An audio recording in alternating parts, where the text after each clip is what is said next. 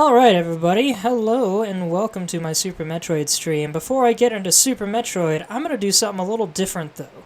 What I'm going to do is I'm going to play a little bit of the first two Metroid games, just to kind of give you an idea of how much of a glow-up Super Metroid was compared to its previous two. So we'll start with the first one, with the Zero Mission version. One moment while I get that all booted up. Where was it? MGBA, there we are.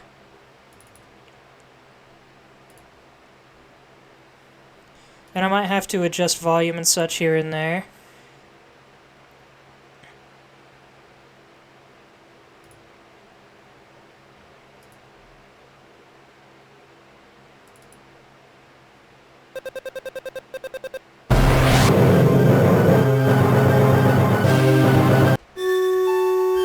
That's a little bit loud on my end. I don't know how loud that is for you. Let me bring my stream back on my phone for more sound tests. 1, 2, 3, 4, 5. Bit loud.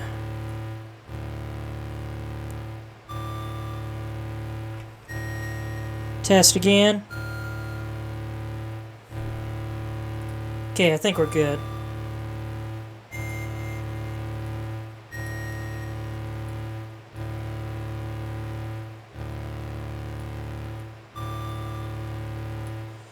There we go.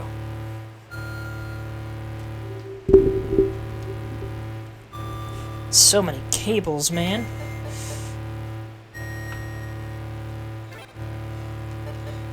Okay, original Metroid. I showed this off a little bit before. Can I continue? What have I gotten to continue? Oh! What's this gonna do? Oh shoot, is this some endgame shenanigans here?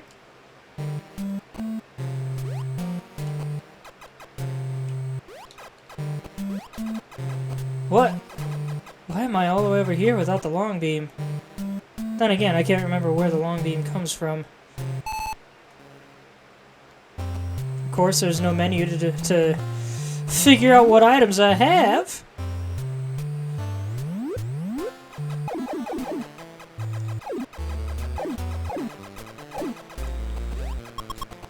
So yeah, this is Metroid 1. The first game of its kind.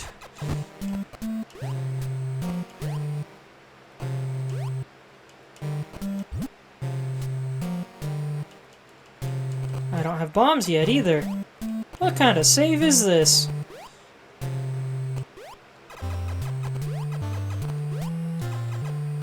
Don't think it's mine.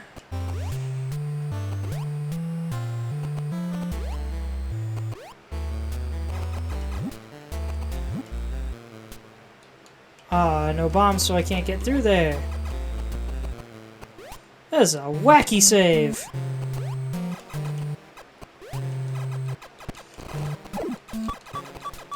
Whoop. And I died.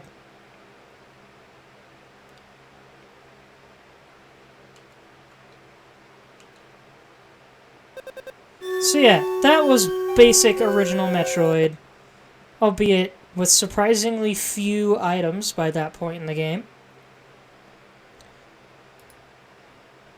Now, I will bring up Metroid 2. I went ahead and got an emulation of Metroid 2 recently.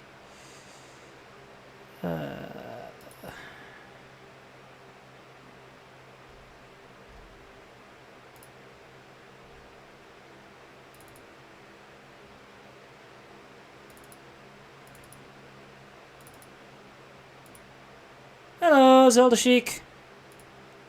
Did you hear my earlier announcement by any chance?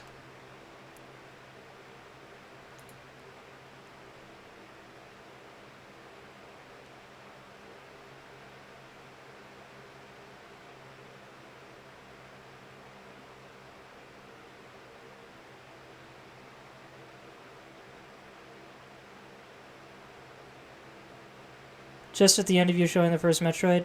So yeah, what I'm doing is I'm going to show the first two Metroid games just for a little bit so that you can get an idea for how much of a massive glow-up Super Metroid was. Also, if you hear that fuzzy noise in the background, that's my fan. I'm experimenting a little bit with controlling the temperature in my room. I'm going to keep my fan going during the stream, and I'm also keeping my light off because I think my light gives off heat. But yeah, I just showed a little bit of the first Metroid. Now here's what the original Metroid 2 was like. What a freaking great main menu song. I'll pull this up on my phone again for volume adjustment. Testing, 1, 2, 3.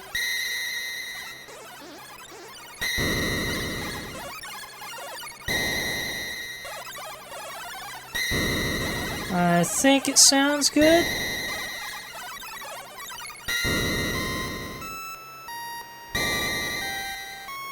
Yeah, I'll count it.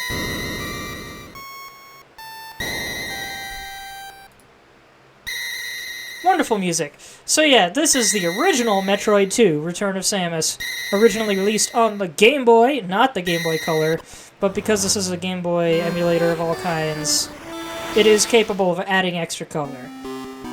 The original Metroid 2 was colorless. It was black and white. And yeah, this is what the save points looked like. You just press start on a save point. There you go. I played a little bit of this just to make sure it worked.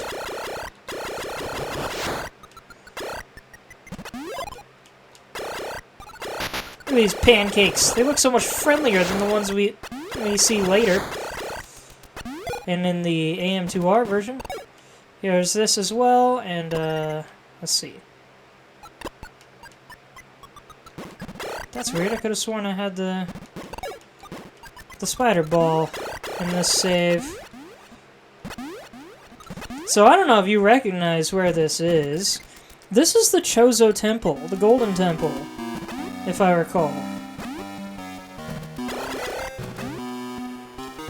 But, again, still no map, no item selection. We have the missiles and energy, and those are done better than they were in the first game. Also, the screen's very close up. The music's a little... It sounds oddly drunken. And I kind of get it. The point was to make the game feel isolating on the freaking Game Boy Color. Or Game Boy. This was still back in the day when they expected you to use 5 missiles to open red doors.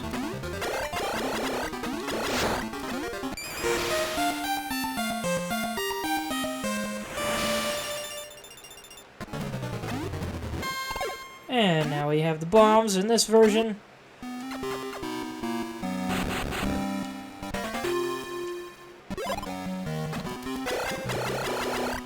So yeah, this is Metroid 2. Whoops. Nope, shut up phone. There we go. Still a little... just kind of okay. Now, let's get to Super Metroid.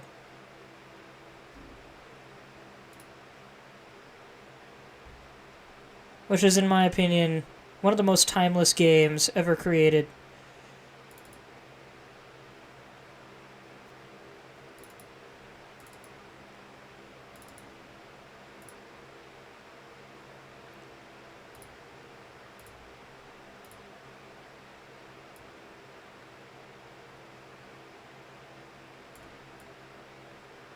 You guys can't see it, but I'm adjusting the stream window.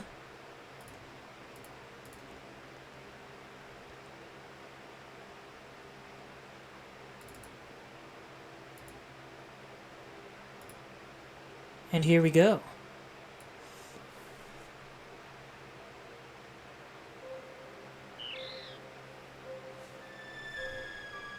Let's turn up the sound.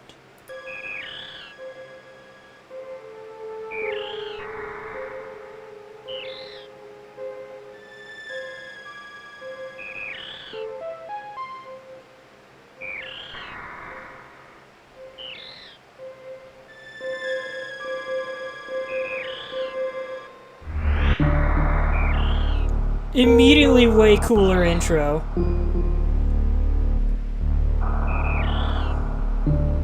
And sound testing again, 1, 2, 3. Turn the game down a little bit.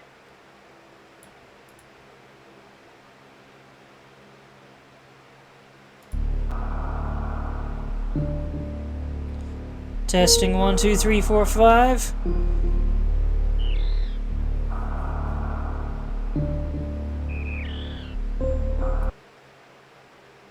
Let's do that. Sound test again, 1, 2, 3, 4, 5. Okay, think we're good.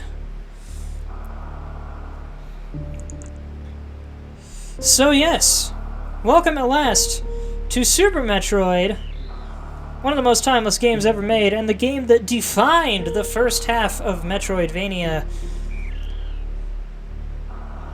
You see, I played a little bit as a test, but I'll go ahead and clear that now.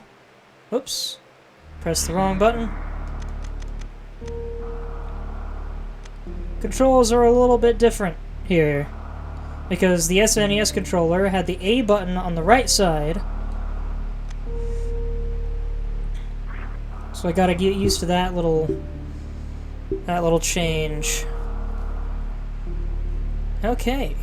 Start game. The last Metroid is in captivity.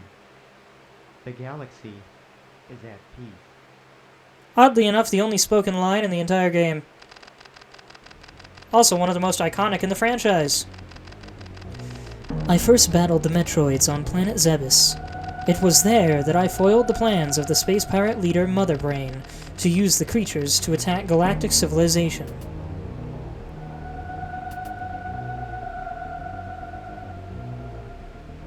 You get a Super Metroid-style recreation of the first game's events. I next fought the Metroids on their homeworld, SR-388. I completely eradicated them except for a larva, which, after hatching, followed me like a confused child.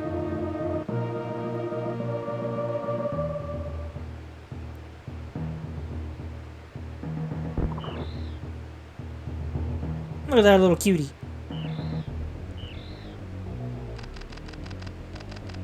I personally delivered it to the Galactic Research Station at Ceres. I personally delivered it to the Galactic Research Station at Ceres so scientists could study its energy-producing qualities.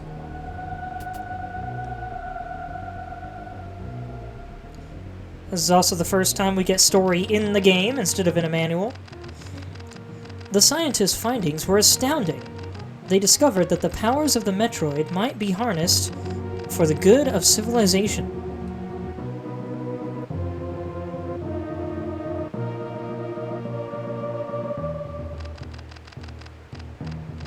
Satisfied that all was well, I left the station to seek a new bounty to hunt. But I had hardly gone beyond the asteroid belt when I picked up a distress signal. Ceres Station was under attack!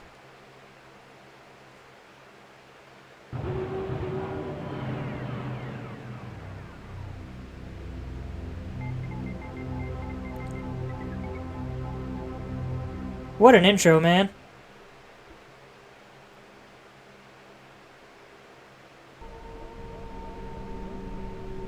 And already things are much more atmospheric than the entire previous two games.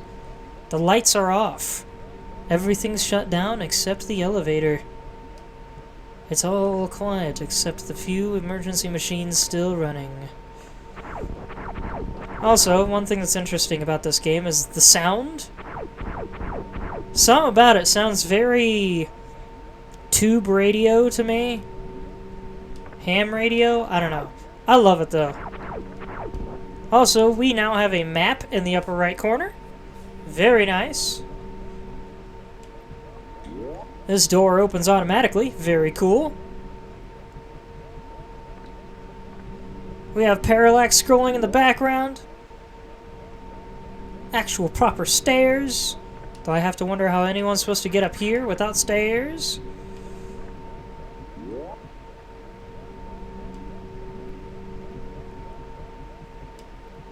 Here's the bit that was in the intro, but it's all broken now.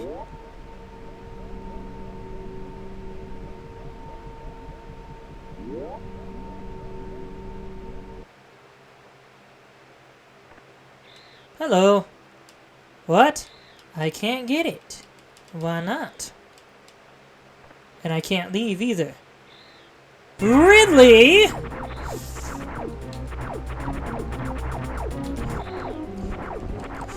This is the first game in the series where we could aim in multiple directions, other than just up and sideways.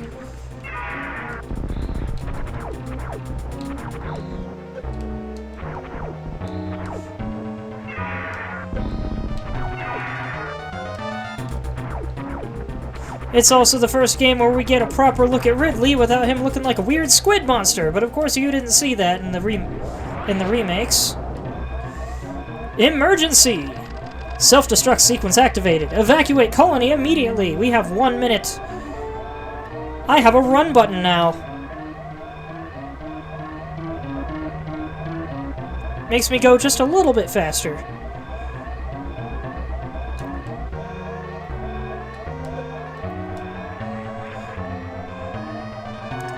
There's also color now, because there's lights flashing all over the place.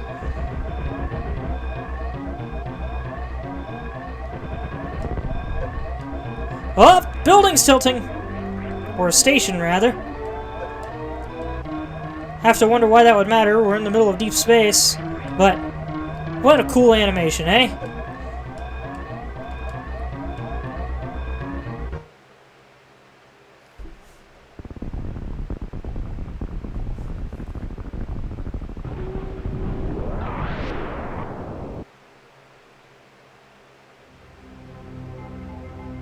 Planet Zebes. Here we are again.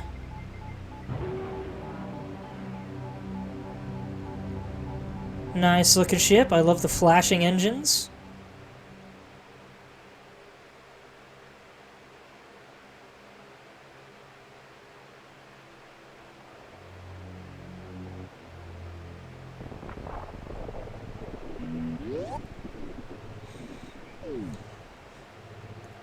And the game officially begins. We can now look at the map. We can look at the menus.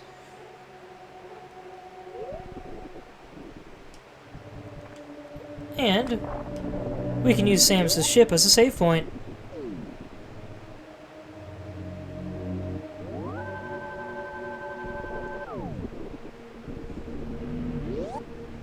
So this game is immediately much more interesting and much higher quality than the last two, and it's not just because of the hardware, but because the folks who made this put their heart and soul into making Metroid everything it could be. Because, fun fact, these games were inspired by the Alien films, and not just for the aliens, but for the atmosphere of being in danger and lost. And I think they really nailed that with this game. Of course, they nail it even harder with Metroid Fusion later. But this game did a gosh dang good job. It's so mysterious.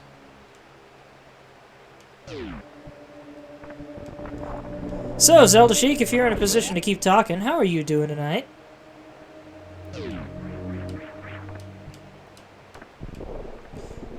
This place looks a little familiar.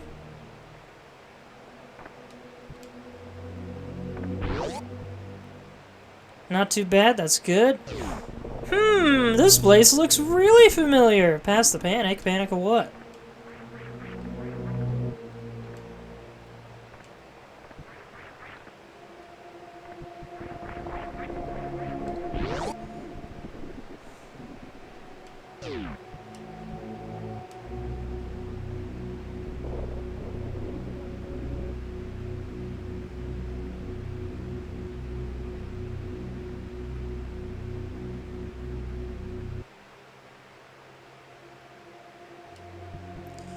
So yeah, a very interesting factor of this game is that although the map doesn't really reflect the original game's map all that great, we start the game, or at least start our adventure on Zebes, at the very spot where the first game ended.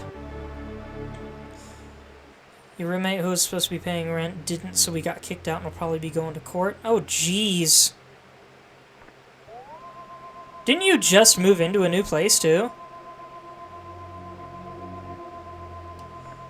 Also, don't know what's up with this camera. Doesn't do anything to us. Same for the faces here. But we have Morph Ball now.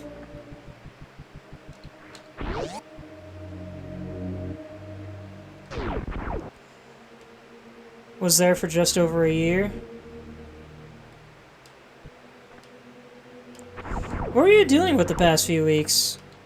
Or is that why you were moving out? Was because your roommate didn't pay rent? Because I thought you said you were moving out for your job. And here we have missiles. That was why? Gotcha.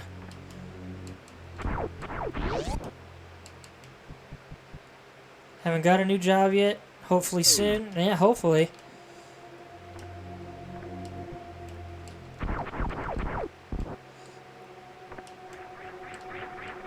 That is Samus's football pose.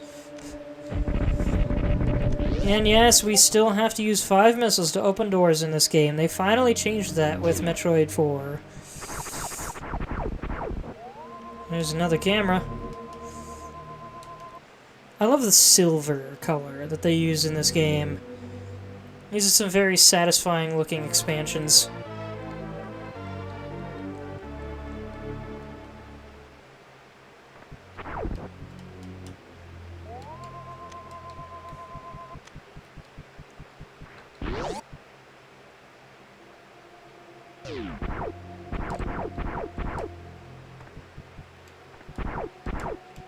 Well, that's interesting.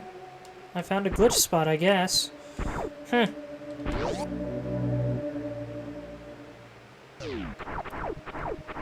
Seems like there's not a whole lot we can do here, so back up we go.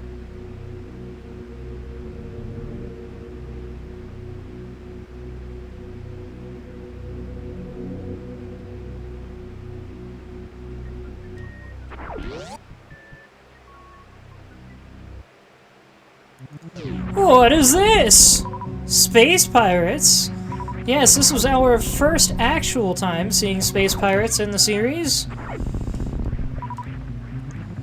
They saw that we showed up here, I believe that's what the cameras did, and they made a beeline for this place. But it seems... well, why are they here? We blew up their base. It's destroyed. Where did these pirates come from?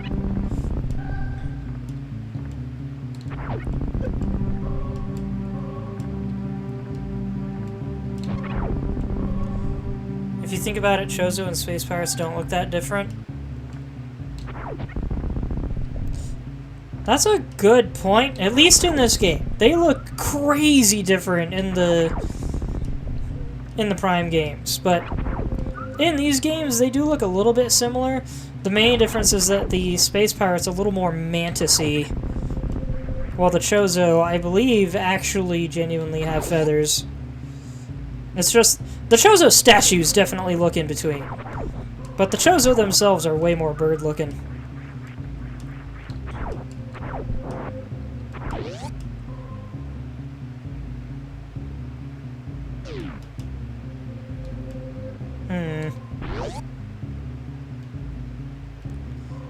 For some reason, the faces have turned on.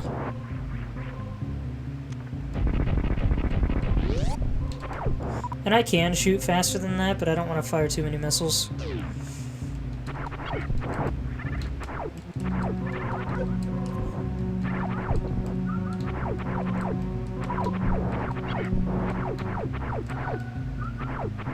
Could have sworn there was more bats than that.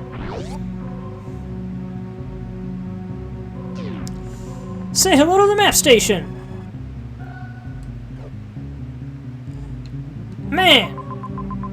This is really refreshing if you're used to the first two games. Of course, I'm used to the remakes where they added maps into the game. Blah, blah, blah. Can't talk today. Also, I forgot to mention earlier, Metroid 2 was actually the first one to have recharge stations. The jumpers are on the ceiling now. I mean, I fought one of those in Metroid 1 earlier. But I guess you hadn't shown up yet.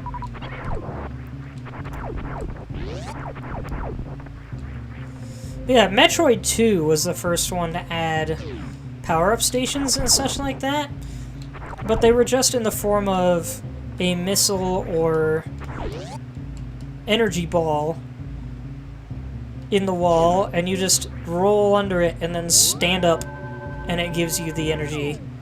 In this game, we have actual stations and machines, and it's very cool. Oh, come on. Oh, come on! That Ripper... oh, come on! Gosh dang it! No, jump!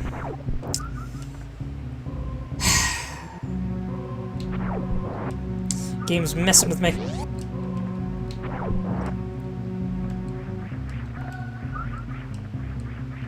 This game's controls are a little bit stiff, but once you get used to them, I think they're great. They are very precise.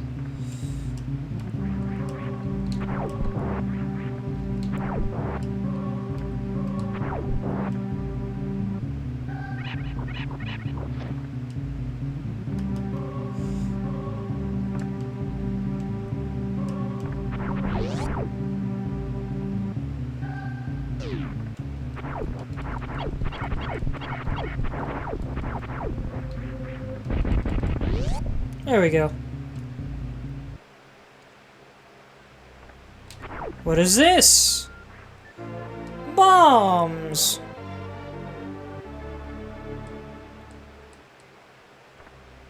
Buh?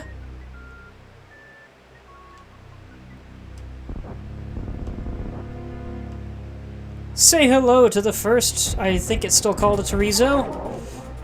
But at least this one I can roll under.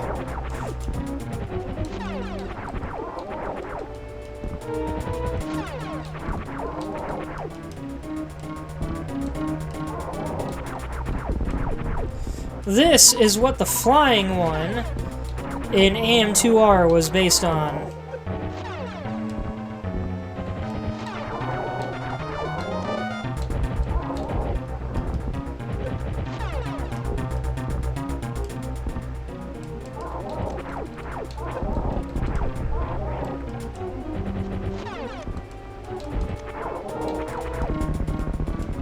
Oh my gosh.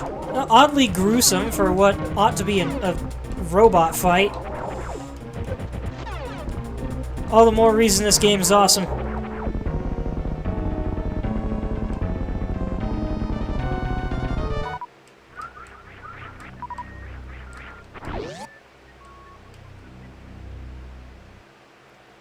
Hang on a second, I just remembered something. I think there's an extra room in here.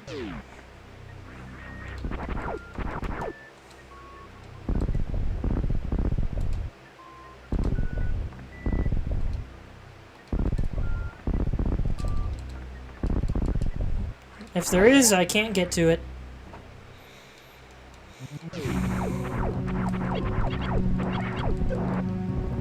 Ow.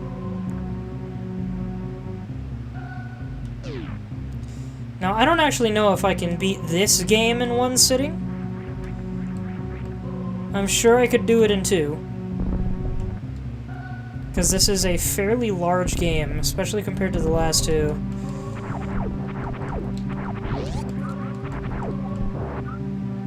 Or so I remember. I could be wrong.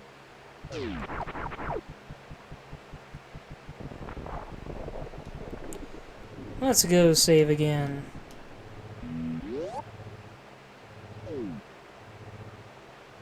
I think this version of Samus's ship is my second favorite. It does have a very cool alien sci-fi shape. And I love the flashing engines on the back.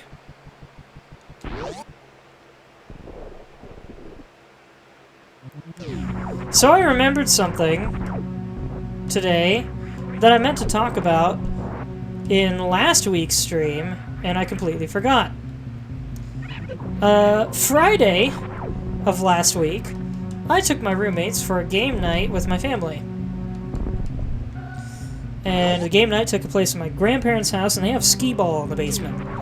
One of my roommates was playing the skee ball, and he kept getting 10s just over and over, 10 after 10 after 10. He wasn't getting into any of the higher point holes. And at some point, I don't know why, I just had a strong feeling.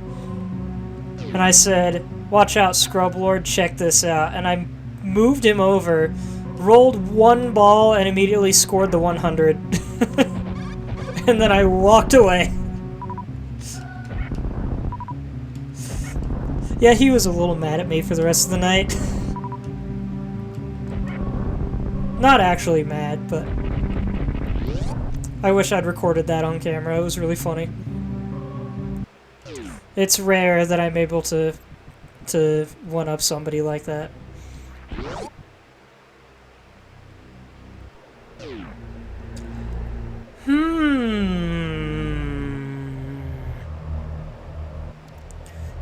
This thing is a little crazy looking. I'm sure we recognize Ridley at the top here. And you would also recognize Kraid at the front here. But what about these other two guys? Also, if you've never played Zero Mission before, or Dread, Kraid actually looks very different from the original. The original Kraid was no larger than Samus herself, and was much faster. He looked a lot more like an armadillo.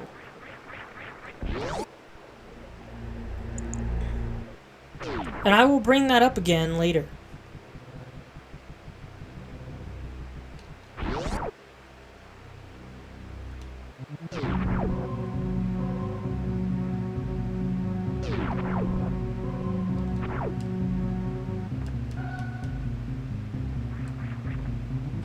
If you shoot these things, they spawn enemies. You can't actually break them yet, though. Pulsing mound, yes indeed.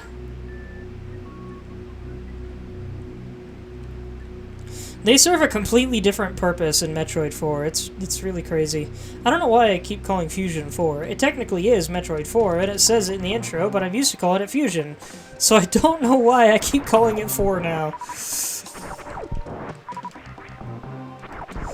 Also, welcome to one of the funkiest tunes in all of Metroid.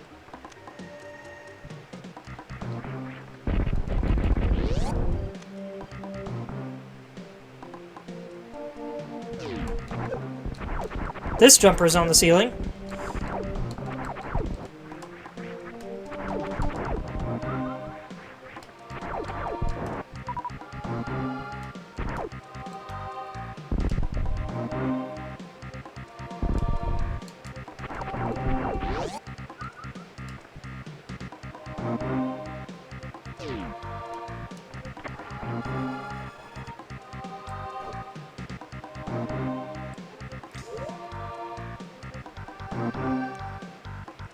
You kind of disappointed that they were replaced with robots in the last game?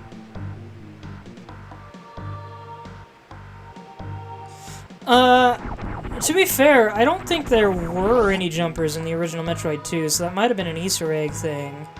But I don't know for sure.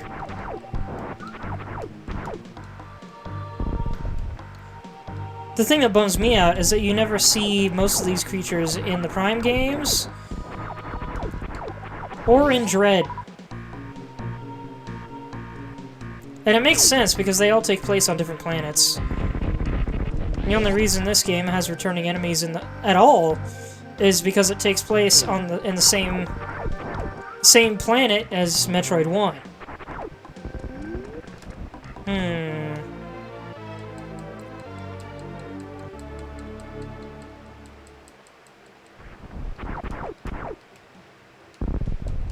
And then Metroid Fusion also has a lot of the same enemies, but there's a different reason for that.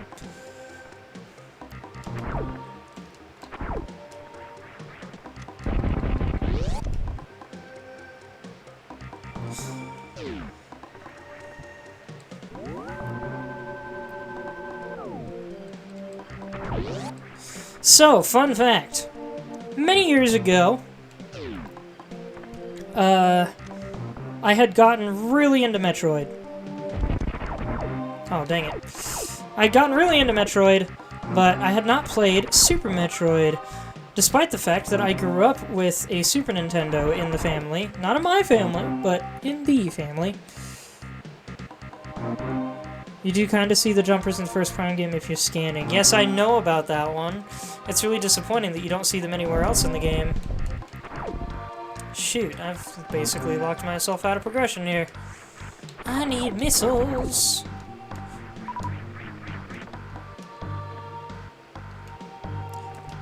One thing I like about this game is how high the jumps appear to be.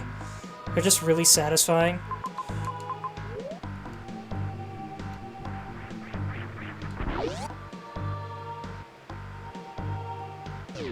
Alright, can't get through here. Oh, wait a minute. I can use that pipe. What was I saying? Anyway, yeah, got really into Metroid, but only through Zero Mission and Metroid Fusion. And I think the two, Primes 1 and 2 as well. I was able to play those, and then I learned about Super Metroid. And I'm like, why haven't I played Super Metroid if it's so great? I found out that it came out the same year that I was born, for one thing, which made me want to play it even more. I think it came out the same month, too. I don't remember for sure. But, yeah, and so I came up with a plan. This was at a time where my grandparents had had a Nintendo Wii for a very long time at this point, and also, like, 90% of the family had moved to another state. So, and the Super Nintendo that they had was technically my uncle's, but he lived in his own house, had his own family and everything now. So I called up my grandparents and said, hey, can I have the Super Nintendo? And they said, ask your uncle. I called up my uncle and said, hey, can I have the Super Nintendo? And he was like, wait, we had a Super Nintendo? I'm like, yeah, the one at Grandma and Grandpa's house. He's like, I forgot that was mine, but yeah, go ahead. So, next time my grandparents came to visit, and now they live out here, but at the time they didn't, next time they came to visit, they brought the Super Nintendo with them and allowed me to take it. Following that, I bought an actual Super Nintendo cartridge. This was in, like, 2015. And then I just waited for it to show up. Here's a missile recharge. I was talking about the recharges earlier. In Metroid 2, the missile recharge was literally just a missile item logo in a wall, and you just stand up in it, and it gives you the missiles. This one actually has a proper machine that latches onto your gun, and I think it's awesome. But yeah, the game finally showed up in the mail on the same weekend that I was going camping with some folks. So I unfortunately had to wait until we got home from camping before I could play it. Or at least part of it. It's possible I played some of it before I left. I don't remember. But all I know is I played the crap out of this game that weekend, and I had a ton of fun. Didn't let you know I was streaming. I made announcements in all of the servers I'm in.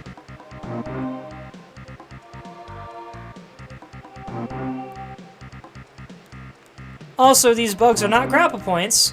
They are lights. Check that out. You were making pasta?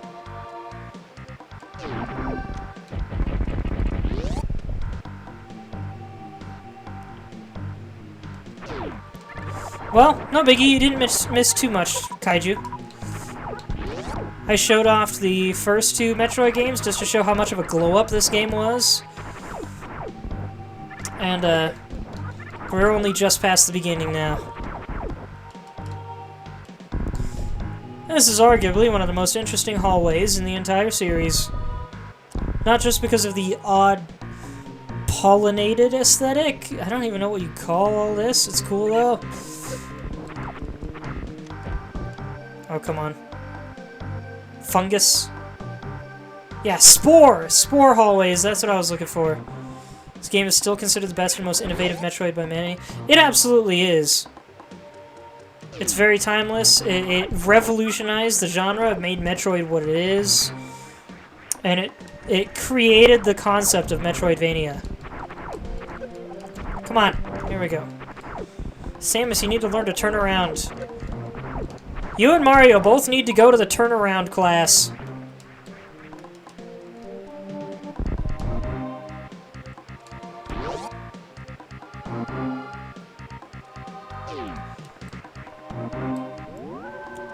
Don't try to think too hard about why there are save rooms hidden inside little holes in walls. Metroid architecture doesn't make a lot of sense. You like the save station? Yeah, save stations are neat. I like that you just stand at it and it's like, hey, do you want to save? Metroid games, I think, are some of the only games where you just stand in position to activate save stations and the like. Oh, come on. I swear these things are usually not this tough. Stop it. Did I miss something? Maybe I missed something.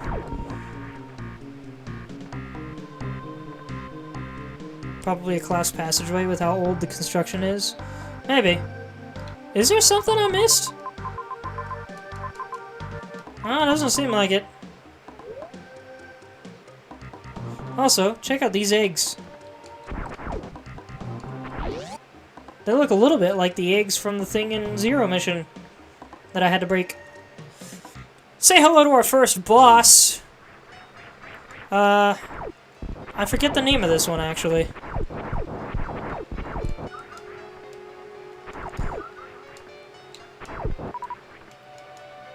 Feel free to look it up if you don't mind potentially spoiling the other bosses.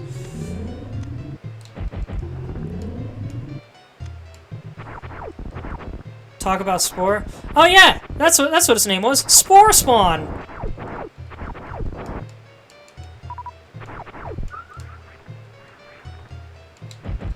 Don't know how I forgot that.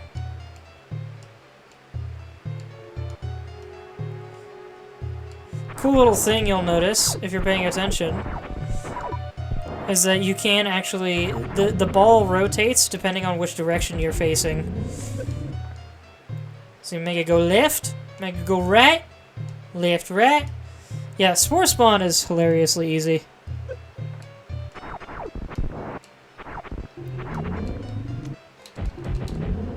Dang it. So close, and I only got one missile into it. Winter's getting early onset dementia. I freaking hope not. I mean, I did just remember what the name was after someone said Spore. Spore is just one of those words that's not coming to me right away right now.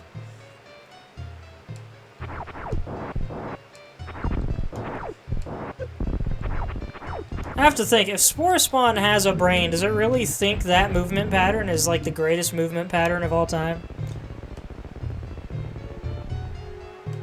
Have you eaten today? I have, but I have not quite eaten my entire dinner. I have a half-baked burger on the side here. It's actually a really well-made burger, though oddly it tastes like there's hot dogs in it for some reason. But there was no mustard, and there were no burger buns, so it's a burger with some white bread and ketchup and cheese. That's it. What a long drop there. We have super missiles already. We're still in like the first 10% of the game, and we already have super missiles. That's one of the cooler things about the Metroid games is that you never know what order you're gonna get the items in, unless you've played the game before. Have you had enough water today? I have had a lot to drink. Water, milk, apple juice, Kool-Aid. I drink a lot of water at work, because that's like the only freely available drink they have there. So I don't do tons of water drinking on weekends. I still do drink some here and there, though. This is adorable, this singular super missile block.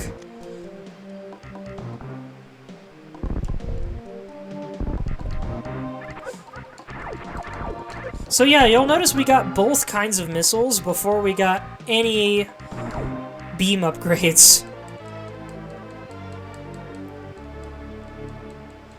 I also love that missile expansions are sometimes just placed in random places like this. I wish more Metroid games would do that. Big boom is important. Indeed it is. Ah, there's our charge beam. Could have come down here and gotten that before I went to Spore Spawn, but oh well. We now have the charge beam, which makes it a little more obvious that we have a pseudo screw attack here. But look at this ball. Just ball shot. That's a power bomb block. A singular power bomb block. How are you at wall jumping? I'm alright at it. I'm not planning to do any sequence breaking, though.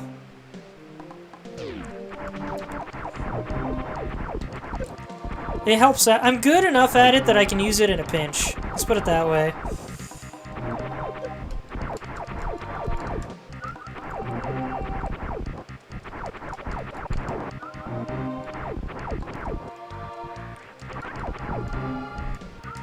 Vote we save the animals. We will. Try not to spoil stuff, though. You folks will see what save the animals means later.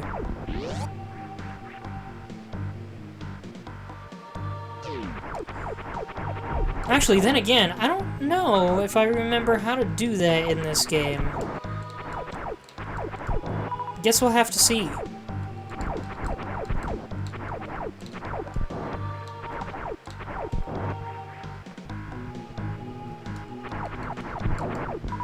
What a long hallway. If you listen very closely, you can... Maybe you can't hear it on the stream. If you listen very closely to the game, you can hear Samus's feet patting on the ground.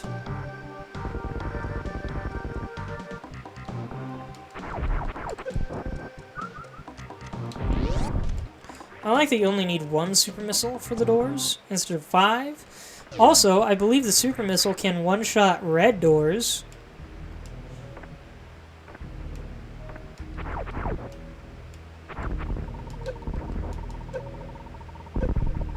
Excuse me, sir.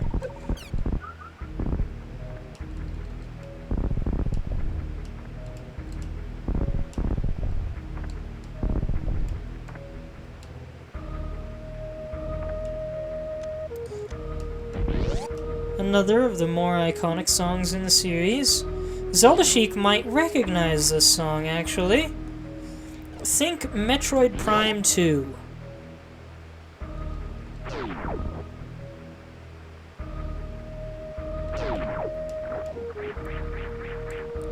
Doing anything special tomorrow?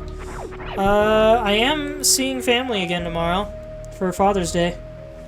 I love that I'm stepping in a puddle of water here. I think that's really neat. Usually play with the sound off so you can listen to your books. Fair enough, I suppose.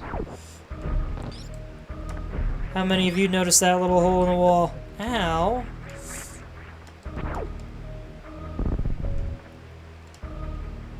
Aha! They thought they could fake me out.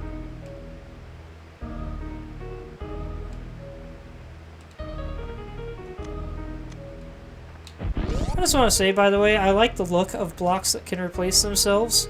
It kind of looks like a pumice stone, rather than just being like a gray shape. And we got the Spazer! You might remember this from AM2R. But this was the first example in the series of a beam that splits! Then again, maybe it did that in the original Metroid 2 as well. Don't remember if it was in that or not. Didn't know about that? About what?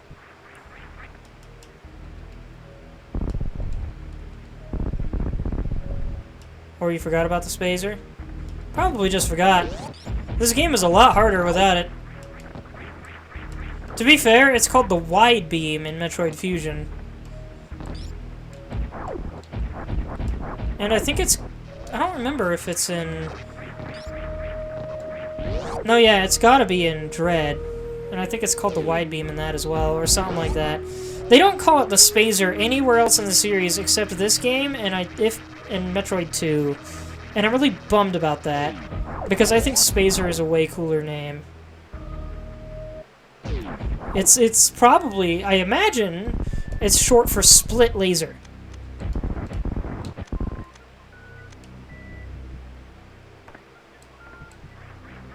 Ugh. What a creepy looking thing, but I can't reach it right now.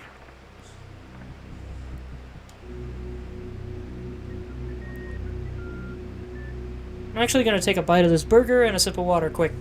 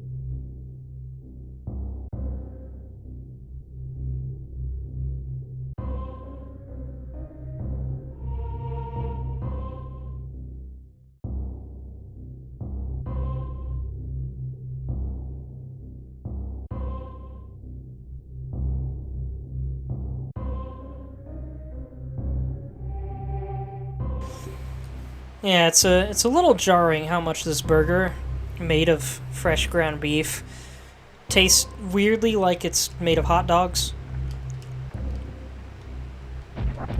So what are you guys talking about there? About getting the ice beam? Oh, come on. Somebody drop a super missile for me. There we go. A little annoying that it only dropped one, but whatever. Need to lift my microphone a little bit. At the boss room, very icy. Who said that was the boss room? That was just a creepy enemy room. Or creepy monster room, I should say.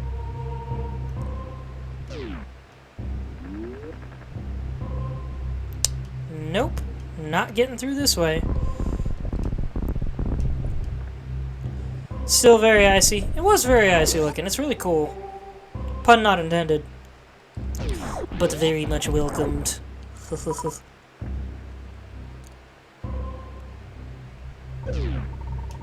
Oh, hot room. I shifted my microphone when I ate my food. Does it still sound good? Does it sound a little different?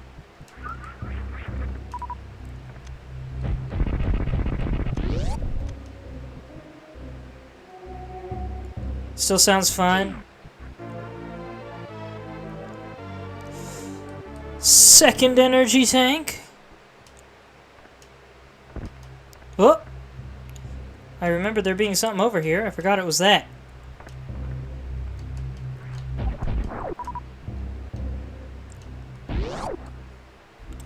Let's see, can I lift my microphone a little bit? There we go. Getting those pretty quickly this game, too. Getting items, you mean? High jump boots! And I think Samus jumps higher in this game than in anything else. I mean, look at this leap. Energy tanks? Yeah, you get items everywhere in this game. It's really fun. It feels like a big treasure hunt. Look at this. The screen has to move to accommodate for how high she can jump here.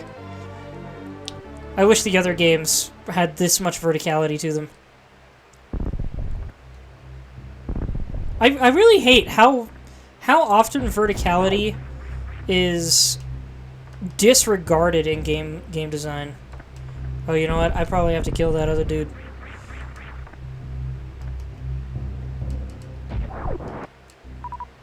I'll take that.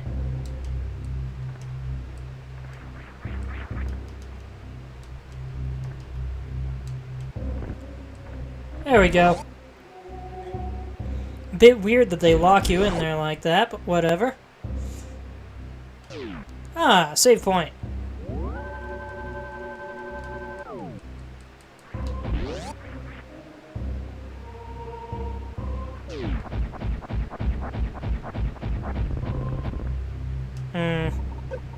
Nope.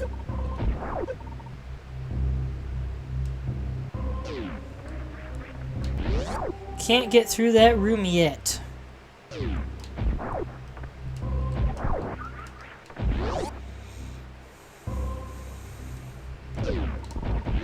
Can't get through there yet either. The button's on the other side of the door.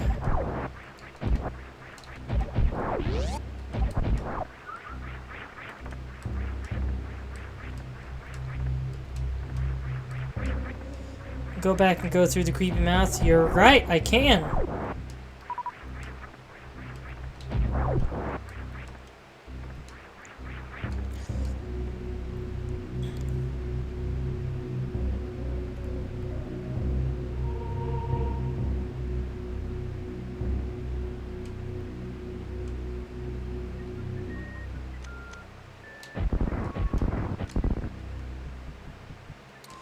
And now, whoopsie daisy. I really want to know what this thing is and what happened to it here. Strange that you never see these things that show up alive. The implication is that it's actually just some kind of stone formation, and in fact, that's what it was in Zero Mission. It was a rather less intimidating looking, just vaguely monster-looking stone formation.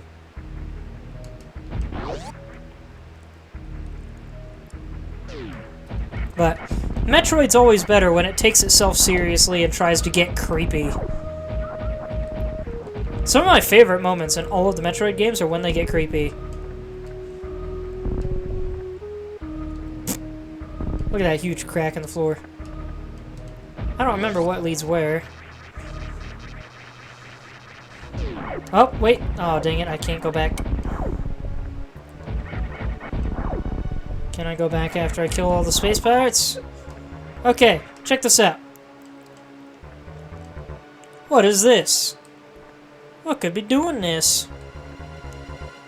Remember how I said in the original Metroid, Kraid was a lot smaller? This is what it was like fighting Kraid.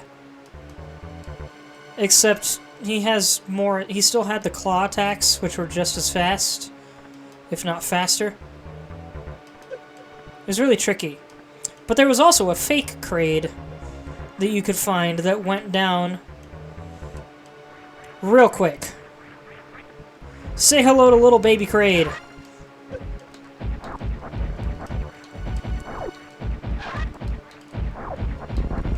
I like how he spits out the little things. Also, is there any secrets here? He's adorable? Yes, he kind of is. Little baby Kraid.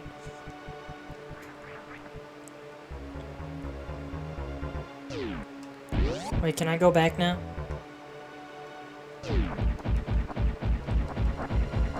He's so slow. I have to wonder how he's survived this long. Ow.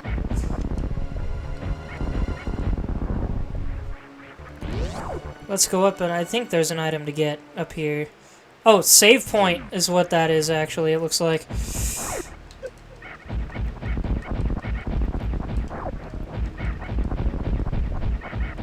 Seems he might have had help, maybe.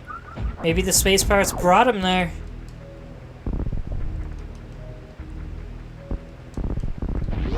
Yeah, here we go. I didn't remember this was a save point. I thought this was an item. Doesn't Kraid work for the pirates? Yes, he does. He is a pirate general. Somehow.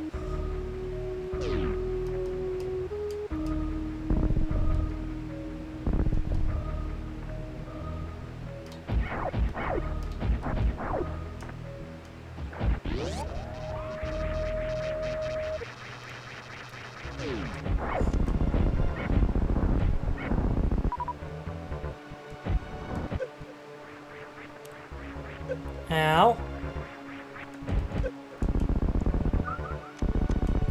So yeah, considering the fact that when this game came out, the only other Metroids were the original two, anyone who had played the original two would think that was Kraid. Maybe some kind of cheap little reference to Kraid.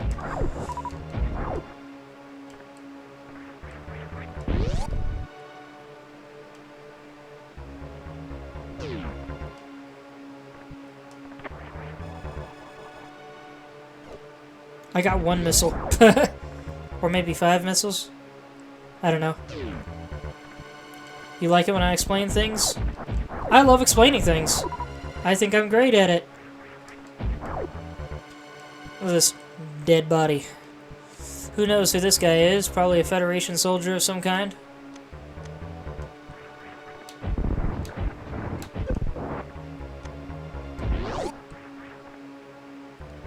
You like my funny words, Magic Man. So yeah, imagine everybody's surprised when they come in here and this happens.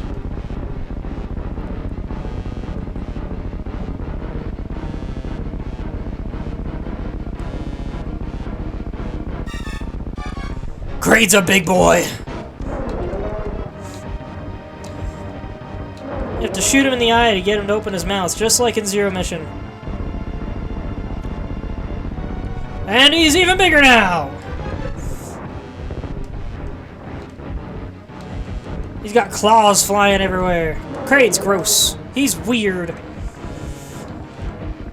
How did he even fit in this room? Then again, he did come through the floor.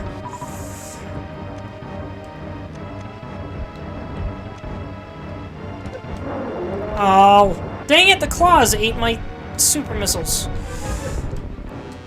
Ow. Ow. Not doing so hot here.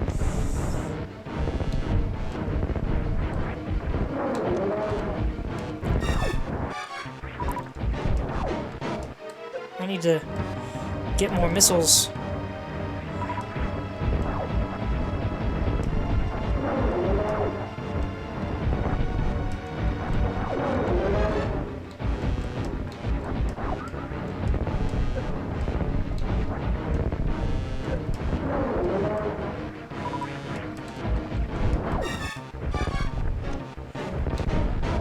Come on.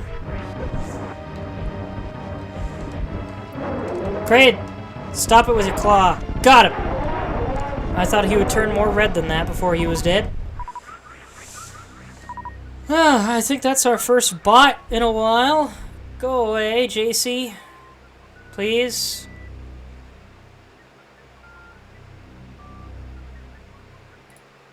There we go.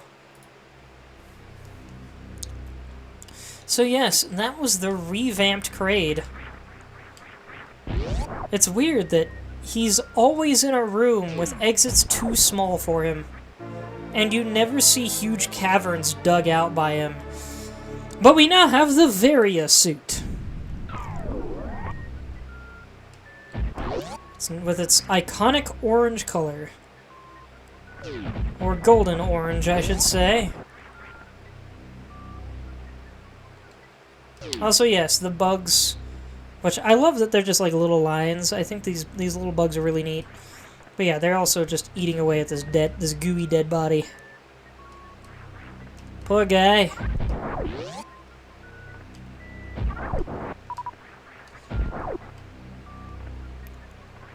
Let's come up here and replenish.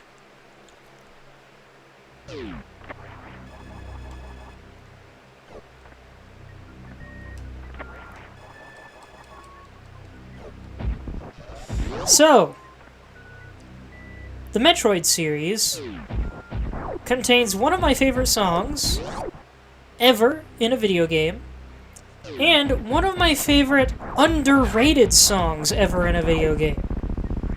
This particular game contains the underrated one. You're not going to hear it until much later, but let's just say there's an oddly somber tune in this game. Oh, that was a little weird.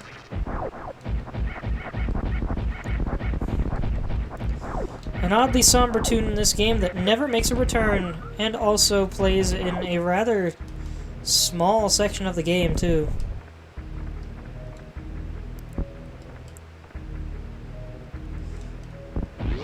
But that song, now that I think about it, was also the inspiration for one of my favorite video game remixes, or remasters, whatever you want to call it.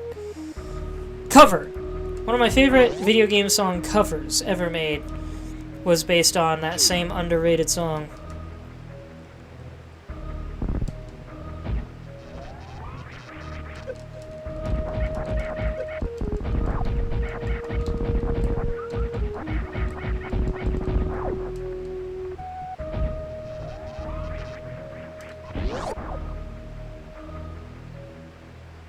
You just got the notification I started my stream? That's weird. That's really weird.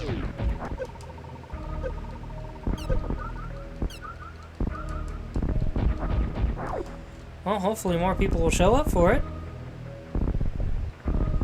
This room is not pointless. There is something in here. At least I'm pretty sure there is. There it is.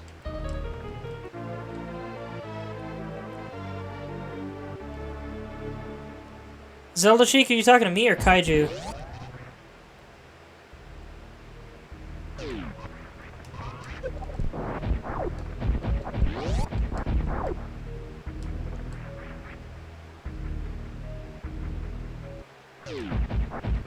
It's because you have Discord on your PC in the background, but you're making pasta, you just got it on your phone. Interesting. Let's see. Oh yeah, there's like tons of places we can go now.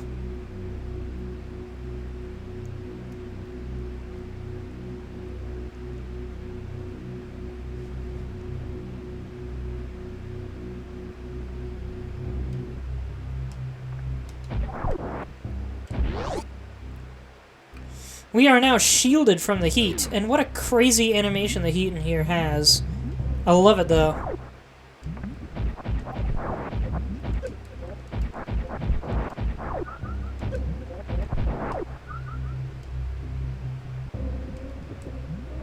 I have to wonder how they managed to animate this.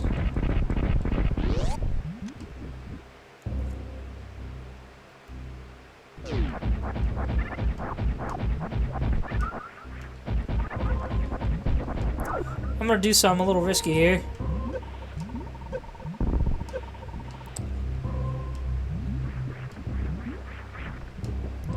I love that this game also has slopes.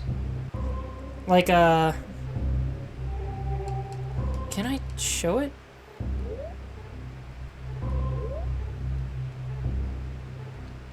I don't think I can show it here. It doesn't look like it'll let me check out the other maps in the game.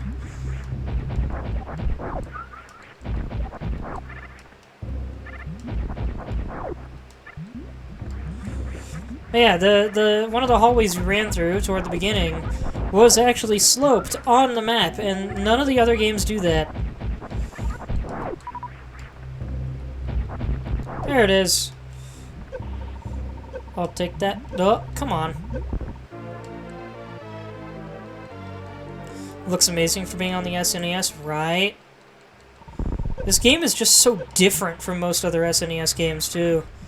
A lot of other SNES games are a little bit shiny looking, like Mario World was. Or very innovative, like Star Fox was. And then there's this game that just went like Final Fantasy graphics, but platformer.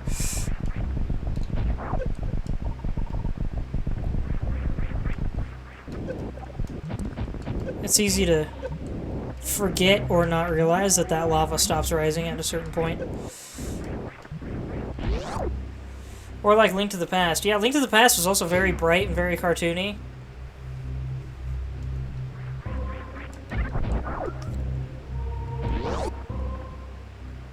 I need to see modern games with this art style. Like, look at all of the shading on every single brick in this room. They put so much time into the look of this game. And it's like, well, yeah, it's Super Nintendo. Yeah, this is still pixel art, though. It's just 16-bit instead of 8-bit, but these are still pixel sprites. It's crazy how much detail is on these.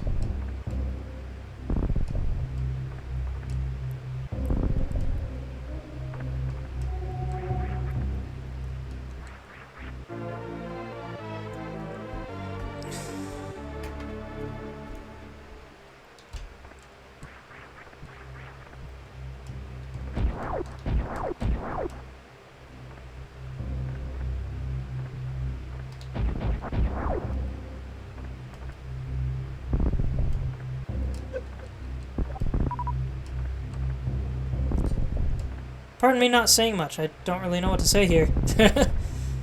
Cool underground maze, I guess.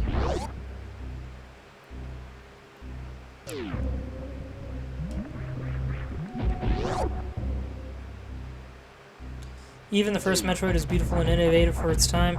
To a degree, yeah.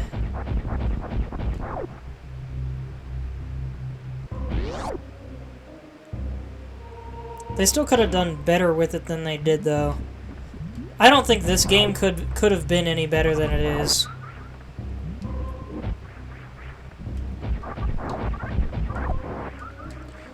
Can't do anything down here.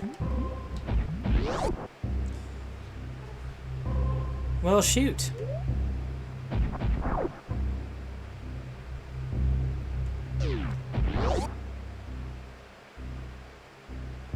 Oh yeah, I guess we don't have the map for this part of the game yet.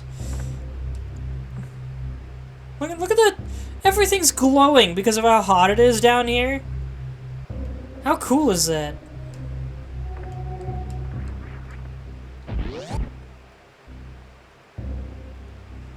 What was the big mouth? That was just another enemy type. It sticks in the wall and shoots fireballs. Can't do anything about it right now. Not that I'd really have much reason to. Oh my gosh, huge lava hand thing?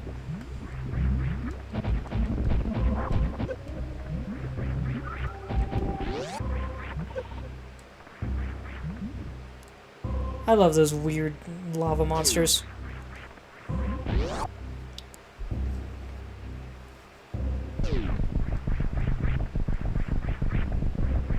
There's another one. And here we have some more.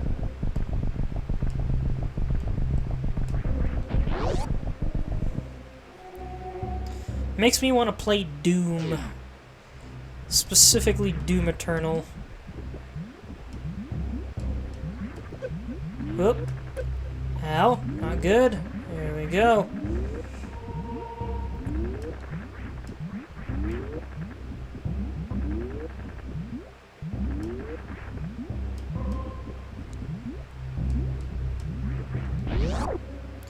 I love that that one sinks a little bit, but not all of them do.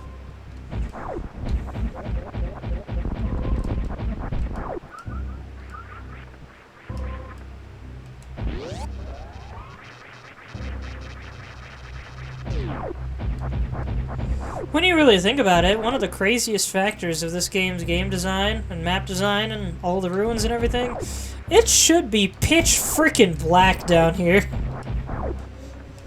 We are deep inside a cave system. Of course, it's possible whatever lava is in the background is lighting things up.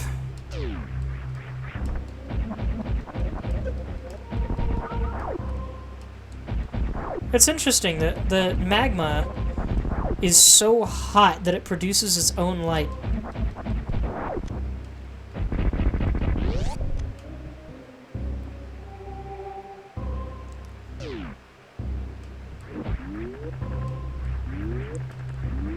Imagine having immunity to heat, or being able to create heat and such, and it's like, oh man, it's too dark in here, what should I do?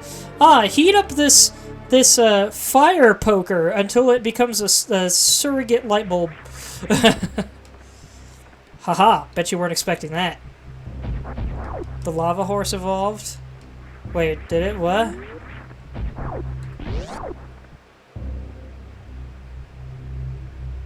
Oh, you mean the walking ones? Yep, yes it did. I don't know if it evolved as much as these ones were just not in lava, so they decided to pop out of the ground.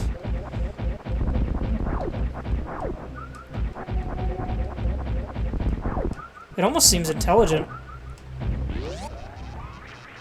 Like, capable of communication, intelligent.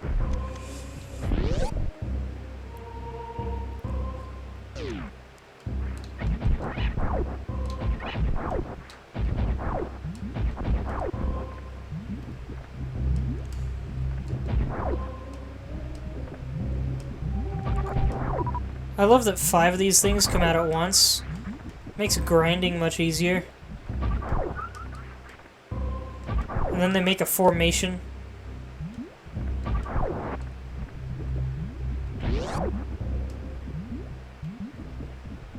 Look at these boys.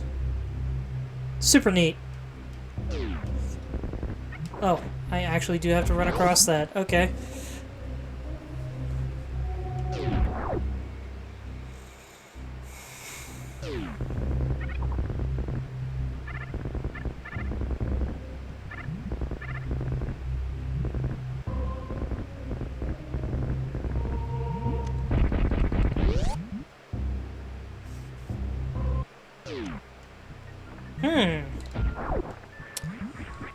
Say hello to the first example of the speed booster. Press and hold the B button to run.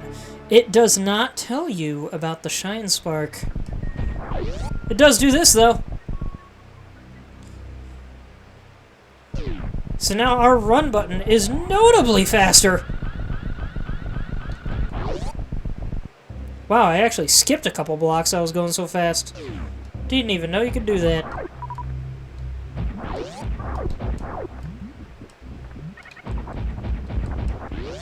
Did those things commit suicide? What just happened?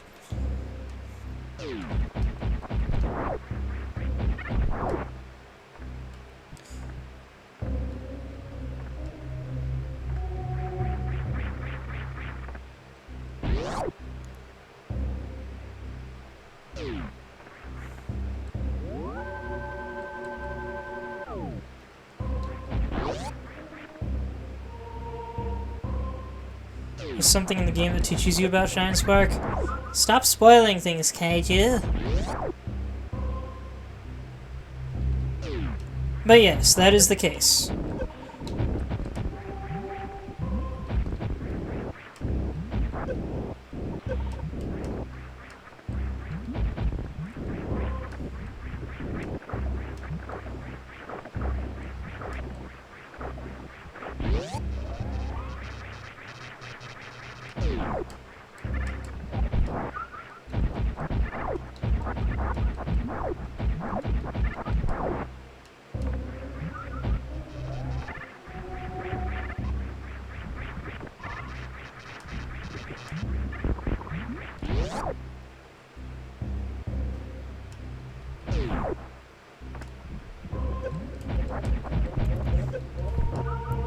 Fun fact about those spiky, jumpy dudes that I just killed.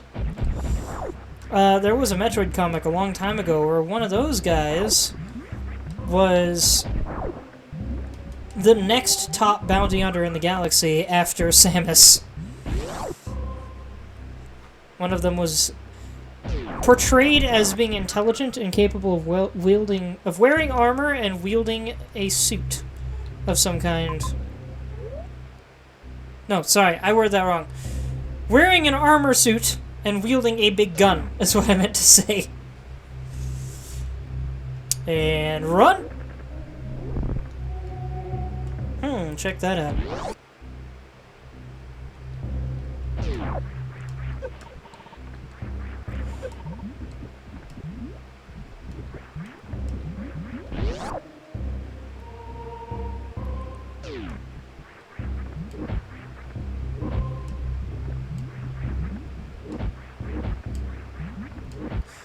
The guy had a goofy name, too. I can't remember what it was. It was like Big Shot or something.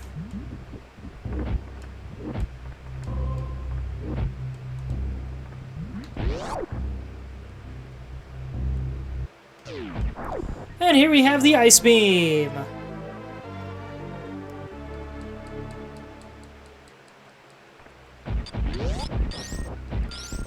Yes, this is the original version of the Ice Beam, with its iconic hiss. I kind of love it.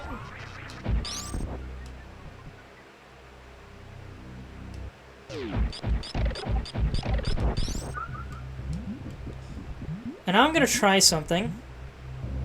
You might remember in AM2R, there was the ability to drop a bunch of bombs. That started in this game.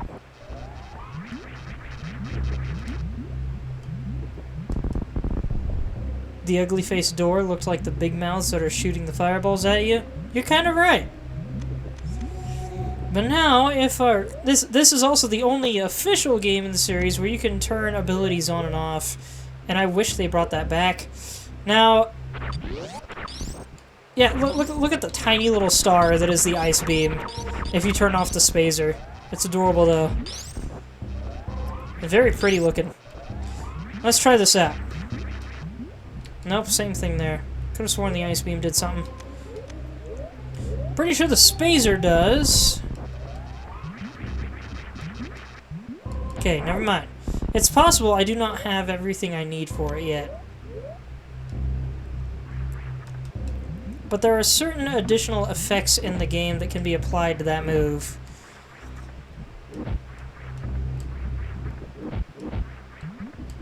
There's a particularly cryptic one as well. It's very easy to forget about.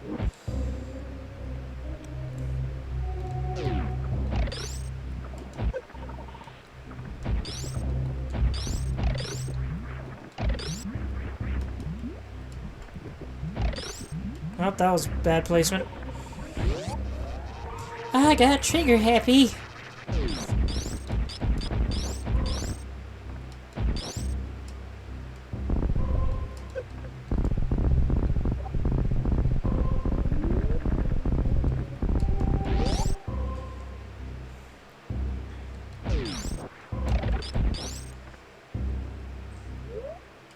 Let's see.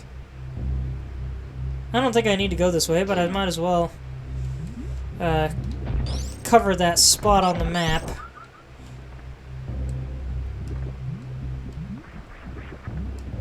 There we go.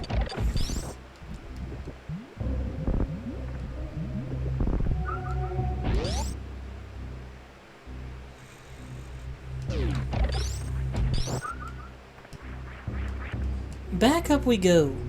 I'm gonna eat another bite of burger.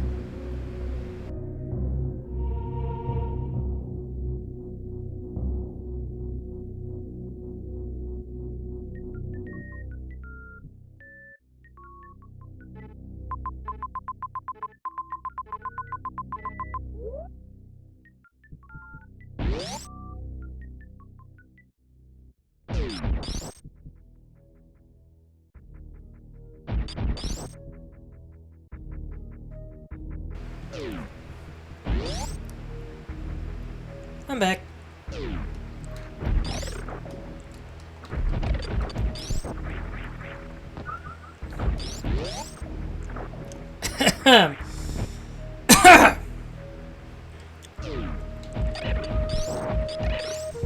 That was meant to be kind of a little chuckle at freezing the mouth while it was open, but turned into a cough.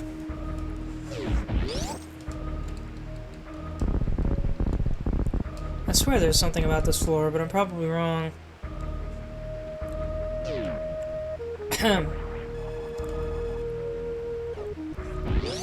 By the way, how are you doing tonight, Kaiju?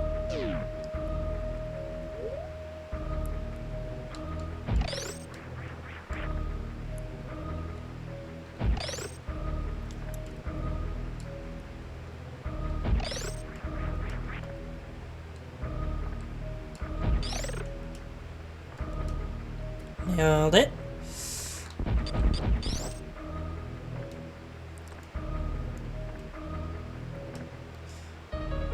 And now we can go up this way.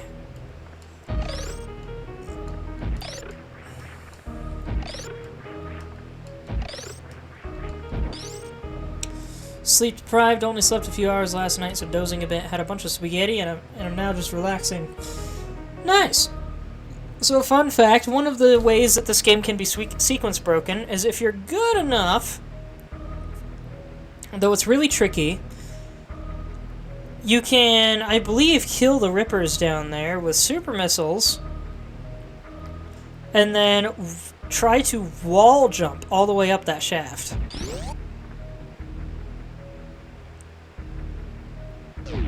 And you can do that without getting the high jump boots first. These creepy flowers never return in the series. Actually, no. They do return very briefly in Fusion. I almost forgot about that. It's easy to miss them in that game.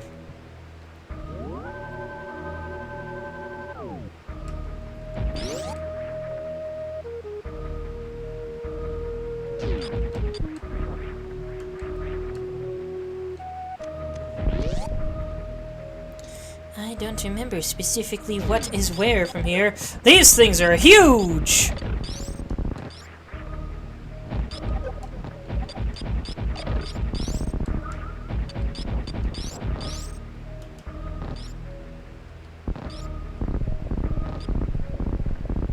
I could have sworn there is something to this room, actually.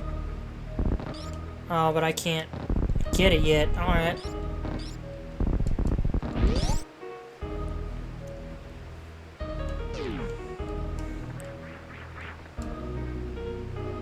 Up we go. Everything sort of looks like it absorbed some Metroid DNA while you were gone. Well, I'd believe it if not for the fact that the Metroids do things the other way around. The Metroids were the apex predator of SR388.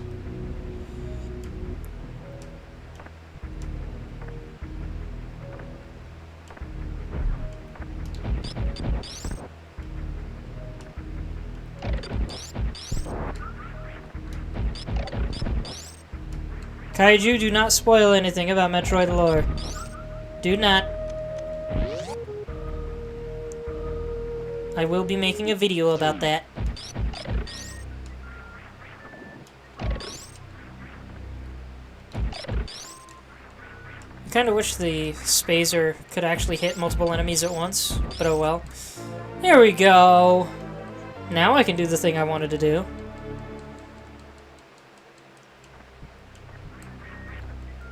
I forgot that was down here.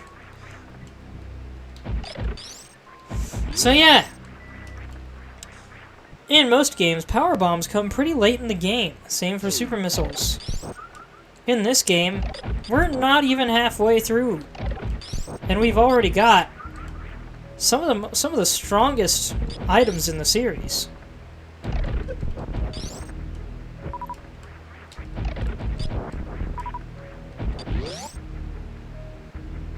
I love the animation of the power bomb in this game too.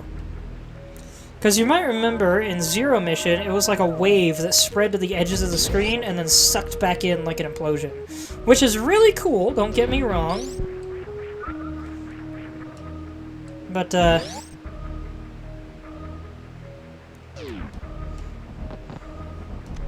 check this out. Oh, come on.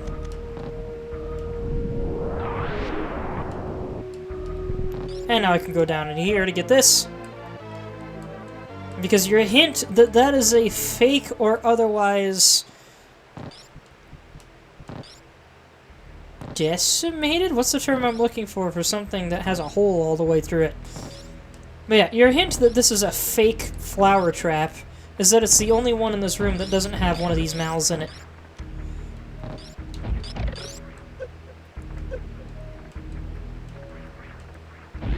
Normally, if you land in one of those flowers, they start sucking your HP.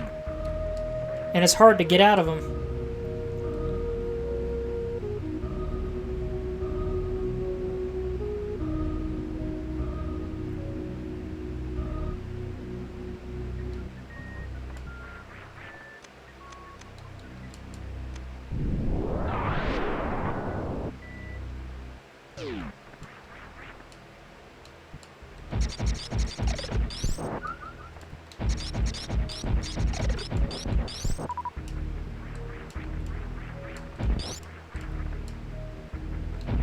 This environment looks familiar.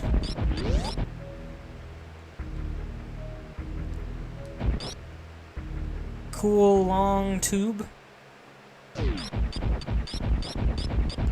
Wait a minute.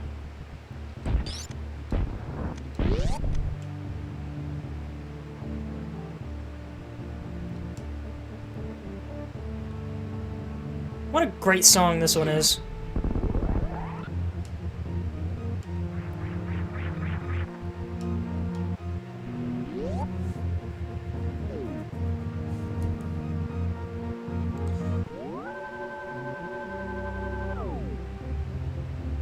I often forget about this song, but it is a great song, and I wish it came back in more games. It sounds so heroic and adventurous. Also, can we just get special mention for the detail on the... not just the clouds with the parallax, making it look very much like a cloudy night, but also the mountains in the background. Looks like the view from my office. It's like, yeah, when you really think about it, that's a big frickin' valley back there, and then a really nice mountain range.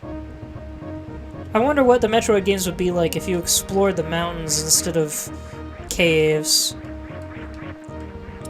Though if you want an experience similar to how I imagine that would go, Axiom Verge 2 is a lot like this game, but it's all outdoors.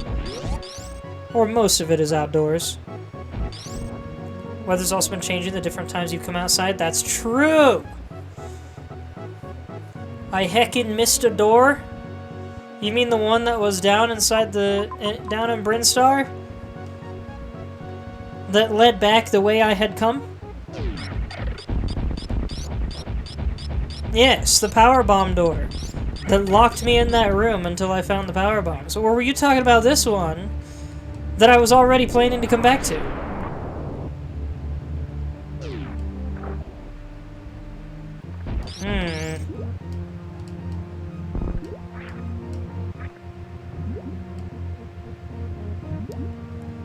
As I recall, there's nothing down here except a deeper pit. There's another one I missed? Oh dear.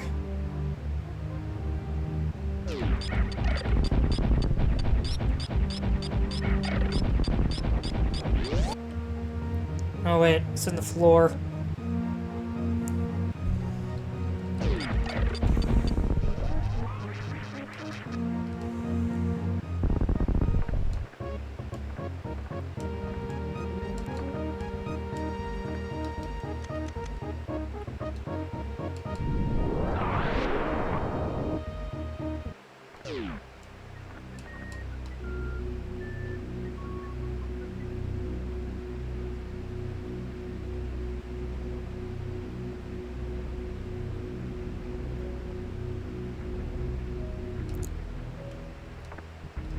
Let's see.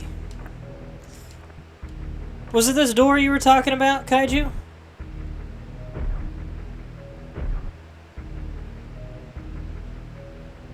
The one that leads back the way I came?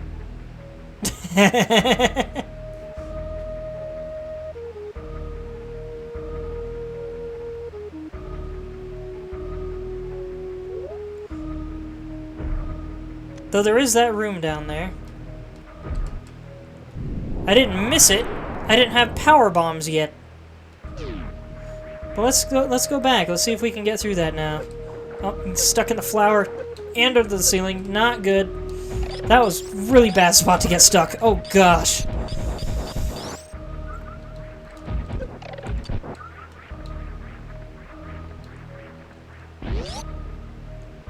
I love-hate those rooms because it's annoying to get through them, but at the same time, it feels realistic that they would be so cramped and Samus would have a hard time getting through them.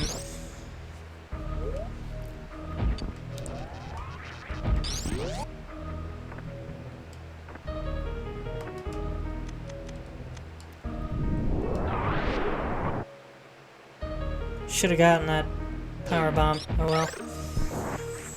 Shoot, don't wanna kill the flies. Gosh dang it. I forgot they die on contact, too. Pardon me a sec. I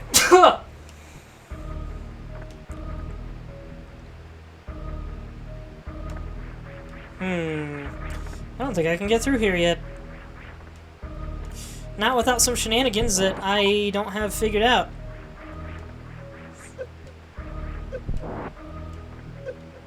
Oh my gosh.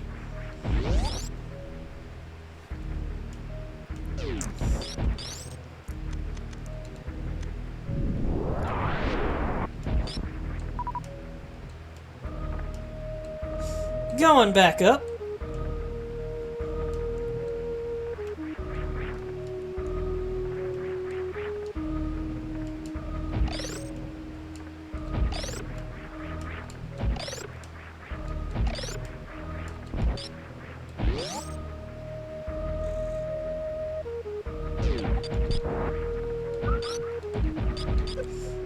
Ow. Ow. Not good. Let me go, please. I guess those flowers actually hold you in place until they're done chewing. Stop it! Samus! I promise I'm normally better at this game. Part of my problem could be that I'm using an Xbox controller. There's no latency issues, it's just a little different.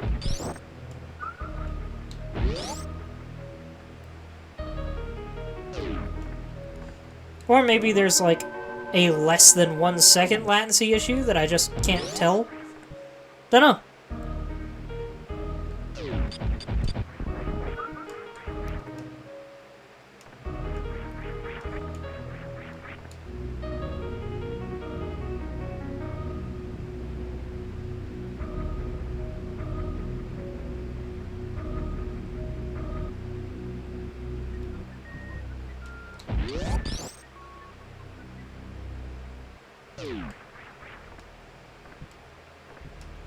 It's interesting that this music keeps the music from the previous area.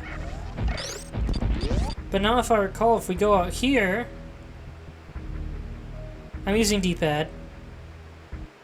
Yeah, music changes to this. And then it sticks with this one if we go back through this area.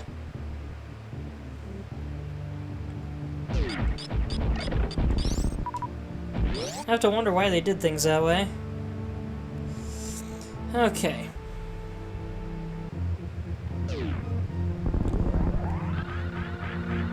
Haha! Oh, shoot. Oh, wait, yeah, here it is. But... much better. This is not the way we have to go. Excuse me. But I believe there is useful stuff here. Look at that acid. That is not lava, that is acid. We've seen what lava looks like, and it doesn't look all spotty on top like that does.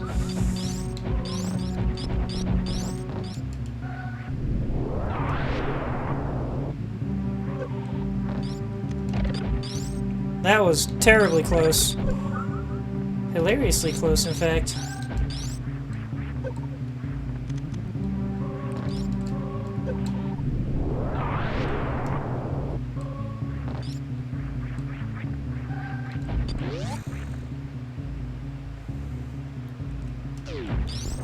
Hello, energy tank. Thank you very much.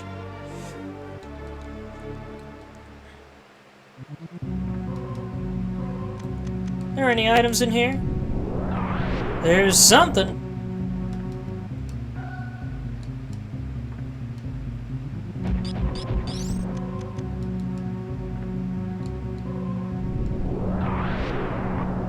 I'll stay here for the moment.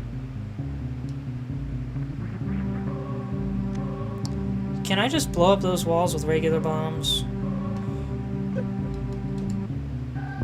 I can. Albeit not easily.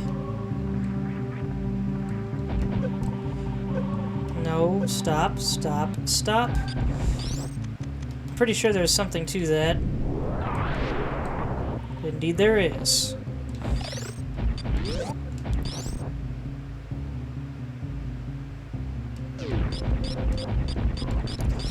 Oh shoot, wait a minute. Yeah.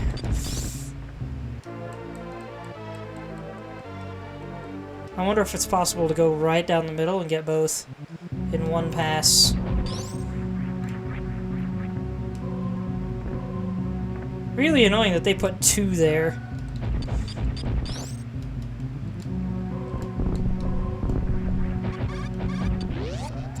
And see here, you can see it on the map in the upper right as that slanted room. I wish more games did that. I think that's really neat. For some reason, my beam went through the wall. I don't have the wave beam yet. That shouldn't have been possible. I'm gonna run back to my ship to replenish all of my equipment. Nailed it.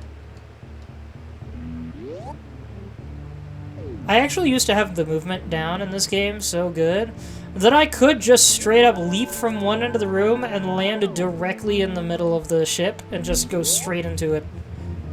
I think I was better at that in Zero Mission than I was in this game, but still cool.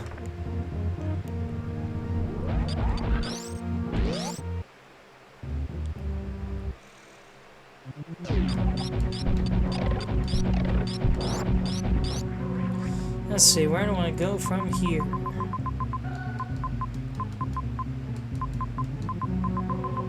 Can't go to the right.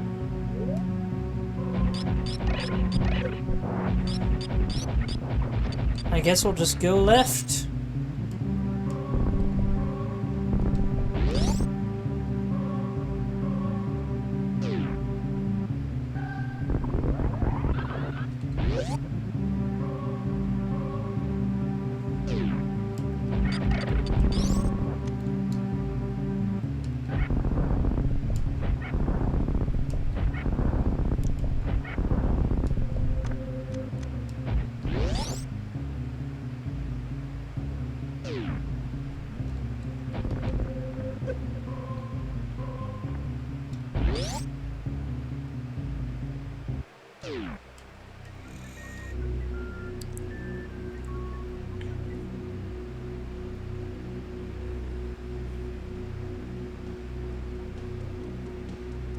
Burger time.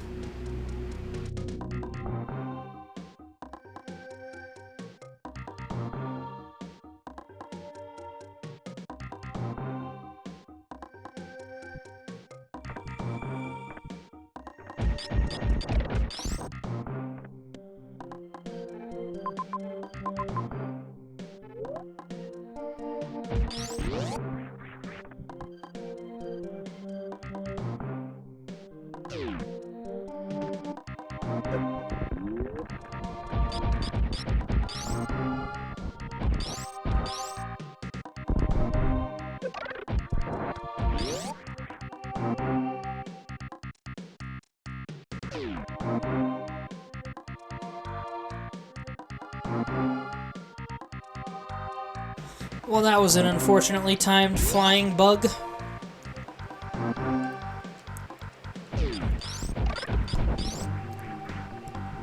And now we run!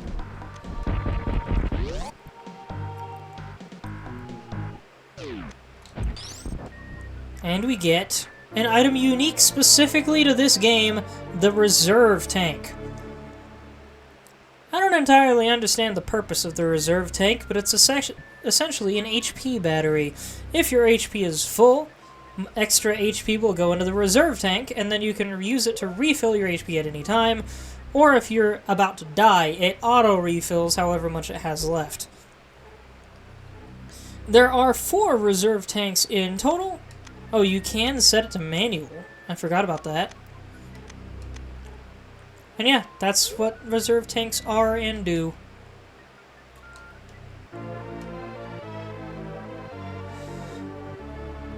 I guess they're like a sort of pseudo-easy mode. You can set it to manual and play and ignore them to make the game slightly tougher.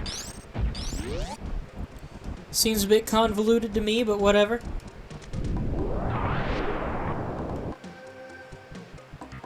Ah!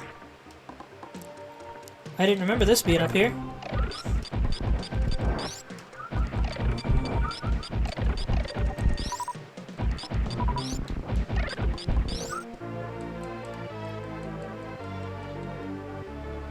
You know what? Now that I have power bombs, I wonder if I can do the thing now.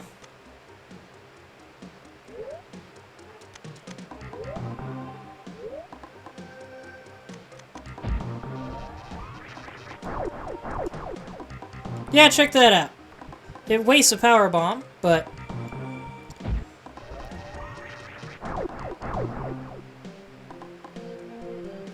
I can only have one beam selected at a time to make that work. Here's what the ice beam does. I have a Mega Man shield.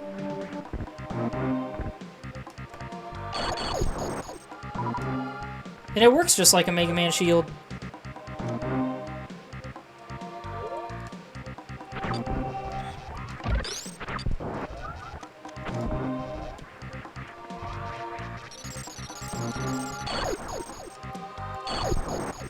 Ooh.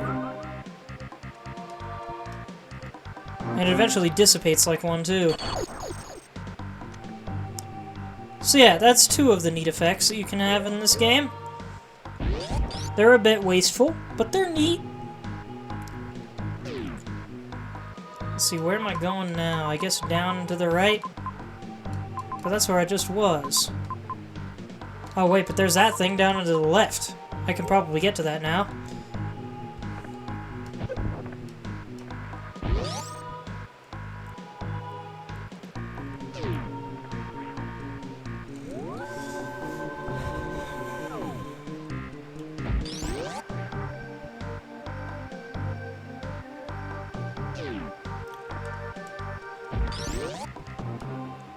Wait, can I go down in there? I totally can.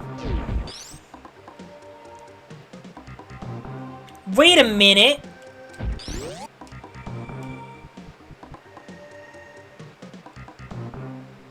Watch this. Never mind. Hold on a minute.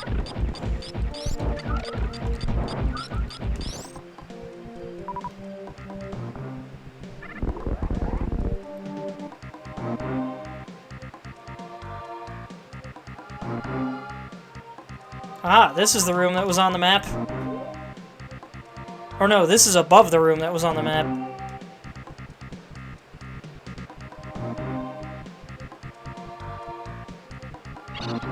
Hello!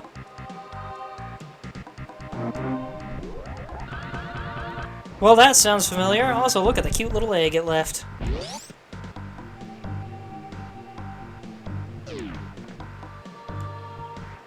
Our energy is full. Now, the reason that's there is because I don't know if you've noticed, but for some reason, the Shine Spark steals HP in this game.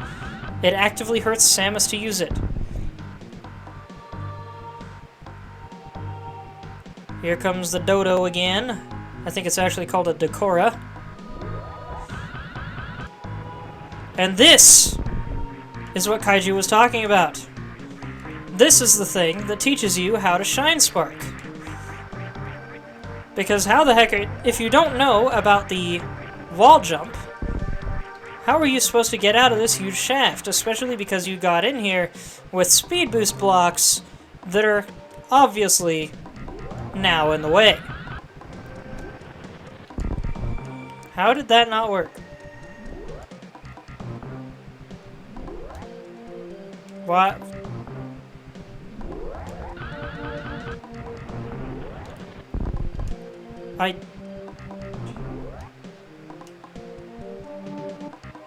Why is it not maintaining the thing?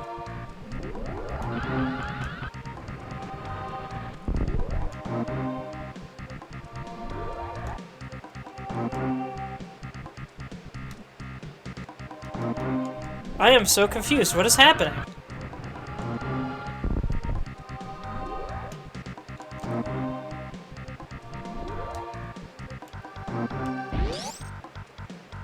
Why is it not holding the charge? Is this bugged?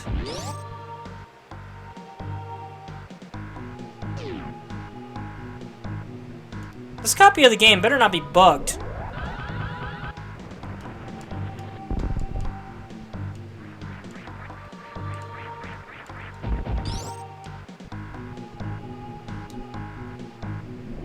It's just stopping it. Why?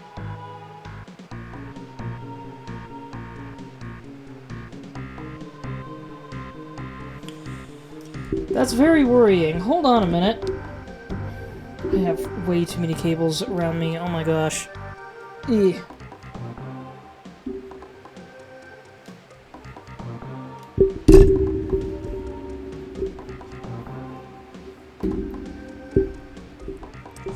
Pause for a moment, folks.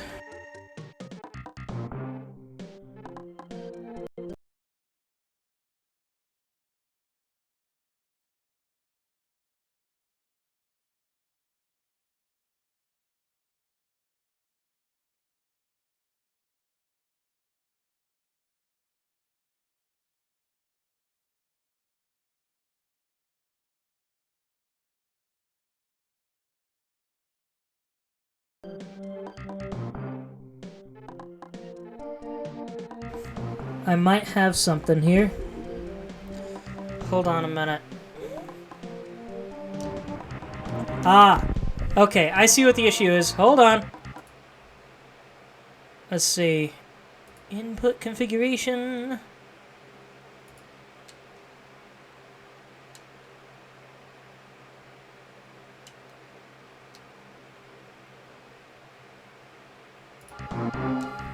There we go. Okay. This should solve the problem. There we go. So it turns out it's because I didn't have the diagonal controls rigged. Didn't even know I needed to. And because of that, it was recognizing my down input as taking my finger off of the buttons, which cancels the Shine Spark. Glad to know I don't need to find a whole other save of the game.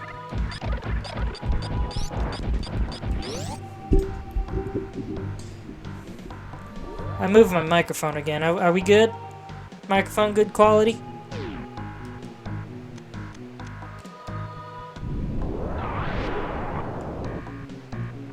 Still good? Cool.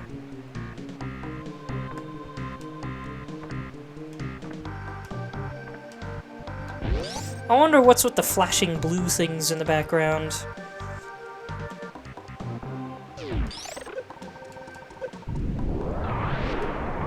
Thank you for the 3 power bombs.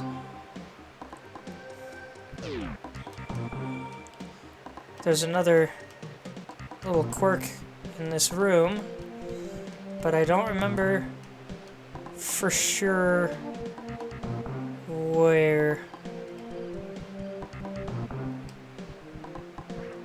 Haha!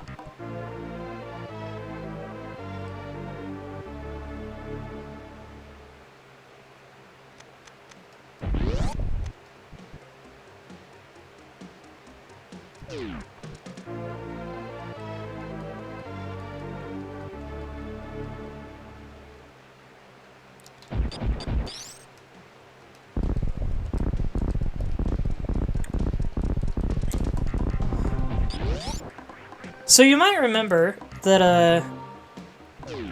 I believe I mentioned the AM2R. That's what I was trying to avoid, by the way. Only 3? I thought it was 4 wide. I believe I mentioned that AM2R had a randomizer mode built into it. People have also made randomizers for this game, but it's a little trickier to work with, I believe, because it was not designed for randomizers in mind. Randomizers were not even a thing until, like, what, 5-10 years ago?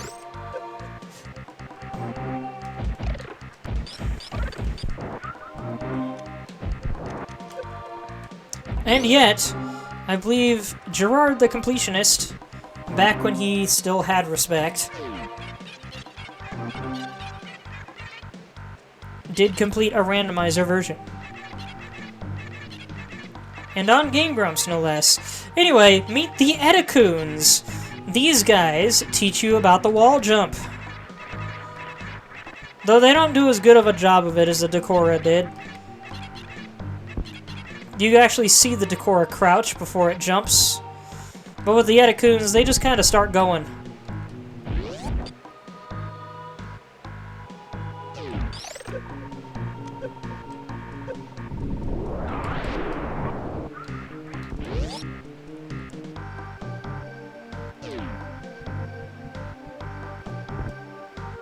I also love that the Edicoons, like, chirp the Metroid theme at you. They're adorable little monkey things. I hope we get to see them in newer Metroid games in the future. Come on. I'd love to see the Edicoons and Decoras in Dread-style animation. Man, I cannot wait to play Dread for you guys.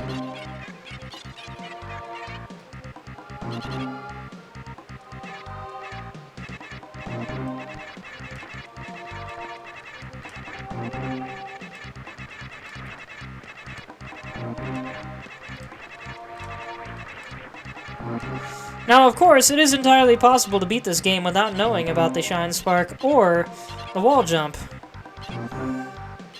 My question is, can I get... Ah, that's going to be really tricky. Never mind, I forgot I could just do it that way. I like how this guy shows you, hey, there's an item over here. Check out this shiny thing. Thank you, friend.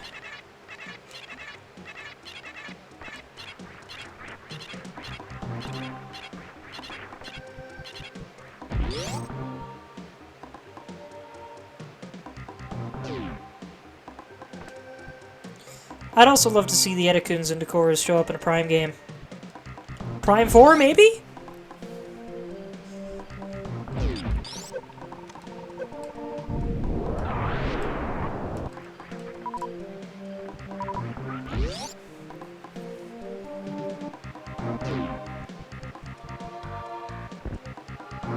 What was with the yup, Zelda Sheik?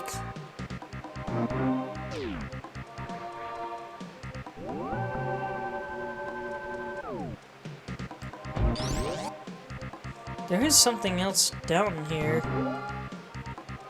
That was a mic check? Right, okay.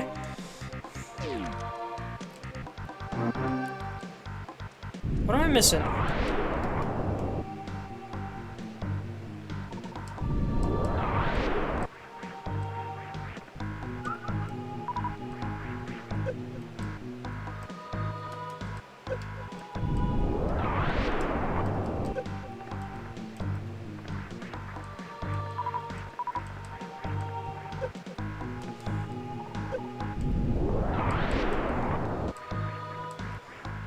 The heck am I missing?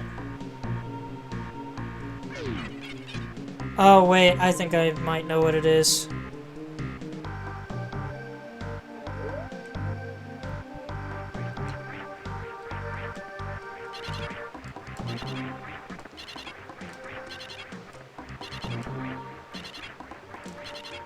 That's interesting. I thought there was more purpose to this area than just the Edakuns and a couple upgrades.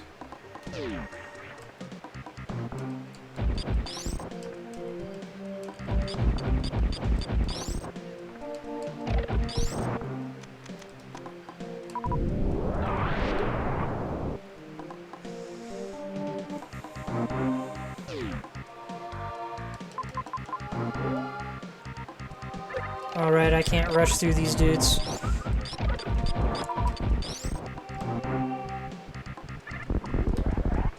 Haha!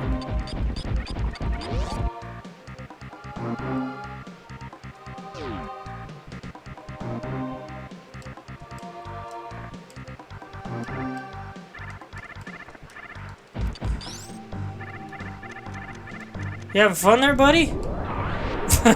He was so close. Eh? Oh.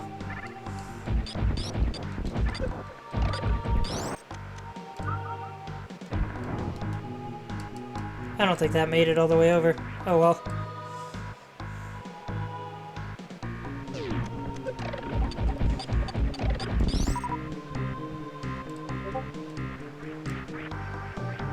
Can't do anything with that.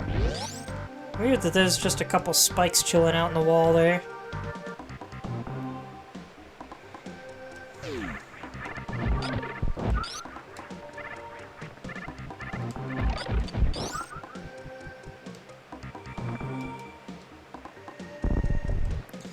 Ah yes, I remember now.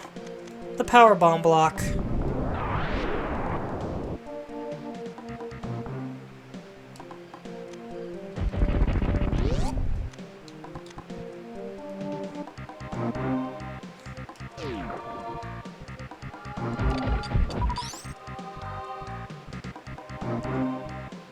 Interestingly enough, if you build momentum in the water and then let go, Samus just keeps on going for a little bit.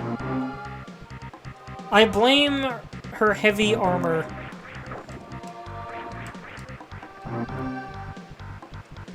I'm probably doing this completely wrong.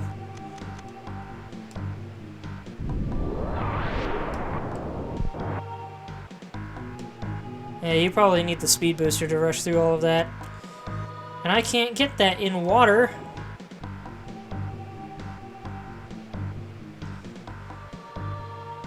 Well, so it seems like somehow I have gotten lost. I'm missing something. Somewhere.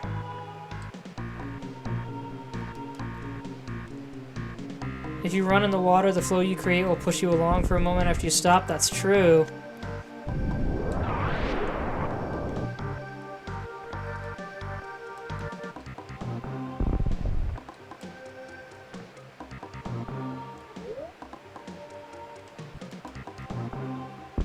What am I forgetting?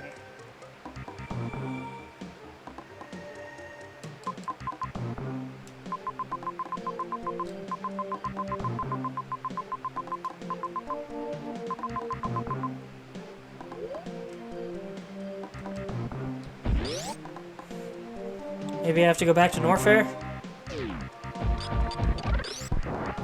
Oh! There's this! Though I'm pretty sure this is not the specific way I need to go.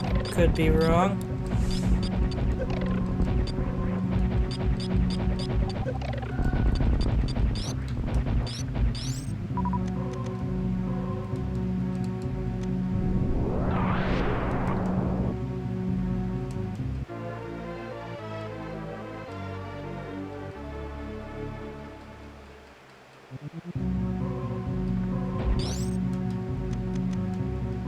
I bet there's more to this wall. I was correct. Ah, we're back in here now.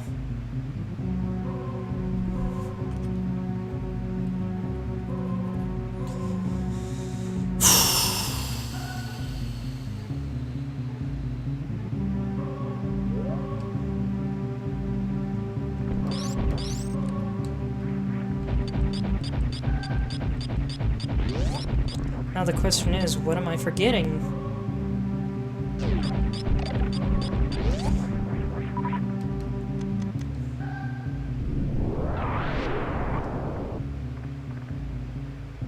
Don't need to come back down here again. Whoops.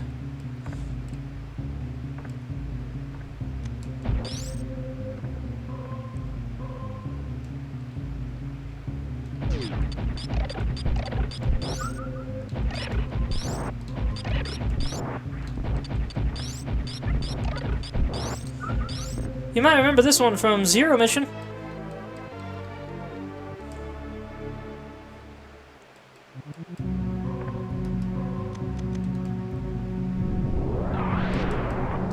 There's also a little secret here.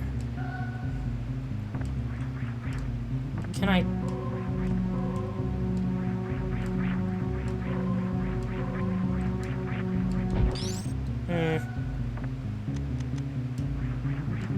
I don't know what I need to get through that.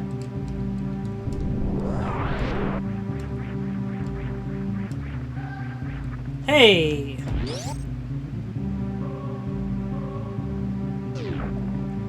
It appears that I was sequence breaking that. So, going back down.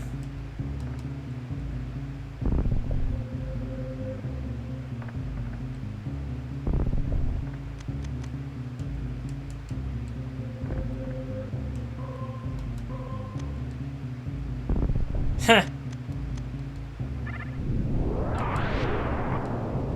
Suckers.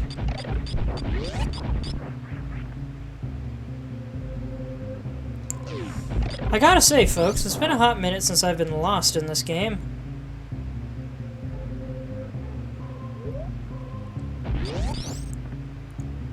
Maybe I have to go to that room down below? But I thought I already tried that. Guess we'll find out.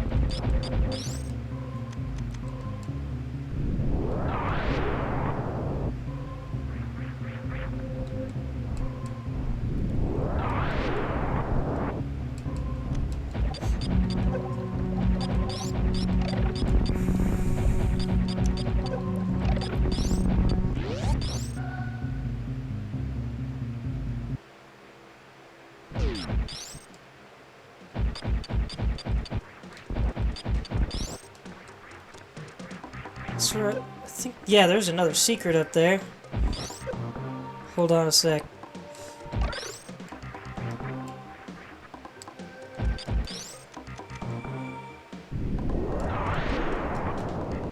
Ah, I have to roll to get through it.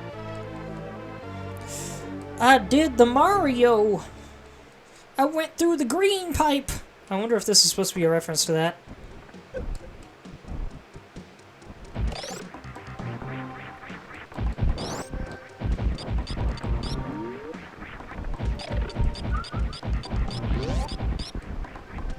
Look at those side hoppers playing,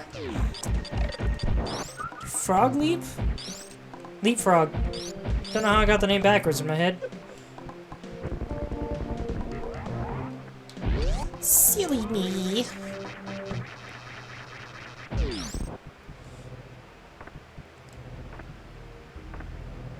Yeah, I'm pretty sure I already tried this and I couldn't get through it. I guess we'll go down.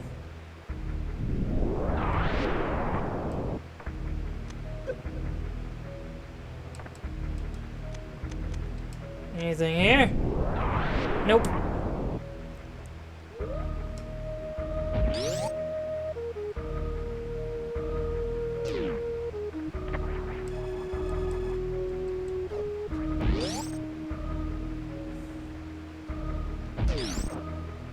How much energy? Okay, reserve tanks do hold 100 each. So yeah, they're literally just extra energy tanks that can be turned off for some reason.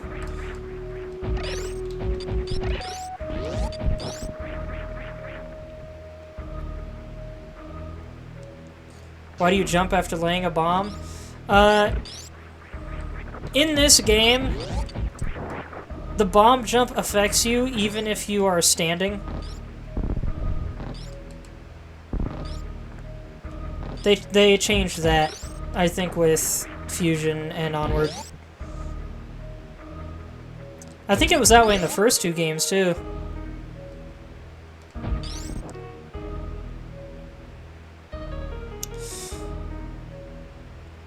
Alright, folks, want to see something neat?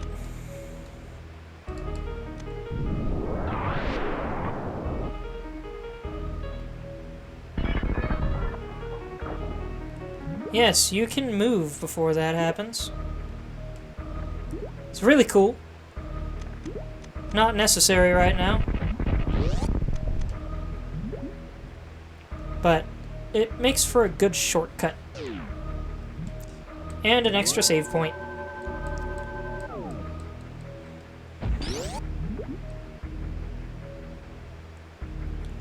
And that is your hint that pretty much any time you see a big glass tube in a Metroid game, powerbomb it. You might remember me doing that in Zero Mission as well.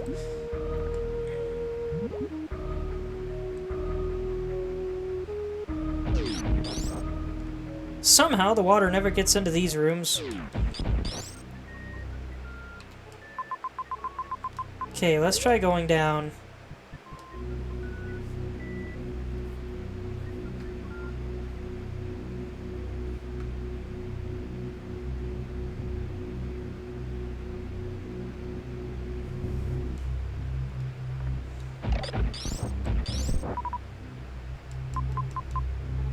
So there's something down at the very bottom here, and looks like there's also a shaft over there.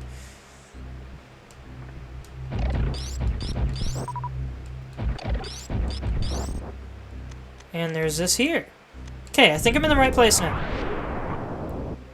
Actually, I think I know exactly where I need to go next. Oh my gosh! This place is so much bigger than I remembered. But hey, this helps us out. I think I need to go left there.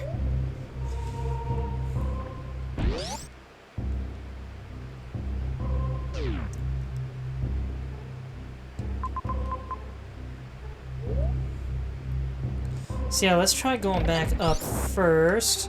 Oh yeah, I remember what's in here. Okay. Because this is where we got the ice beam, and there was this right here.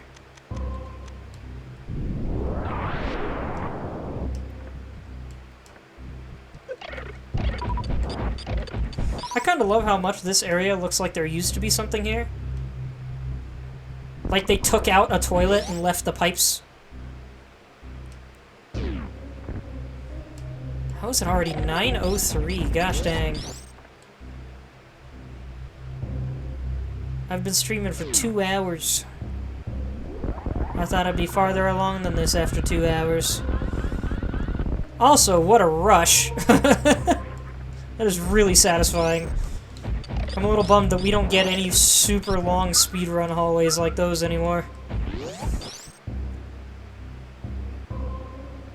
I'm gonna save the game, take another bite of my burger before we move on to one of the most iconic bosses in the franchise.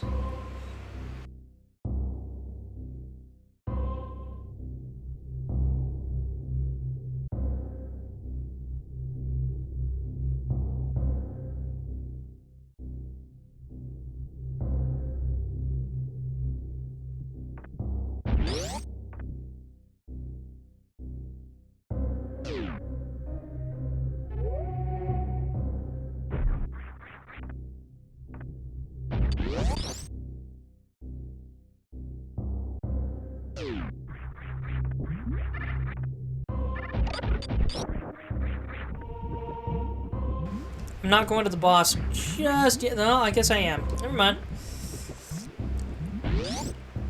I was gonna go get that item and then loop back around.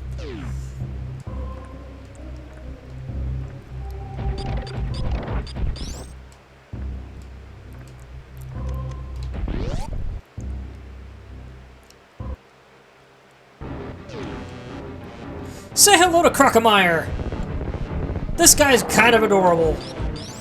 I genuinely feel bad for him. He doesn't do anything to you until you shoot him in the mouth.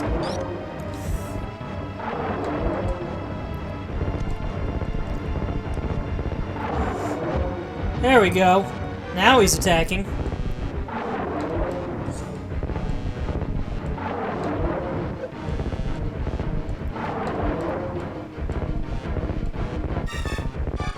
He just wanted to play in the acid. No, he did not.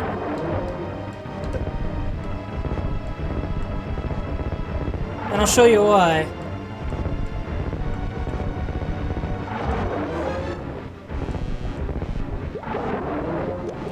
Prepare for gore.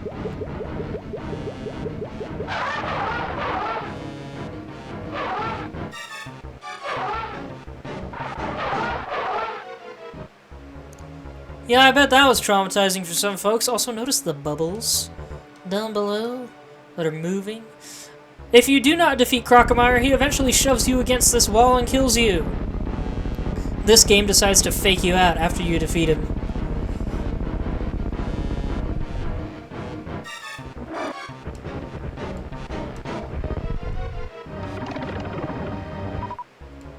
Well, that was awesome and also kind of sad. Poor Crocomire. He almost made a return in Zero Mission. I believe he has a character model in the game's files, but it's not programmed very well. They never really finished it.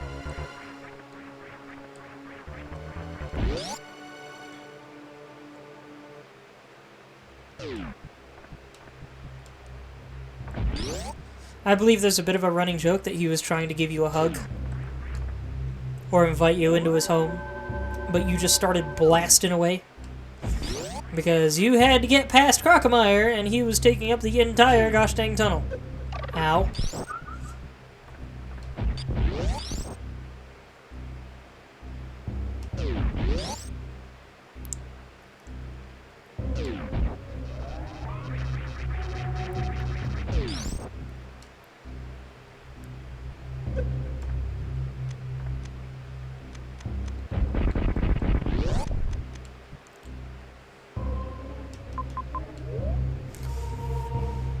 Alright, I believe this room might contain what I'm looking for.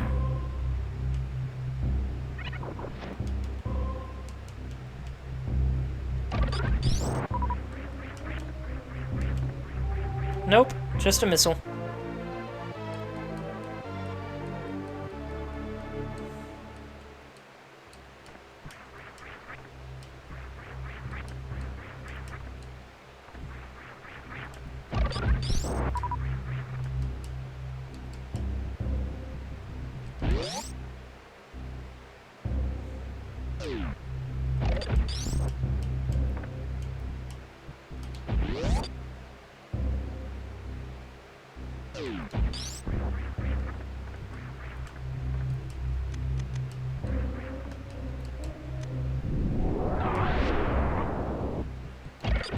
Look at you tiny little flaming bats.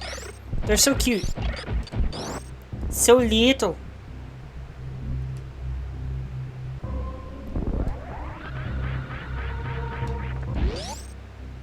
Down below is quite literally just an acid pit.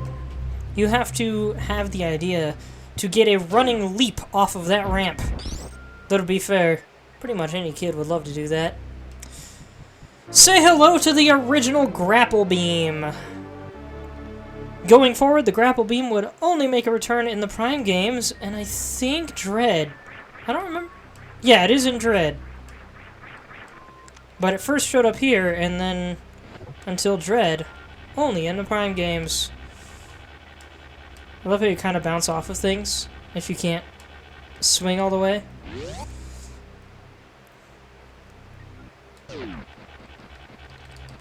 You can almost make a rap beat with it too. There's the full range of it.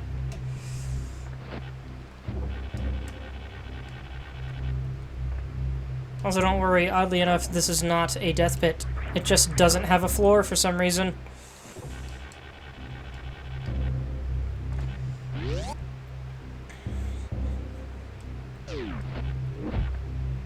If I recall, this does nothing to those. That is correct. Come on. Oh my gosh, dude.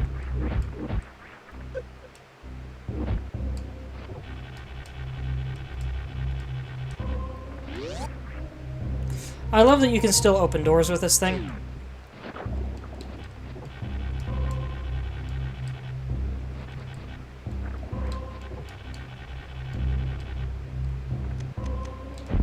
And if you know how to use it right, you can fling yourself real good.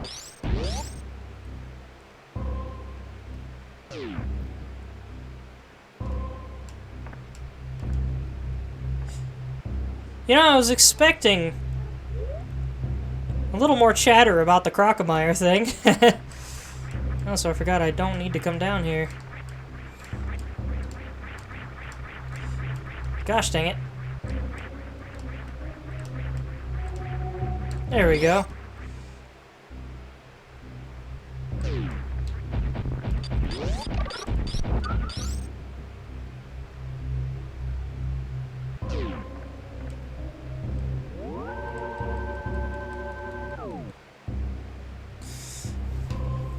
I think I'm going to check a couple messages, finish this burger, and then I will be back. Feel free to take like a short break, everybody.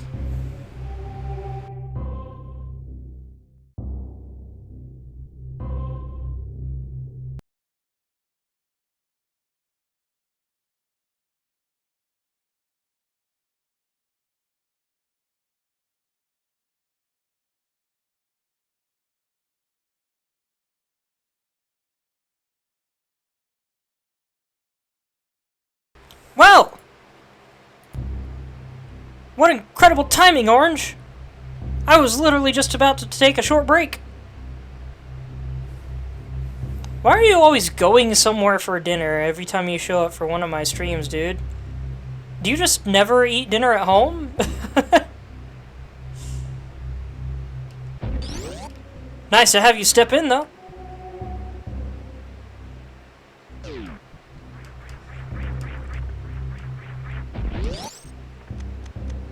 I guess I'll continue playing for a little bit until you need to go. Zelda Sheik, you still there? Kaiju, you still there? Is Kaiju even still in the chat? Hold on. So many cables. Yes, Kaiju still there? Zelda Sheik.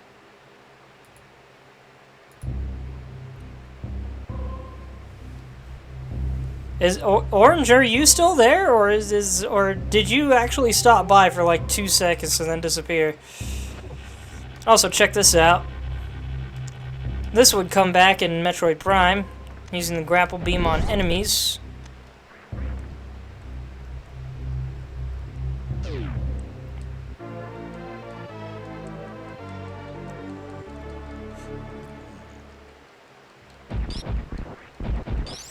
You're still here. Cool.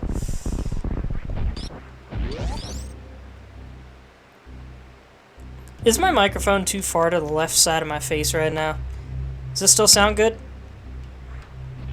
Dang it. Timed that wrong.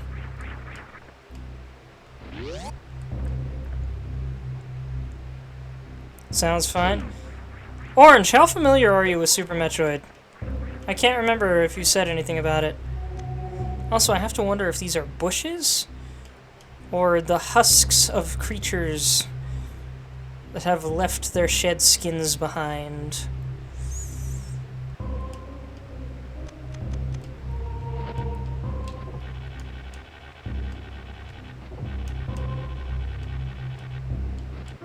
Haha!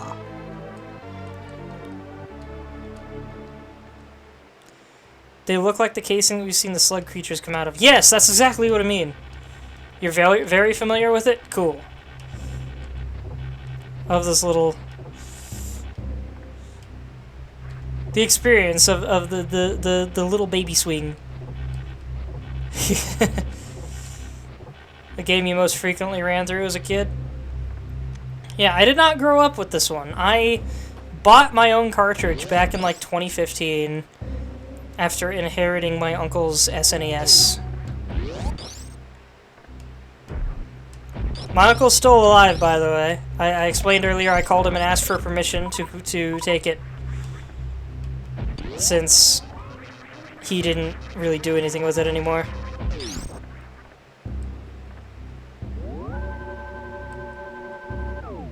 And yeah, I know you said it's your first experience with it, Zelda Sheik.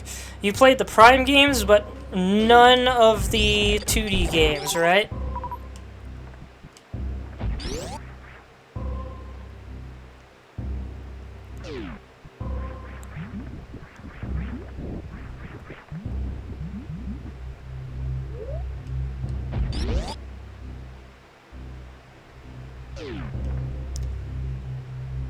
I gave you Zero Mission?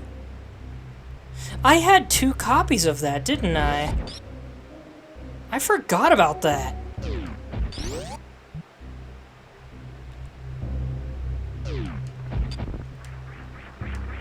Yeah, I remembered having 2 copies of Minish Cap, but I forgot I had 2 copies of Zero Mission.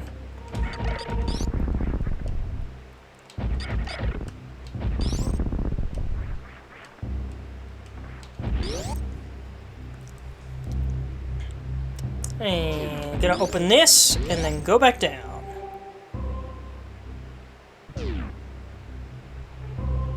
Or no, I need to go down to the right.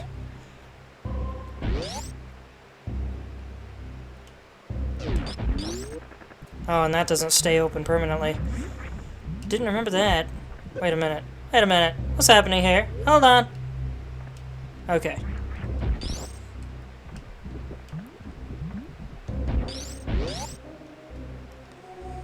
Yeah, one thing this game didn't do that later Metroids did is show you where the doors are in these rooms.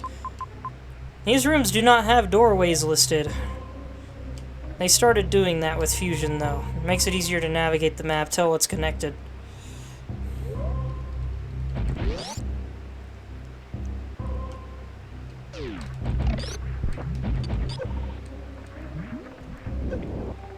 Gosh, the frickin' lava hands. Are those even hands? I think that's a hand. It's a little hard to tell.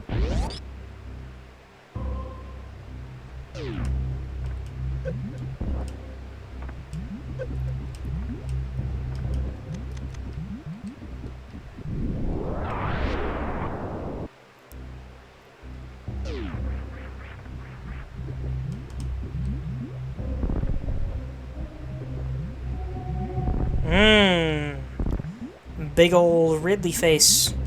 I wonder what's in there! But we can't go in the lava yet.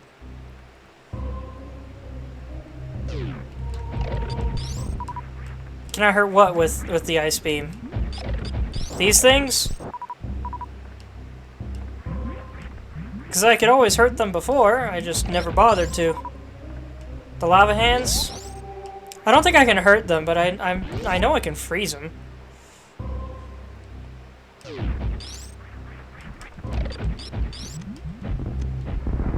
Alright, I can hurt him with super missiles.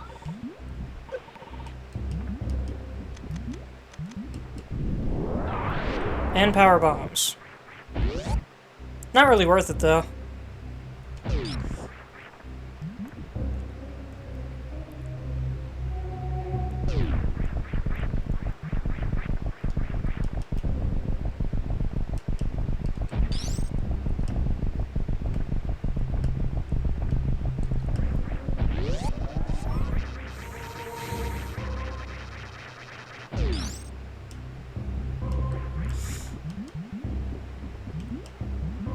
Fun fact, my original copy of this game also came with a guidebook. Unfortunately, the guidebook did not tell me where all of the items were, it only told you how to beat the game. I also do not remember if it tells you about a certain boss secret. Not a secret boss, a boss secret. One of the coolest boss secrets in all of gaming. I wonder if Orange knows about it. I bet he does. Don't spoil it if you do, Orange. You can say yes or no. Don't say what it is.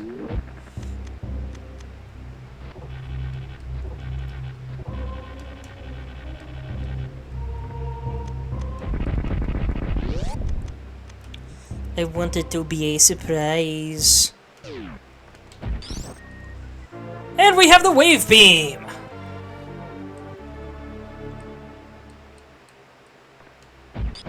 And now we have an oscillation! Note, it oscillates evenly! Just how I prefer it! And oddly, there's more frames of animation in the charge version. You legit didn't hear me, you were typing to someone? I asked if you knew about the boss secret in this game, not the secret boss, the boss secret. But I said, don't spoil what it is, just say yes or no.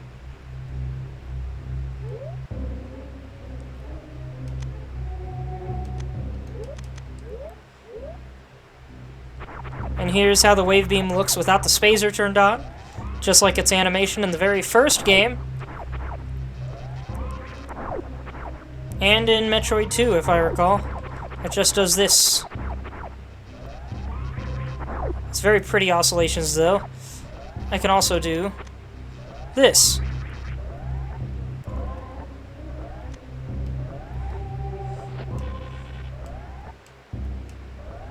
Oh wow, I'm lagging the crap out of the game doing this.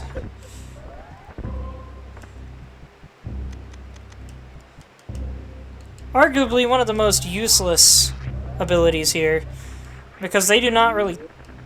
They kind of follow you, but it's easy to lose them. It's just such a strange effect. It's cool, but it's not particularly useful, just because of its sheer amount of range and the way it works.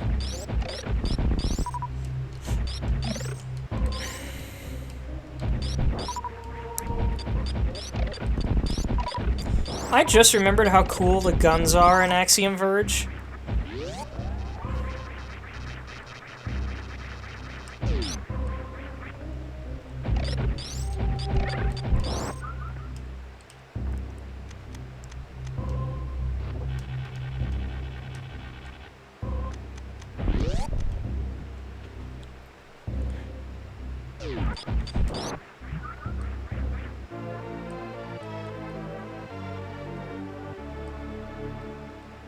More missiles. Any more secrets in here? Haha!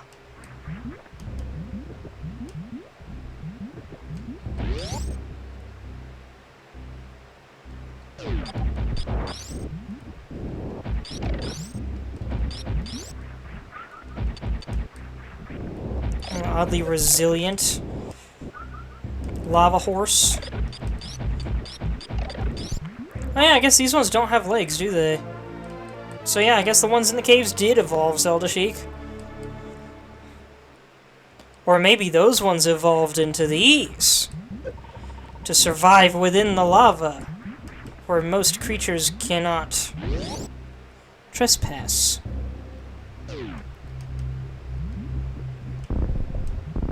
Can I just jump up? Yes, I can.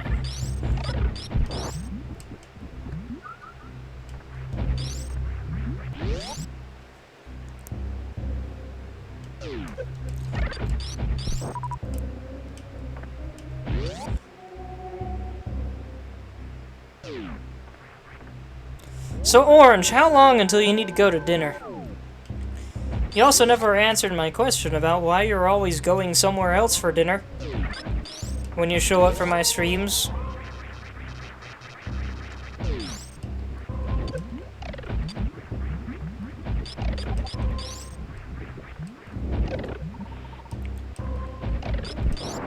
Not sure where you're going, or not sure why you're always going somewhere?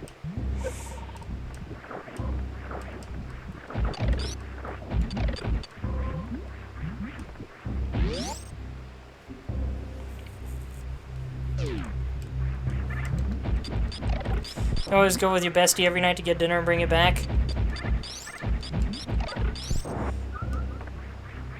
Is that not expensive, though? Do you not just make dinner with your bestie at home?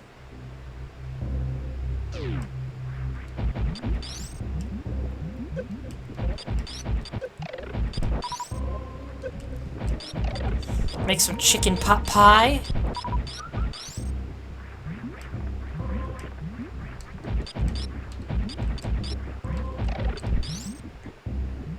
Chicken pot pie is one of the greatest meal inventions. She pays, and sometimes, yeah, you make dinner? Heck yeah. Alright, just wondering.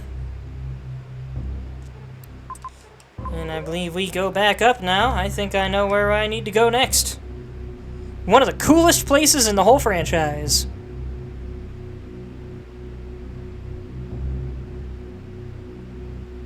So how long till you leave, Orange?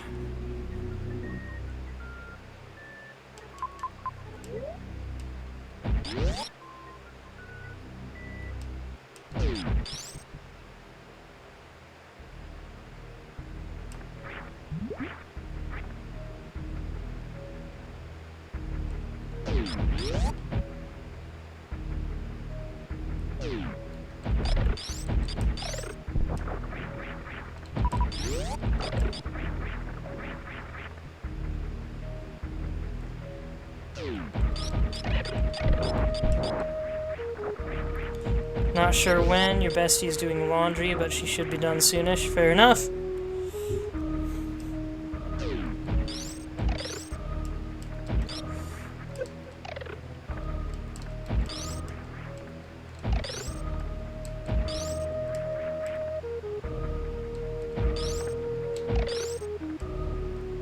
There we go.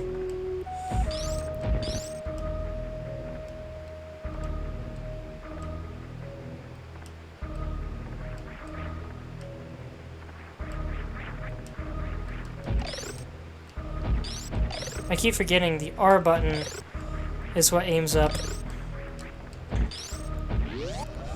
Because in the Game Boy games, R is the missile, and L does both up and down aiming, depending on which direction you press. But this game has more buttons, and they made use of all of them.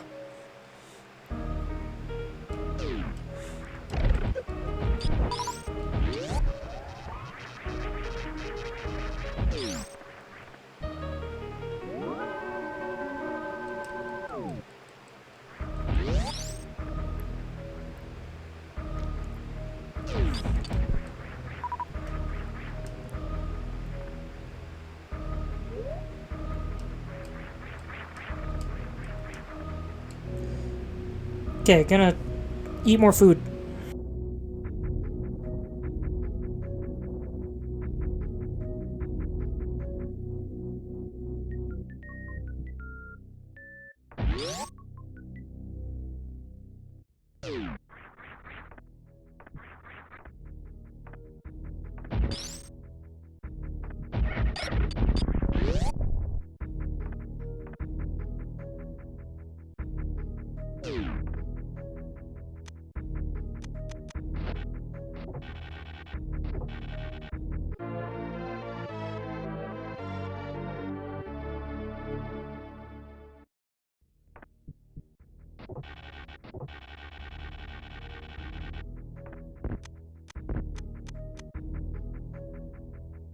That's kind of funny how long those take to break.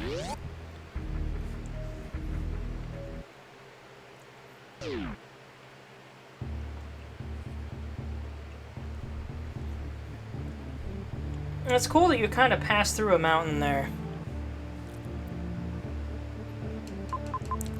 Like, this whole segment between here and the ship, it's just a big old hill.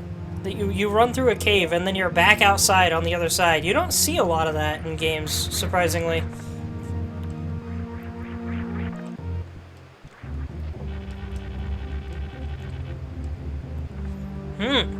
This place looks intentionally built.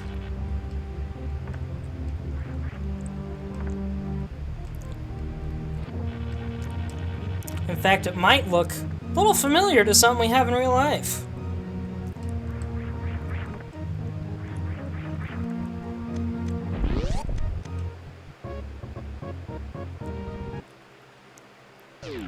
Welcome, friends, to the crashed ship.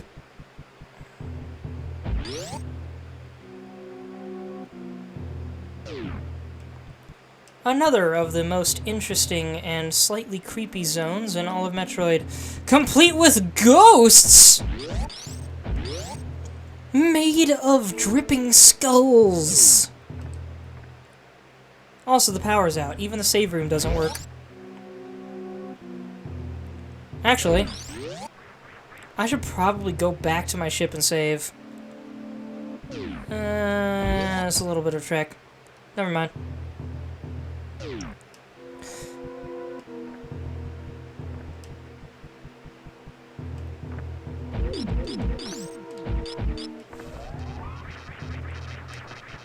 You can kill the skull ghosts, as you can see.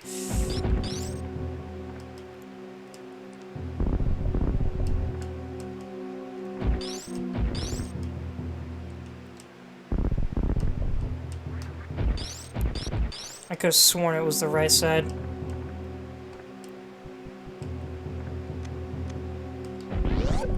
Oh, frickin' timing, dude.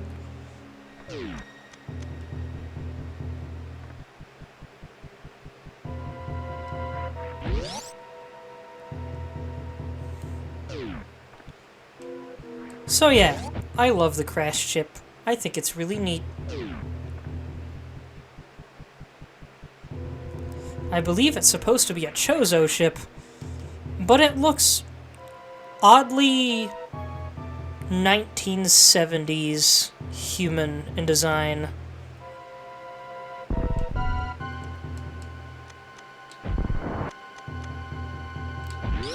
Maybe even slightly Doctor Who-ish. What do we have in here? B-b-huh-huh? Will-o-wisps? Meet Phantoon! One of this particular game's most iconic bosses.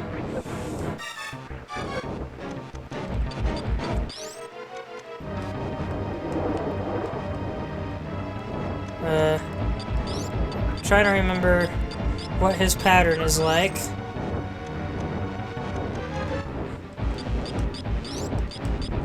There he is.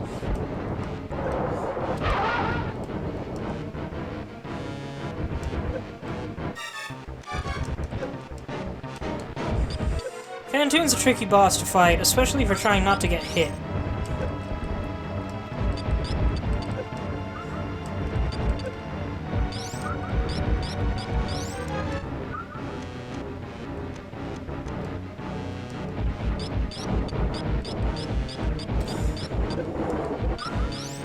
I believe it has also been said that Phantoon is technically stuck between dimensions, which is part of how he does his ghosty thing.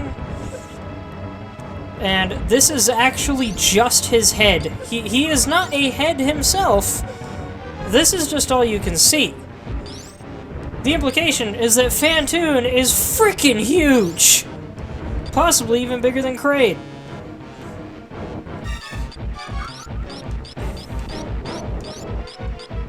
And of course, we don't know if that's actually canon, because the only other game he shows up in is Metroid Other M, which very few people liked. And I believe it was in that game's description where it stated how Phantoon works, and that he's more than just a head. Come on. Dang it!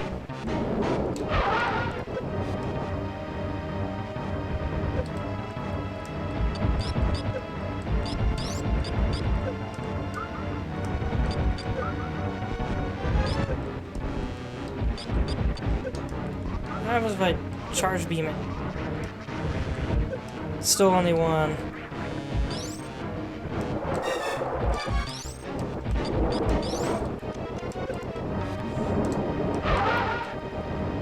Come on, one more.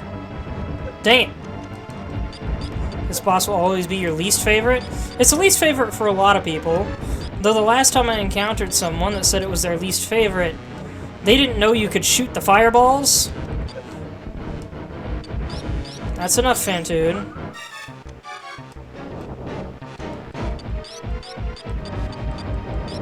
I could have sworn the fireballs also dropped items, but I guess not.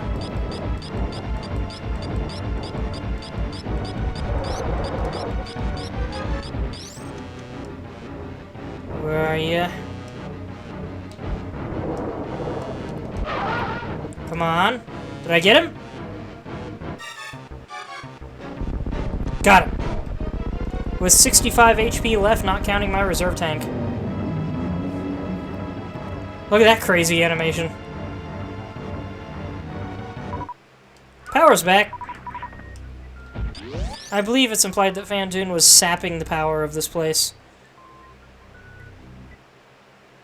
Hey there, DJ Yahweh.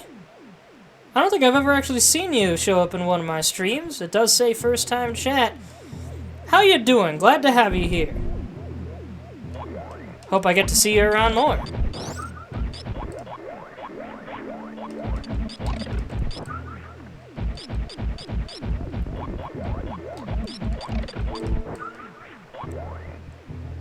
I kind of love those robots. Oh, thanks for the hugs.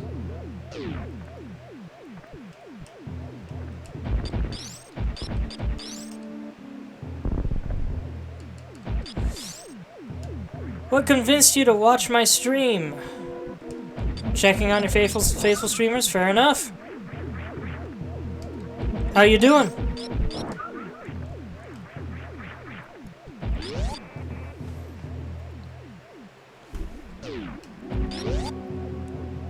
Save point is above me. Well, you missed me.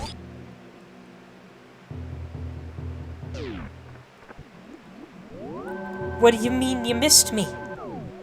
I'll be honest, I don't remember if we've done stuff before.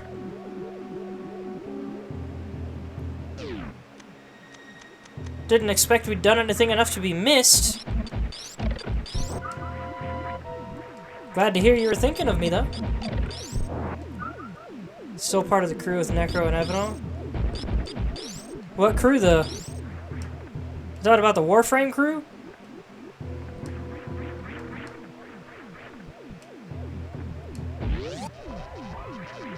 Or the OG streamer crew or something?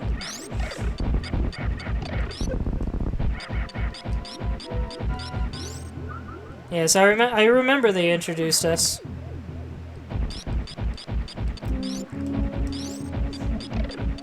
I'll be perfectly honest, I haven't spoken to Necro in a while, just haven't. Haven't been very chatty. And I'll admit, I have no memory of Evanol. I apologize, Evanol, if you see this at some point. We just haven't talked enough. I've also made too many friends over the years.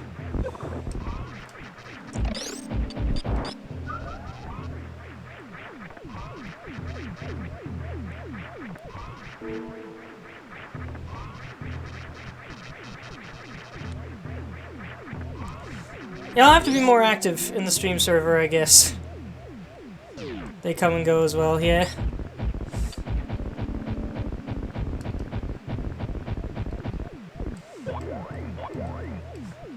Anyway, I love the aesthetic of the crash ship here. browns and greens are very neat, very 1980s.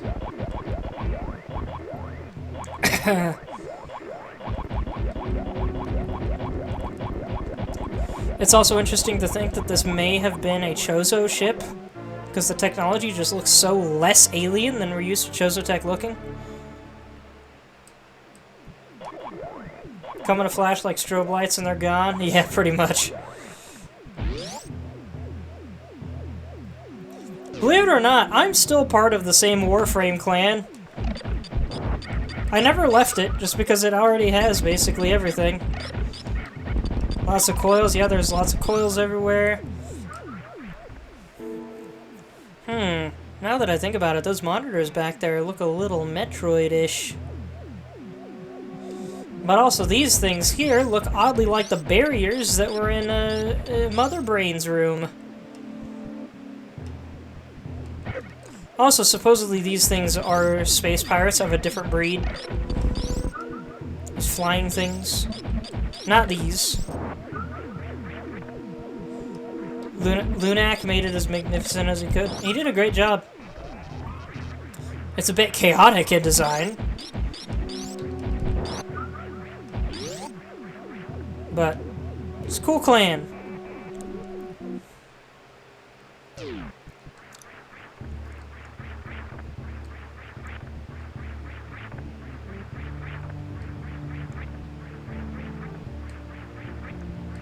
I've actually uploaded a couple of Warframe videos on my YouTube channel since then.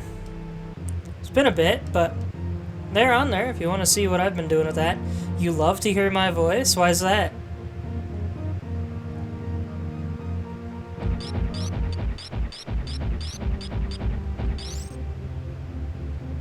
It's calming. Glad to hear it. I try to be.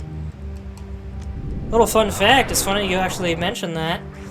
I want to be a voice actor. Haven't had much success getting into that field yet. But I finally have a full recording setup and such, now I just need some kind of soundproofing. But one of my goals for voice acting, if I can pull it off, I would love to get my voice into Warframe. Because Warframe has, like, deep man voices and average lady voices. But it's only got 2 of each of those, and there's no in-betweens. And I'd love to be the first in-between voice.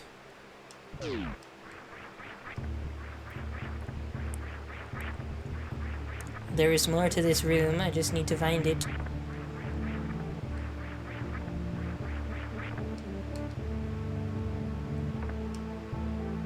Practice? Yes, indeed. Practice and a slightly better setup. I wonder if Warframe would consider adding another voice into the game, though. Because, like, there'd be so many voice lines that I'd have to record for past and present and even future content. But I think I'd have a lot of fun with it.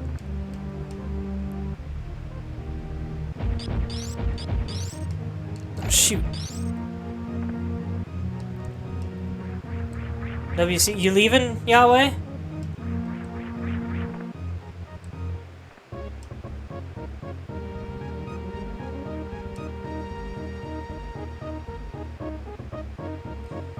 Maybe it's the other...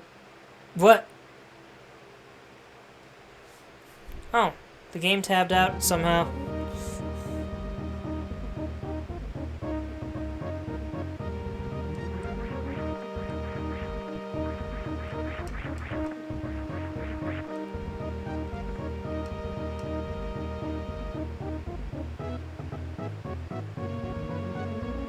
Wait, what does the WC mean?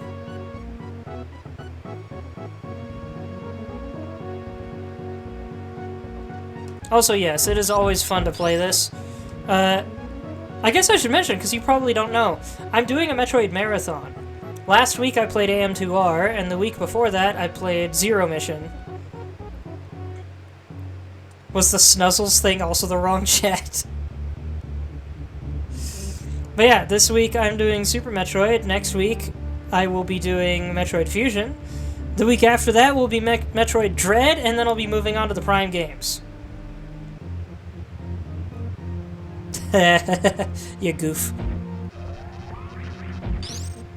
Well, glad to have you for however long you stick around. I'm hoping to beat this game tonight, but if I don't, I'll be finishing it tomorrow.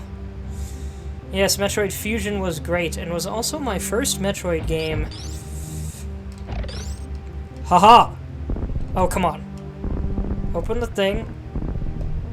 Get me in there. There we go. I think this might be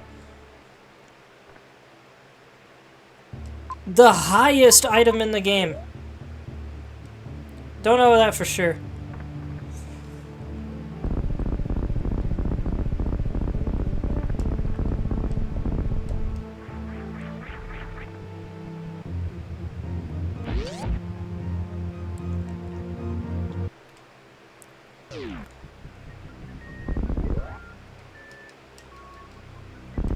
I wish Dread was even remotely as freaky as Fusion was. But those of you not familiar with it will find out what that means later. Remind me, Orange, are you still there?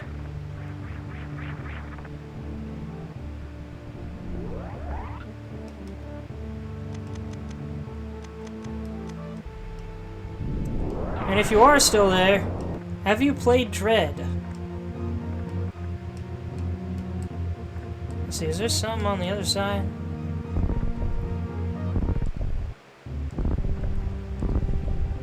Hungry but here.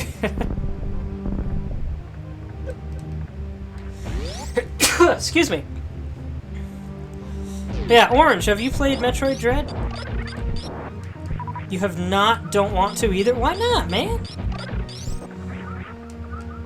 If you like Super Metroid so much, why don't you want to play Dread?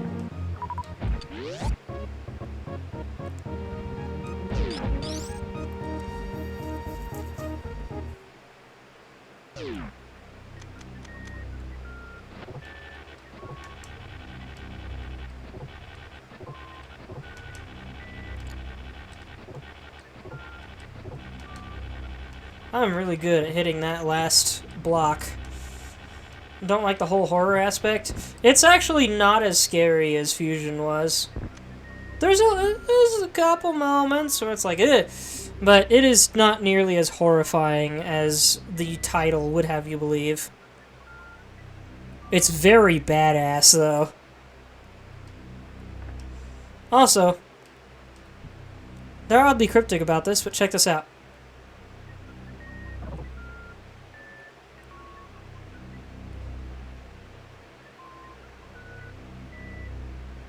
Is it going to crush me? No! It's going to help. It's always satisfying to see something break spikes. Is this where the spike breaker armor from Castlevania ended up?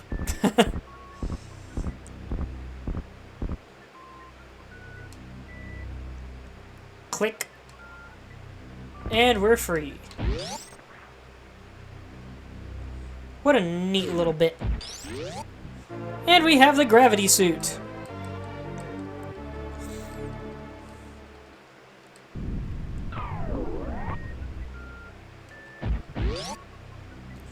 Which was implied to be part of the engine of this place. Or somehow related to maybe it was an artificial gravity engine, but now that we're crashed on the planet, they don't need it anymore.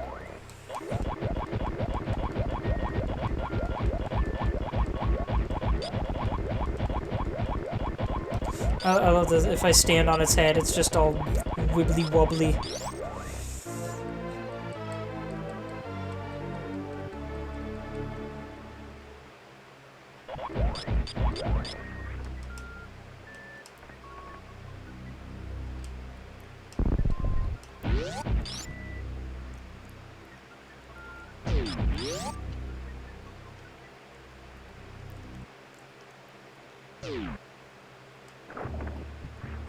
And now I'm unaffected by water.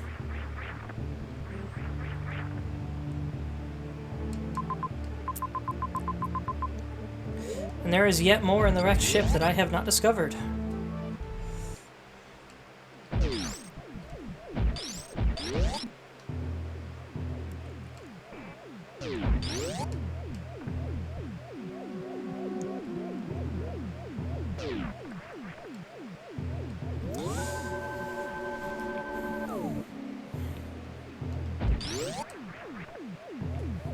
I need a drink of water.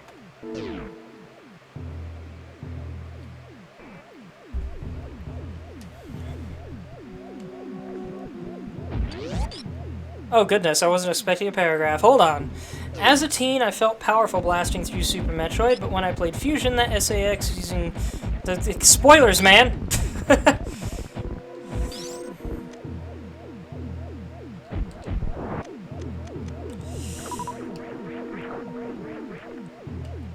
Terrified you, enemies invincible to everything, really turns you away from the entire game because of that.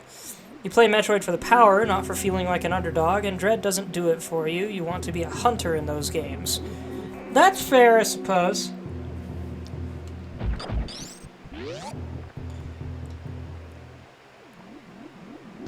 Oh, no worries, George.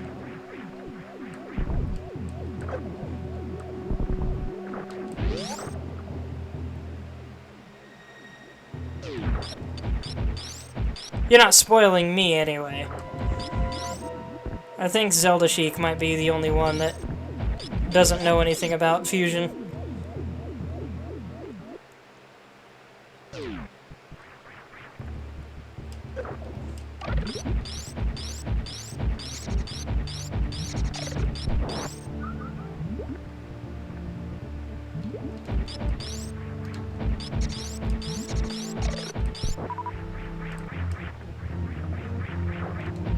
Then again, I don't know if it can really be counted as a spoiler. It is part of the beginning plot of the game.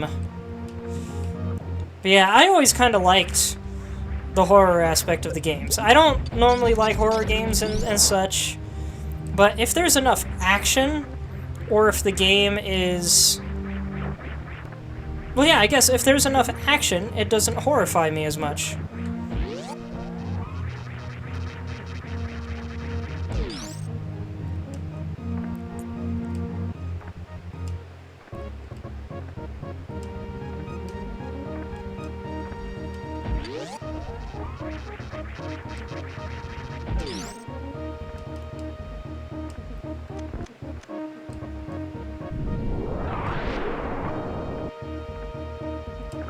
Let's see.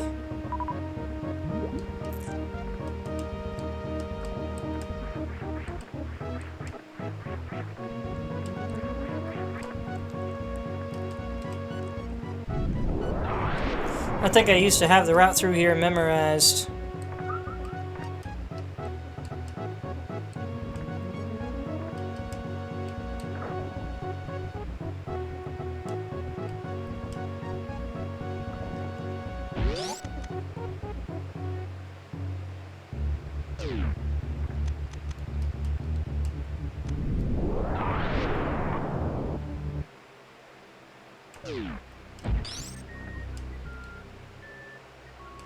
And I believe now we descend into my other favorite part of the game.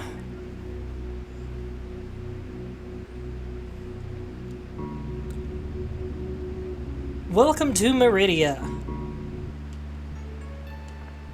The waterlogged caverns. But where's the water? We'll give it a second. I also love the music here. I wish this music came back later in the series. It very much carries the vibe of stagnant water sitting in a cave. And here's some of it right here. It's even jarringly clear water compared to what we've seen in the rest of the game.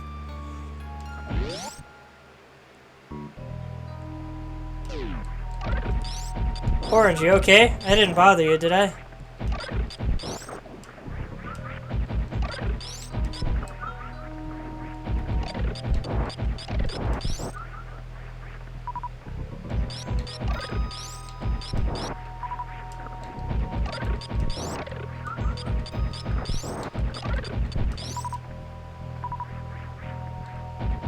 Nah, I'm good? Cool.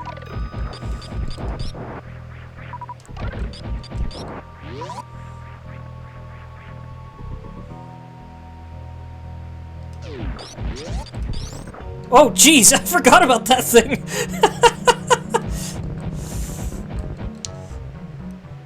Nowhere to go but down! Welcome to quicksand! Underwater.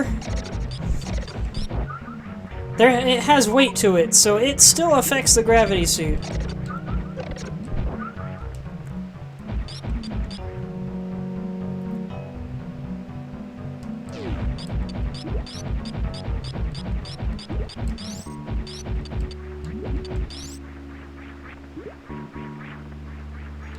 A friend of mine is playing Repo. I need to figure out when they're playing it again so I can join them. You know how big this room is. I love it. Big, full of vines and sand and ha ha ha ha ha ha. And I don't even need to be in there. He almost got me. Whoa! Where did that dude go? Just skyrocketing to space!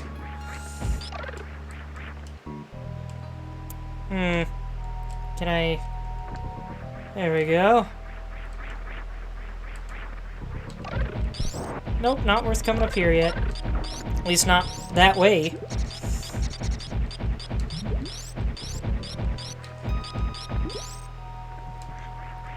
If it wasn't obvious, Orange and Yahweh, I am intentionally not sequence breaking. I will show parts where you can if I recognize them, but I like playing through games the standard way. And I always felt like there needs to be a speedrun category specifically for playing the standard way through games. No exploits, just speed.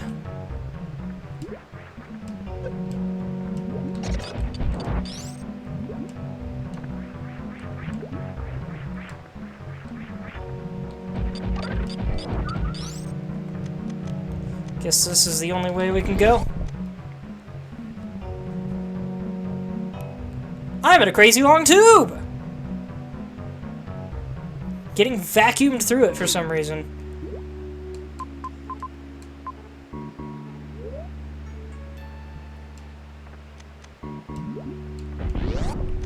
I'm assuming that gets rid of the green barrier, but I don't actually remember for sure. There it is. I think this way is the good way?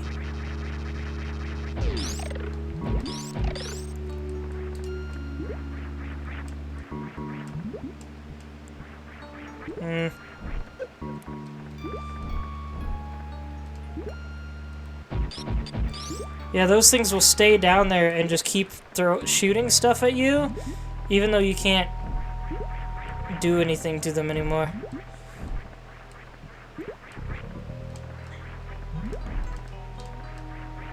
Let me out, please.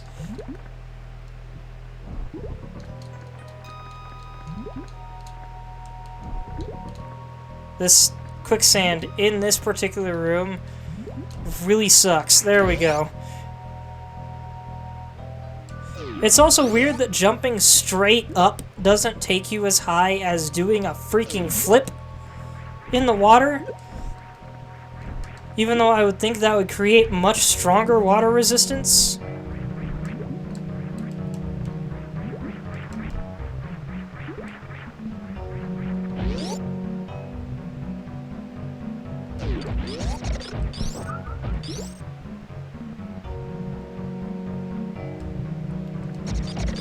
Here's another hint to breaking the breaking that glass tube, is that this one's already broken. We also have these crabs coming out of the floor to tell us there's a path down there. Hold on a minute. I don't remember what's down here, actually. Is this just a save room?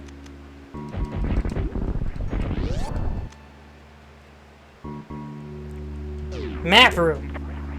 Just as good.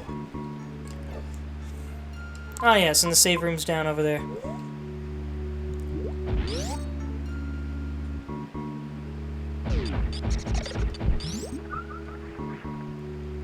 I love the bell-like sounds of this music, but even more, here's my favorite song in the game, if not the whole franchise.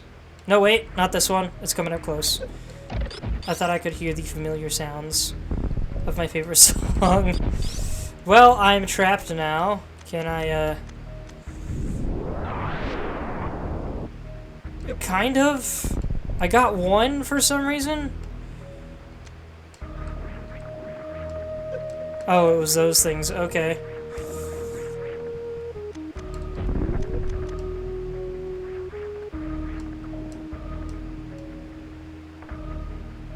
And we're back down here in this familiar space.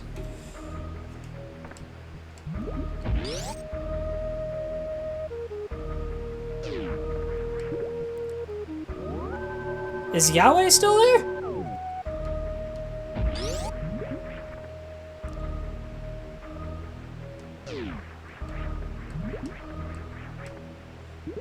And Orange, I assume you were talking about the music. Were you saying you love this song?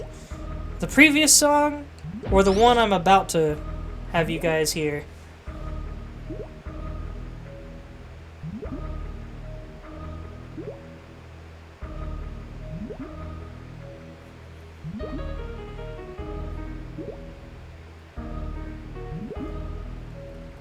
The previous? Yeah, it's great. But now listen to this one. Pretty sure it's in this area. Yeah.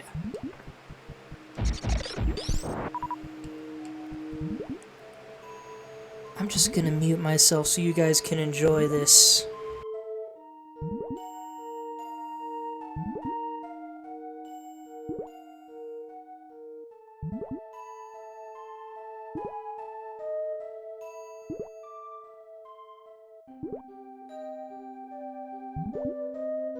Gonna turn it up a little bit for you too.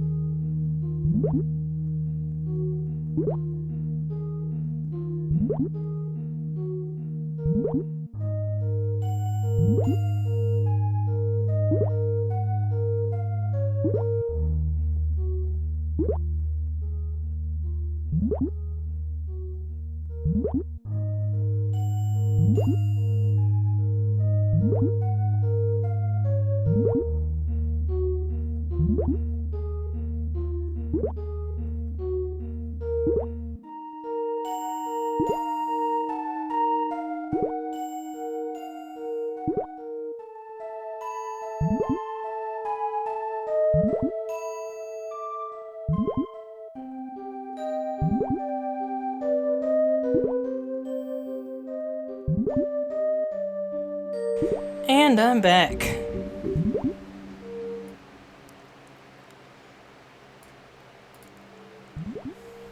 I have officially finished my food, so now there's no more interruptions about that. And you guys were able to listen to one of my favorite songs in all of gaming. And the #1 most underrated song in all of gaming, in my opinion. I hope y'all are still there, by the way. So, if you want to hear an especially good version of this song, I might actually know of two, but the main one is a cover with lyrics that somebody wrote. It's called The Kindred Night.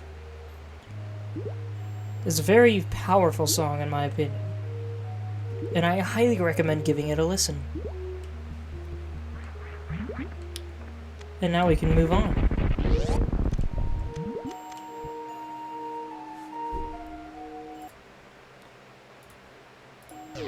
Looks like Yahweh left at some point. Bummer!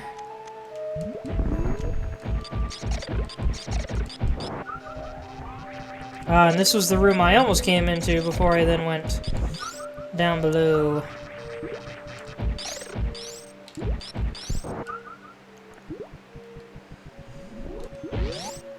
Yeah, it's really weird that that burger I had tasted like hot dogs, because it was...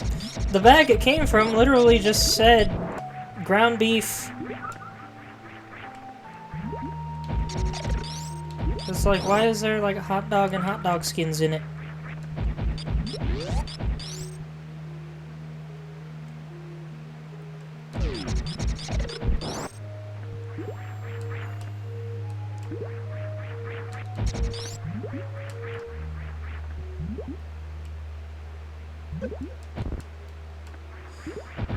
I know what this room is.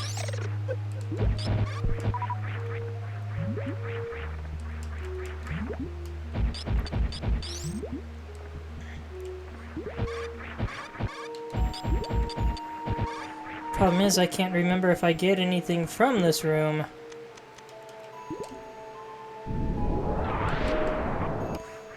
So what does everybody think of this music? Orange already said it's very comfy. And I agree. Very comfy, very haunting.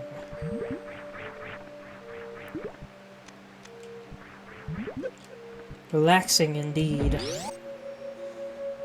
One would think they'd bring this song back at some point, but they never have.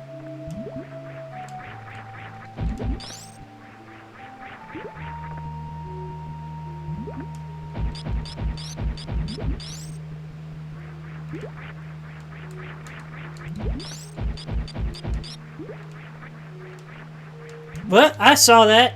Hold on! There's also a little hint in the wall. You can kind of see a little lump in the pattern there, if you look closely enough. Oh, come on, dude.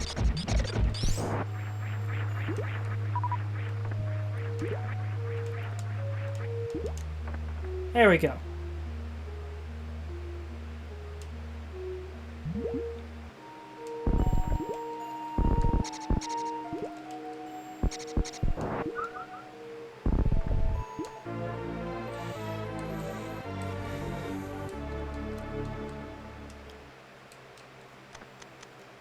Yeah, it's easy to forget what the rest of the music in the game is like when you listen to this one long enough.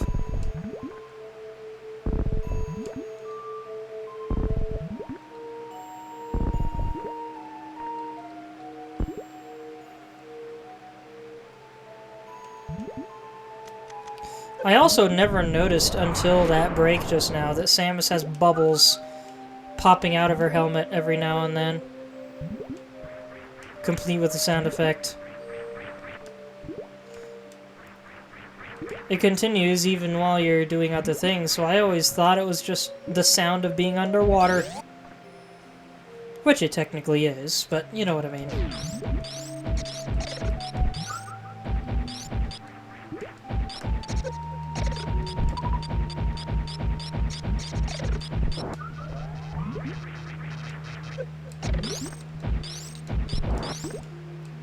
This music also reminds me of the vibe that I got from a place in Utah called the Homestead Crater.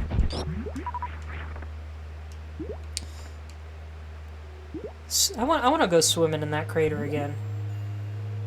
You're literally swimming inside a little hill with a hole in the top. And the water you're swimming in goes very, very deep. They actually hold scuba diving stuff there. But that's extra. You don't have to do the scuba diving, and I don't want to. That sounds terrifying. But swimming in the crater itself, very relaxing. Especially if it's like a sprinkly day outside. Because sure, you're not swimming to get out of the heat, but then you have the cool feeling of a gentle shower in the middle of the water if you want to swim over there and just chill where it sprinkles. One of the most relaxing experiences I've ever had in my life, personally. So you might wonder, how the heck do I get this thing? Well, check this out. I've mentioned in previous games how they sometimes leave little hints of where to perform certain actions on the field itself. Cave Story had a little red dot telling you where to jump to get across a gap. This game has this plant right here.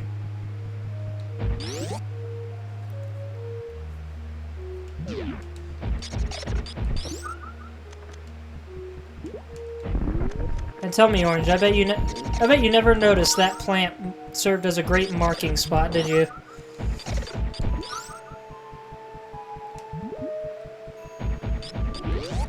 Dang it, I forgot to open the door first.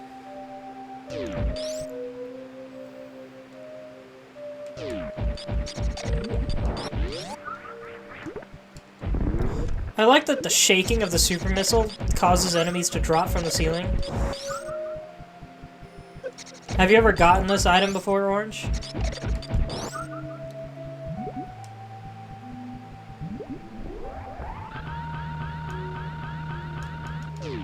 Oh, dang it. I need to go into Shine Spark mode before I go through the door, probably. Oh, come on. I'll do this.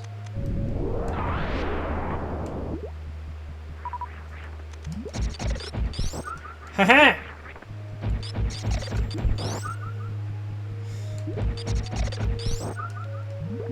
In my opinion, this is one of the easiest Shine Spark puzzles to solve. Ah! I pressed down right at the moment I went through the door. It's so fast in this game, it's a little hard to gauge.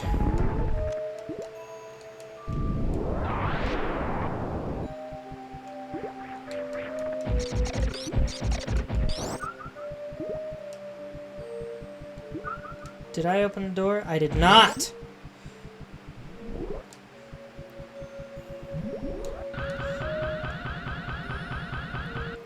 And now we come over here.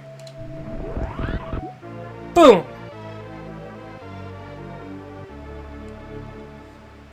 That was a close call. If that crab hit me, I'd have been dead. Well, not dead, but it would have canceled the Shine Spark.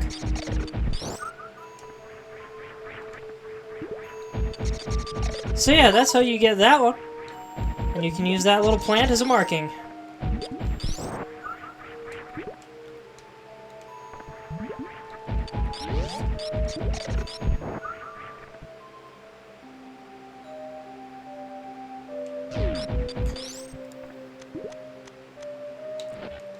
Maybe I should have played the Kindred Night as stream music before I actually started the stream.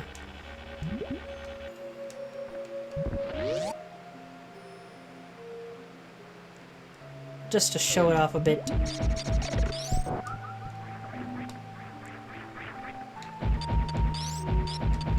I wish that song had more recognition. Why do I not remember this room at all?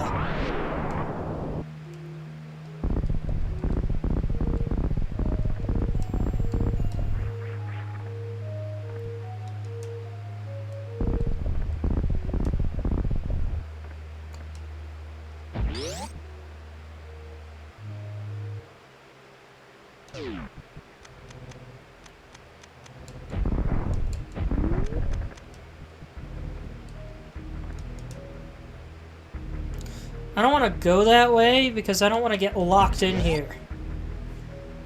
Because it's not where I should be. At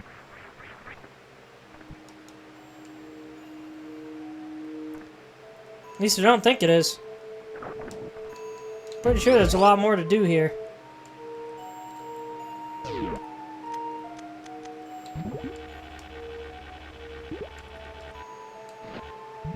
Dang it. Oh yeah, we're in this room again. What? Oh, I thought I found a hallway there.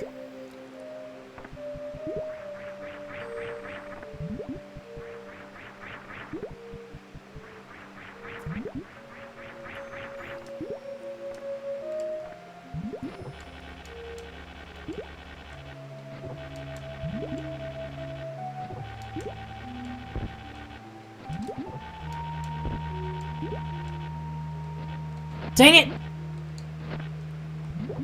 Haha! Check this out. Woo! Woo! Whoop! And now I can do this. And then... Nope, not that. Close in. Nope, did it wrong. You can, like, wedge yourself against it to make sure you land properly if you know how to do it. But I guess I just don't know how to do it.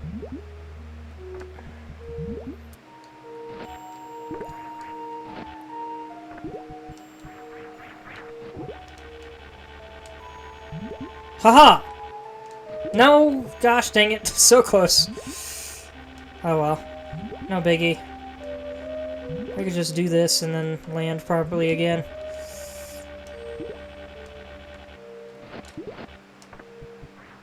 I'm making a fool of myself. Are you guys enjoying this?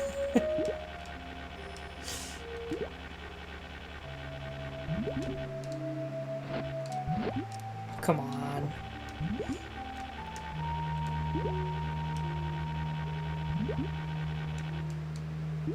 I swear I get more height going forward than backward. It's entertaining. That's good. I can't even make it onto that platform now? Are you kidding me? Excuse me, sir. I need your help.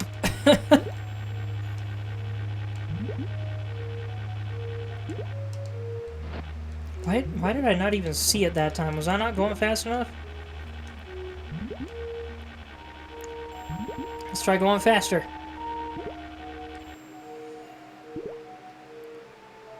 I do not understand.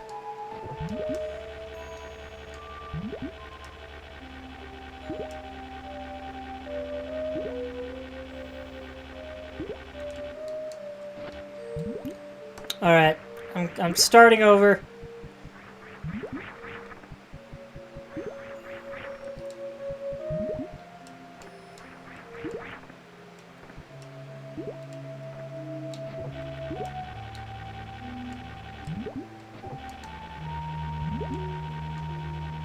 But I thought I jumped. What is happening? Did it tab out or something? Why can I not? I'm like stuck. My controller lose connection? But it did.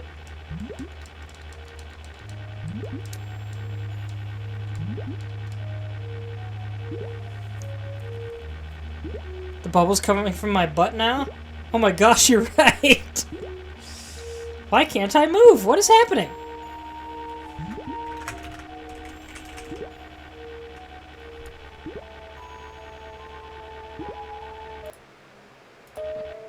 What? Oh, now it's stuck. Hold on.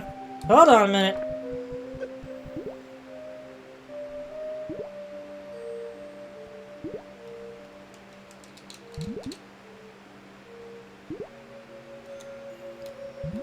I'm gonna die here. Oh gosh, where is the plug? There it is.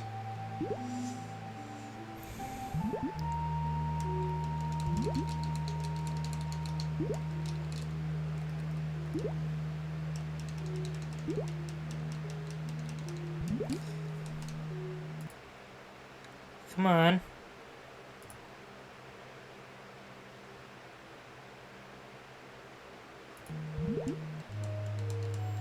Shoot, do I need to, like, restart the emulation? Hold on.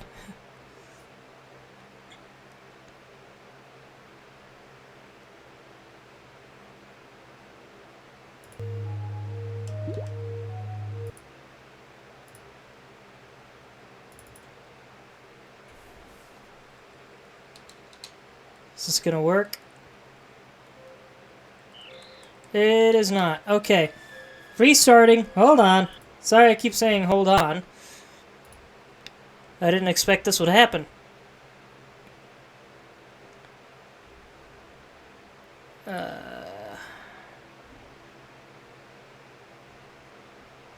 need to add this to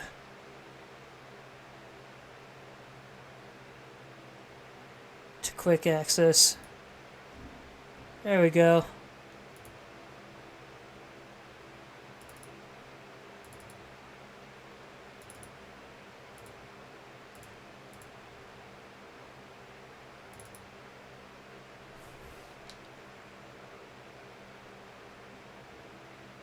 Now is it gonna work? It is. And load game position. There we go. Hey, we're back in business.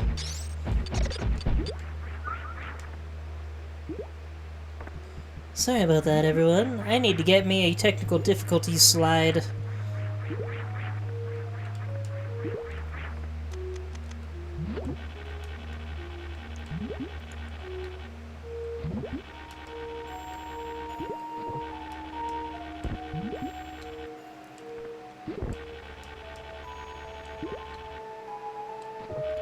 Got it that time. Land here. I used to be so much better at this. There we go. That's what I've been trying to do this whole gosh dang time. Took me, what, 10 minutes to finally get that right?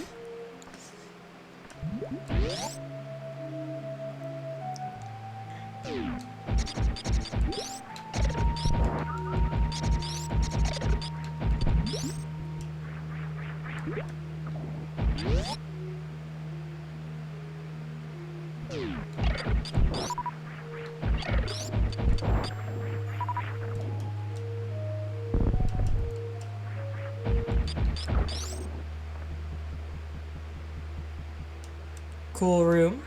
Well, jeez! Gosh dang sea bats.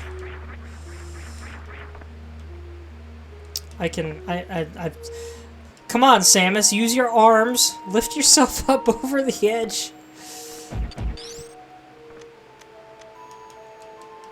Now that I think about it, is there a secret in one of these ponds? There is not.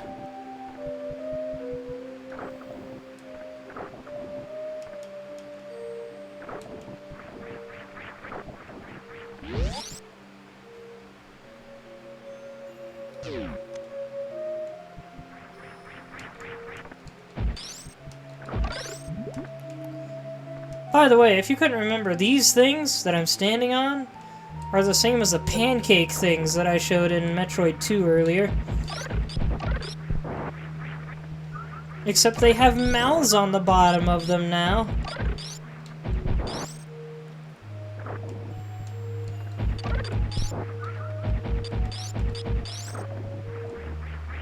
There is something to this corner, I know that.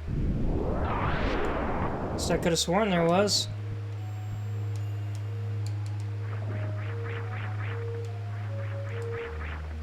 Guess I'm wrong. Is this a pointless room? I swear there's a reason for this room being here. There it is.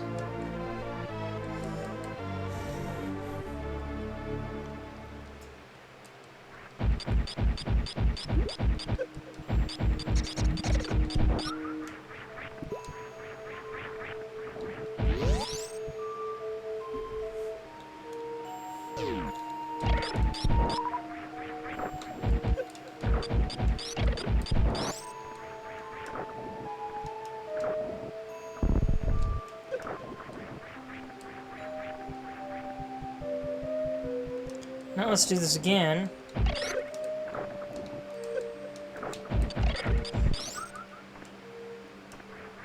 There we go.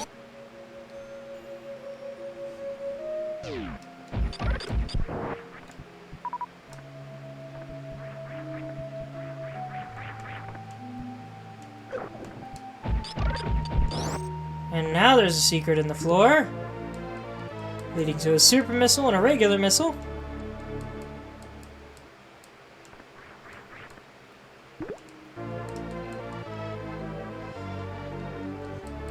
I believe between all of the games, not counting Phazon form in Prime 3, I believe this game has Samus at her absolute strongest by the end of it. Samus never quite achieves the same level of power in the other games as she does in this one. Also, Phazon mode is just a little bit of a spoiler. Orange, how familiar are you with the Prime games?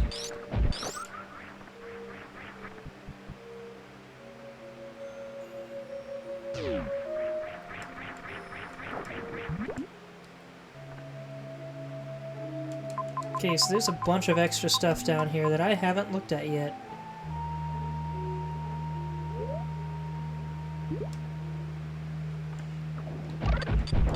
And it's possible I can't look at it yet, now that I think about it.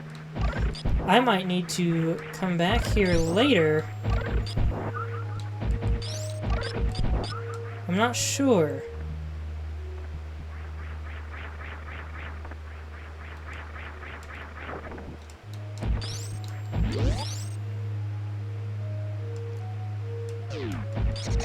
I think I actually need to fight Ridley.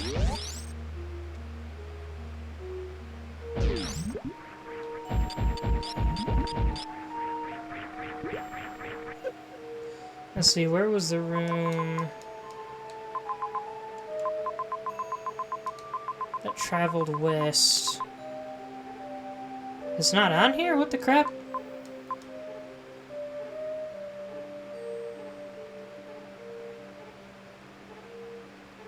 What am I missing?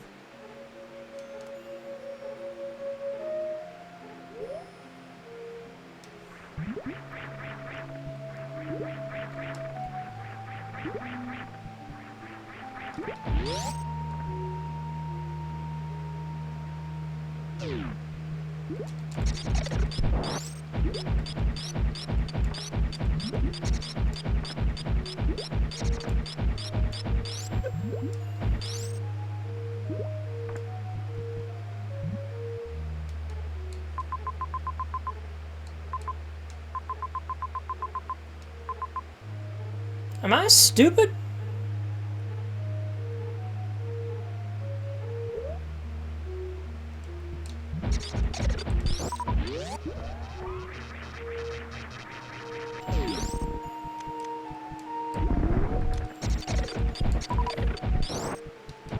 I swear there was a room that led from here to Ridley's lair.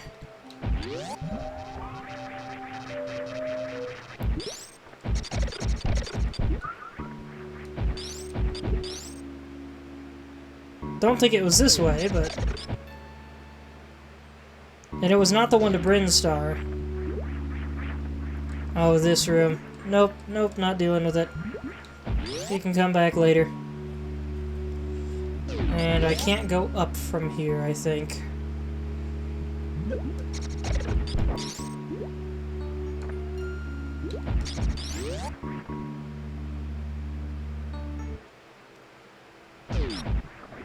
I remember a... Hold on, wait. I think one of these is a hole.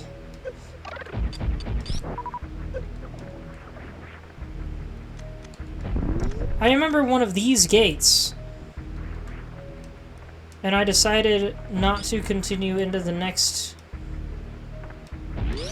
area because I didn't want the gate to lock me out. And the next area led to, like, Norfair or something.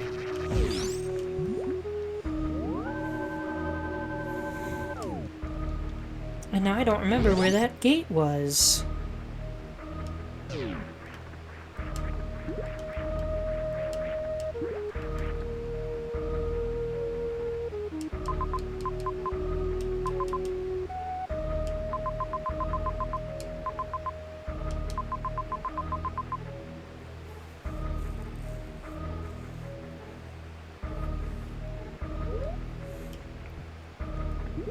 I guess we'll go this way.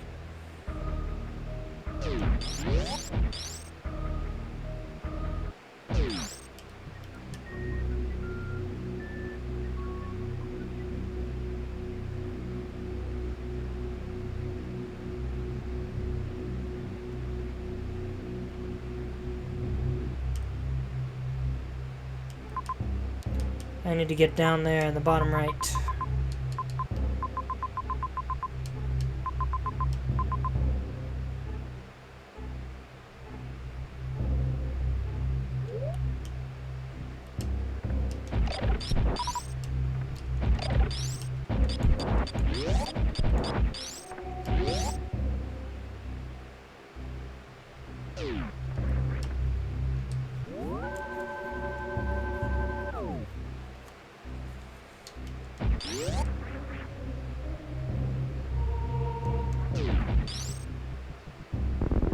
I love how stiffly Samus runs.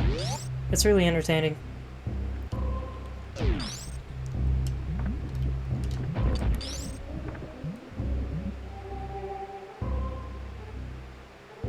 Can I just go straight down? Looks like I kind of have to. I can open that now.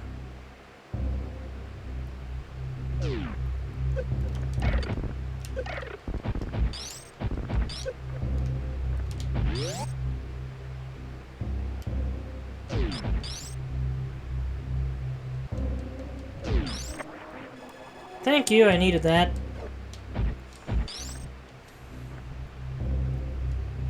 And now I'll go this way.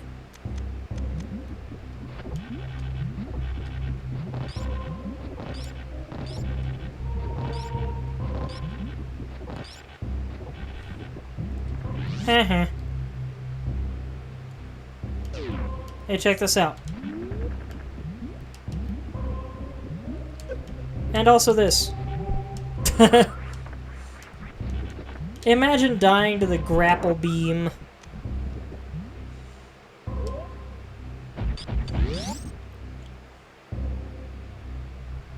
And now I can go into the lava!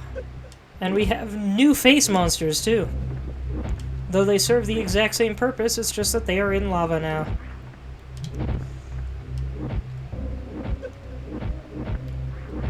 Wait a minute, am I forgetting something?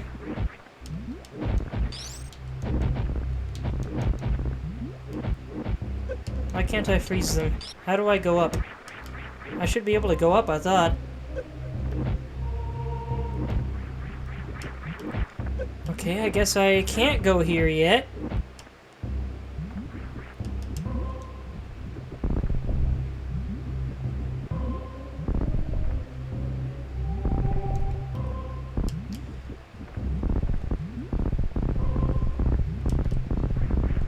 Maybe there's still more to do in Meridia? I don't usually get this lost playing this game. I don't know what is happening to me tonight. At least with AM2R it makes sense, because I haven't been playing AM2R for as many years.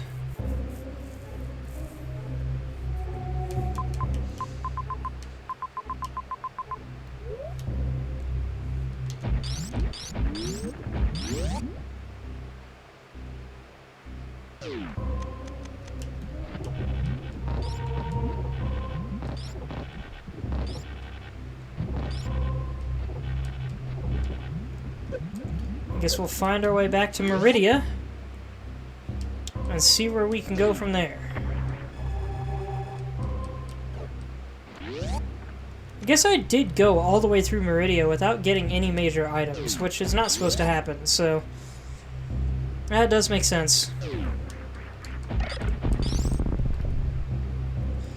Am I the only one that thinks these guys look oddly like spicy chicken wings?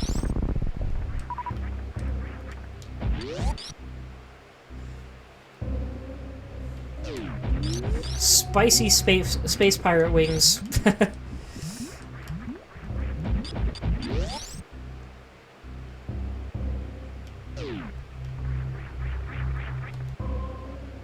I'm going the wrong way.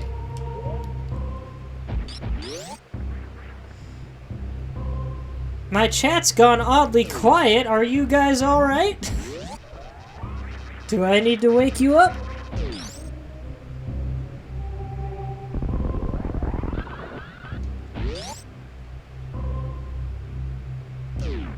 Had to step away, just got back.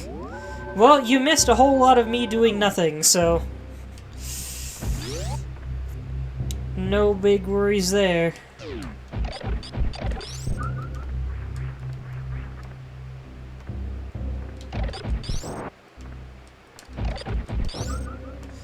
I seem to be a bit lost. Don't remember where to go. I'll figure it out, though.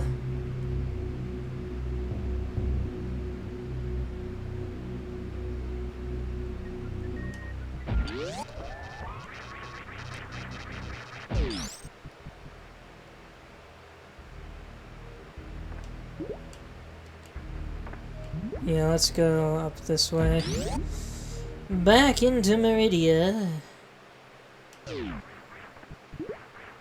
See if I can't find where I need to go. I don't usually get lost down here.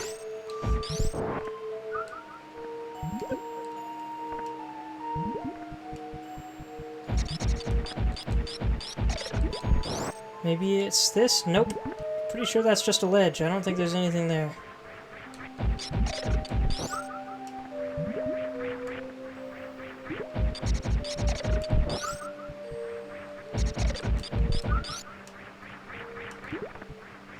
I do know one item I'm missing. It would help a lot with navigation. Don't remember if I can get it yet.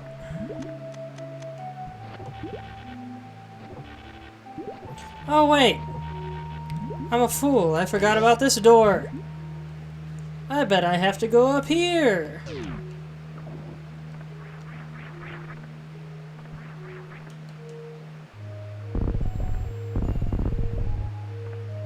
Something just thumped in your room? Better check that out.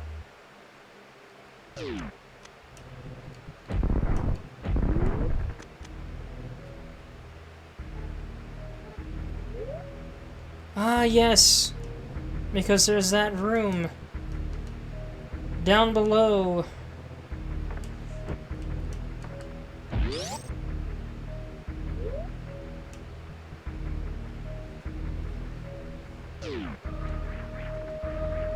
I hope I'm going the right direction to get the next item. Ow. Ow.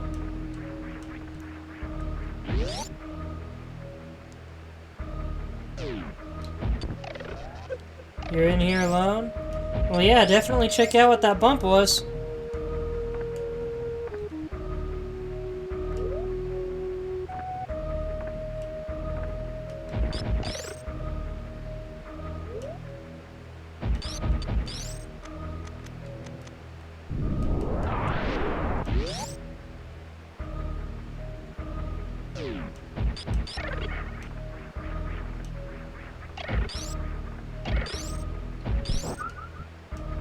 Orange, are you still there?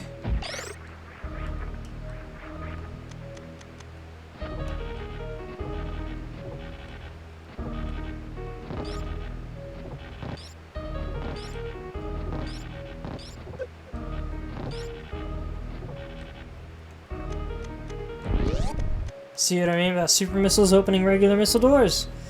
Nope, no you aren't. Ah, yes, this room will help me significantly. Yeah, I don't recall if you answered earlier. Have you played any of the Metroid Prime games?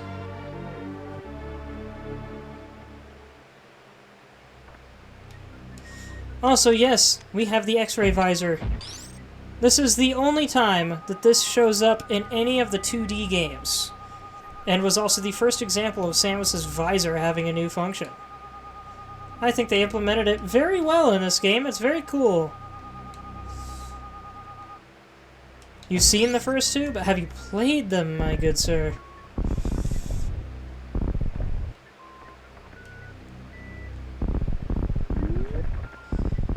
And I also must ask, are you averse to watching horror gameplay? Or just playing it?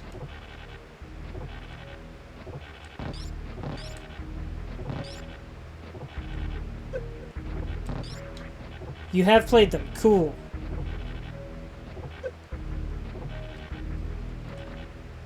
You are not averse. Cool. Because I can't explain why. I love a horrifying moment in an otherwise non-horror game, and Metroid has a few of those. I think the best one I've ever seen is probably a certain witch's mansion in a Hat in Time.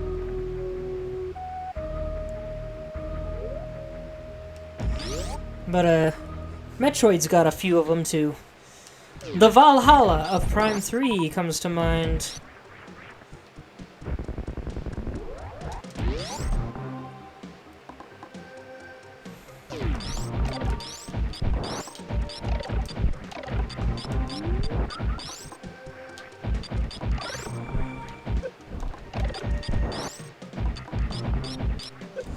Starting to reach a point in the game where it's so easy to go everywhere that it's hard to tell where you're supposed to go.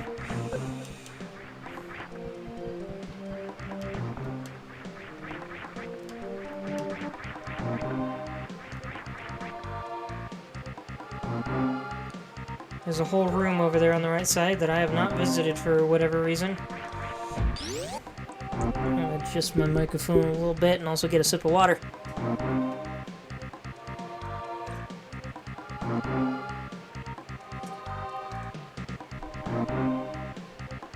Can you guys hear me drinking? Do I swallow loudly?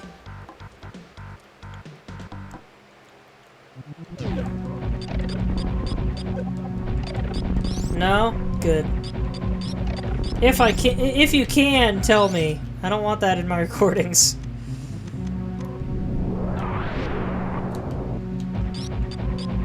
Oh wait, I can just... Oh heck yeah, look at all those power bomb blocks. That's kind of satisfying. Finally dinner time. Goodbye, Orange. It was nice having you. Come back if you're able to. At some point. Oh wait, I don't want to go up here.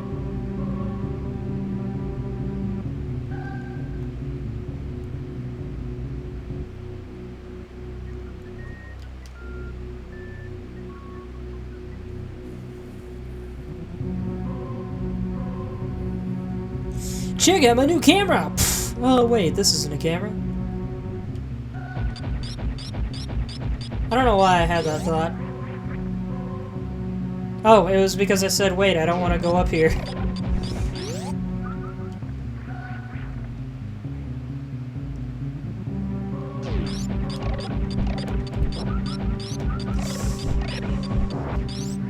Shout out to ASDF movie.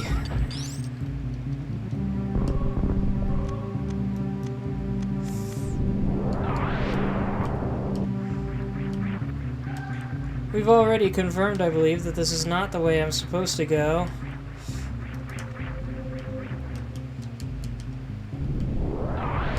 I don't remember which way I am supposed to go to get in here.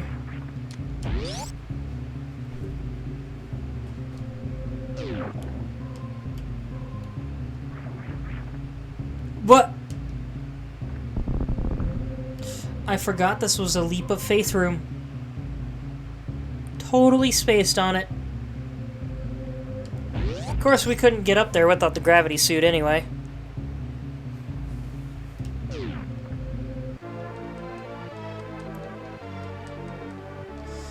Yeah, invisible walkways that the games don't tell you about has always been a controversial a controversial puzzle. Oh, I see that. Little secret hiding from me. That's right, 2 missile tanks within mere feet of each other.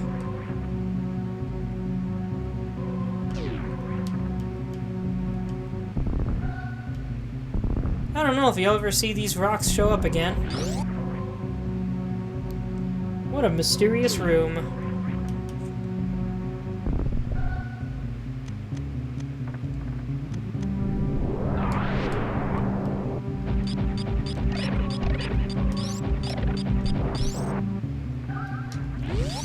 Now the question is, where do we go from here?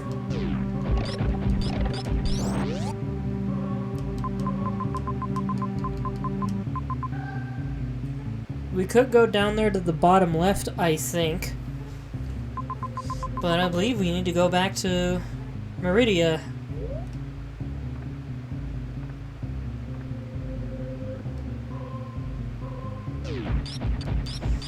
Albeit at the beginning of Meridia.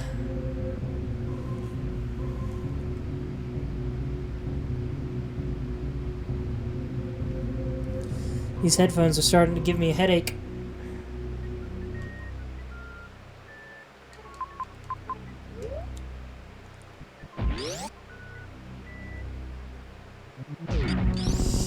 Back up we go.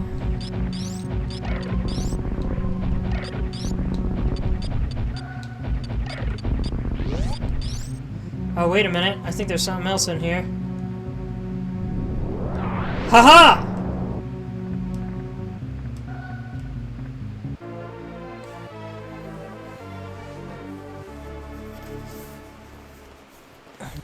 I know my secrets. Any more? There are none.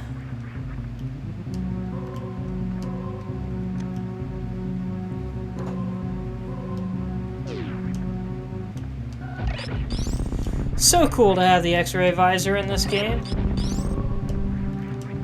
I slightly wish it would come back.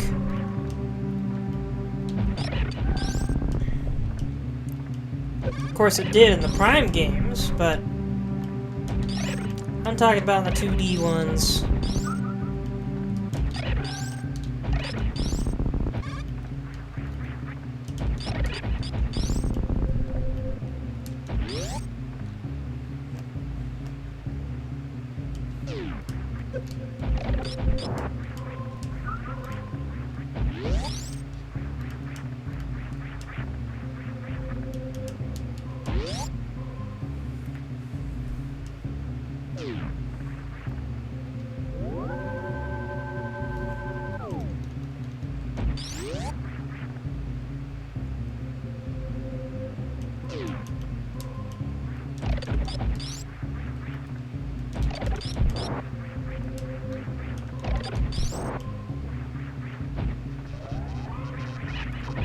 Pardon my silence, there's just not a whole lot to comment on right now.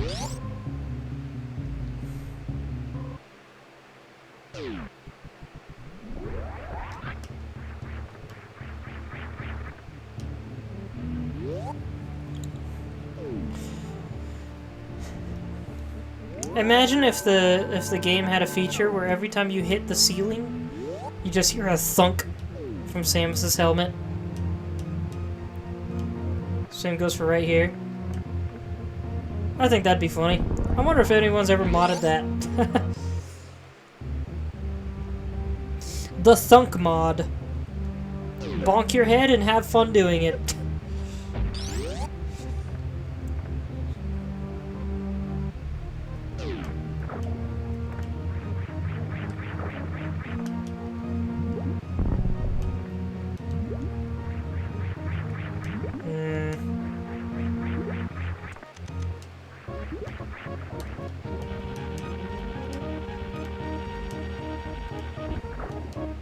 Dang it. That's the first time I've ever actually been caught off guard by one of those breaking.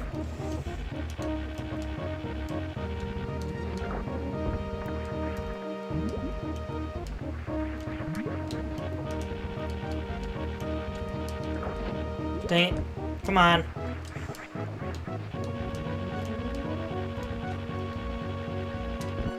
I knew it would break right when it did.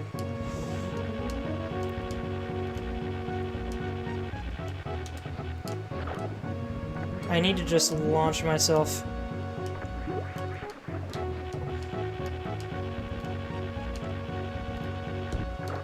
Broke at the second I let go of the button. Alright, let's go for this one. Launch myself with this one all the way across the gap, like that. There we go. I know what I'm doing. I think there's a secret directly under me here somewhere. Haha!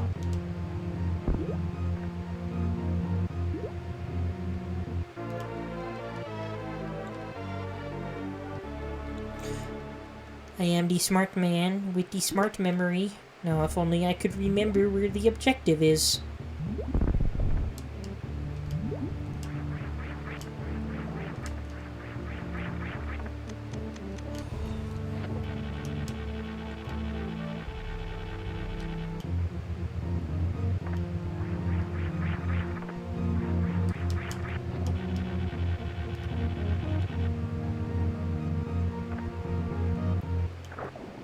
Oh, come on.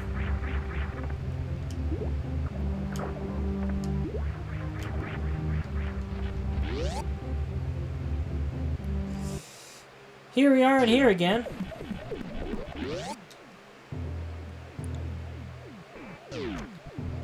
Is there anything in here I missed? Doesn't seem like it.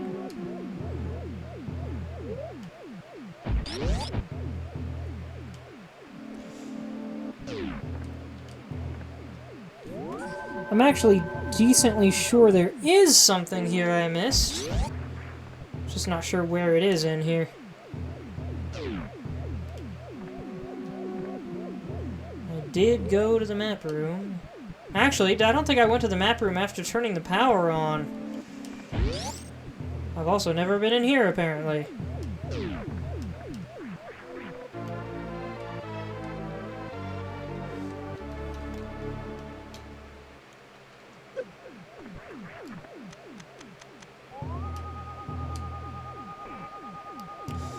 I like how the X-ray visor is actually just like a layering difference. So anything you can walk in front of, including these cables, just disappears.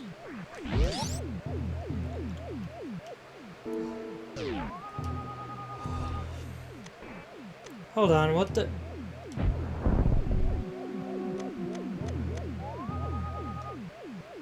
Huh?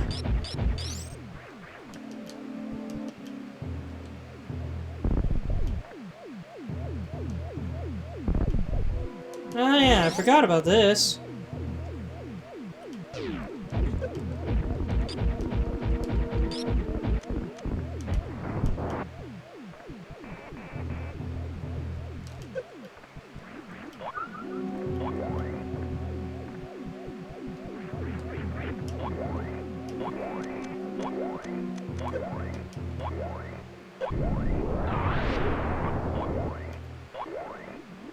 Haha, I didn't even know for sure that that was the fake one.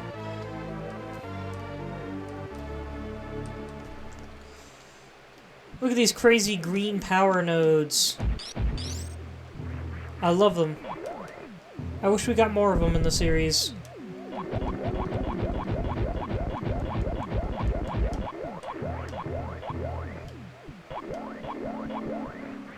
Somehow this thing is unaffected by the conveyor belt.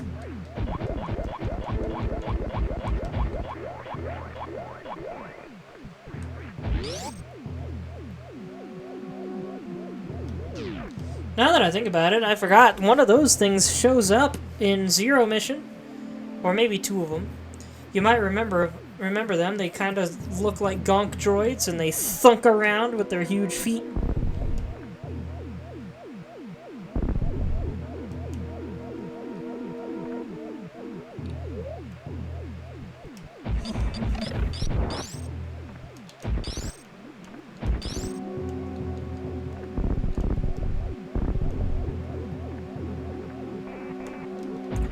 Now let's go get that map.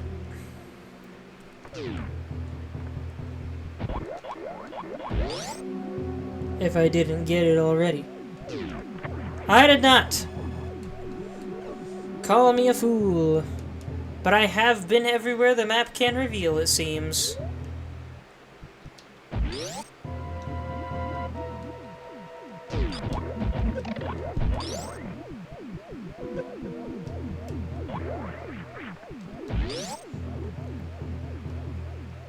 Excuse me.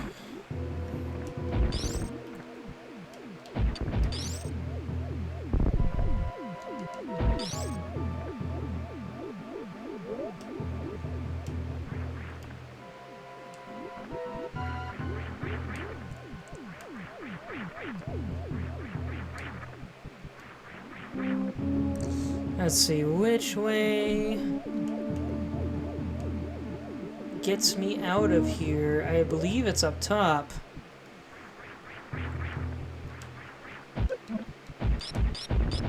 Or no, it's through the right side, isn't it? Just this hallway right here?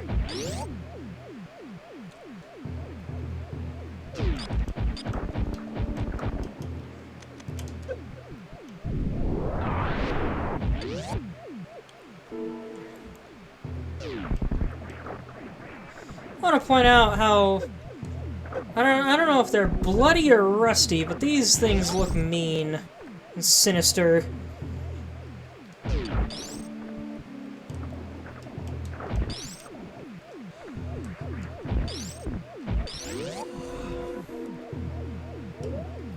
What's above me then?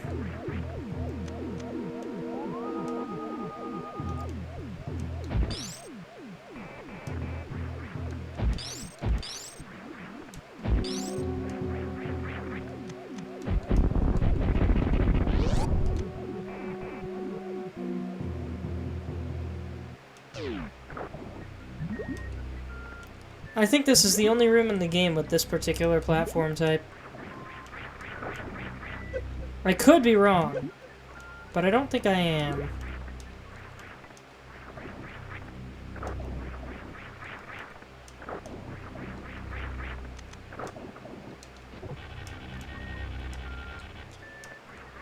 Here we go, our first energy tank for the second row.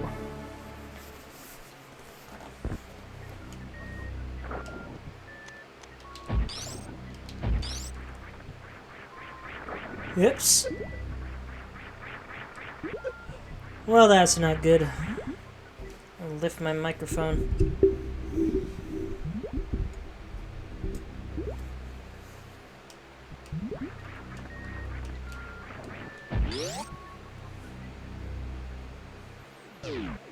And take a drink.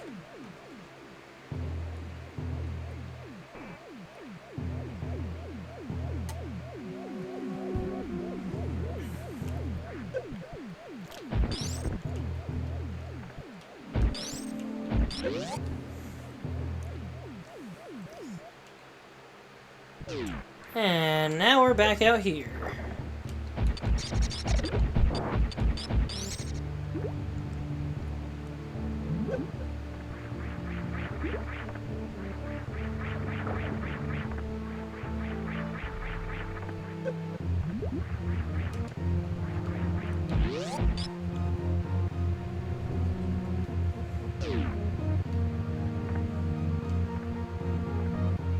I still love how open these rooms feel. I wish they'd bring that back.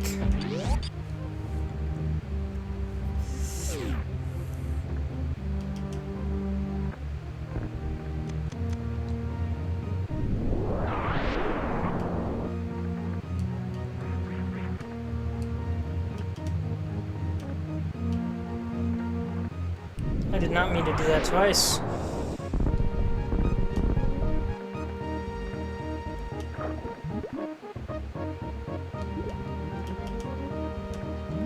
What is in here?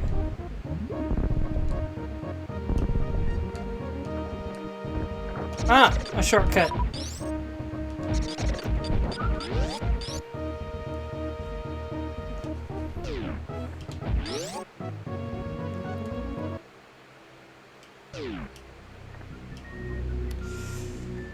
And back down to Meridia at last. I'm getting close to the end game now. It'd be nice if I could just solve the problem of where specifically I'm supposed to go from here.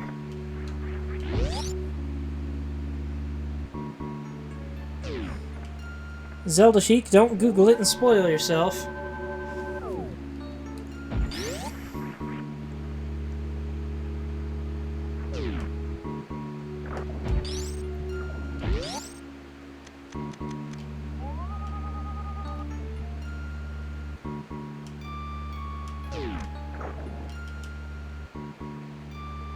Heh.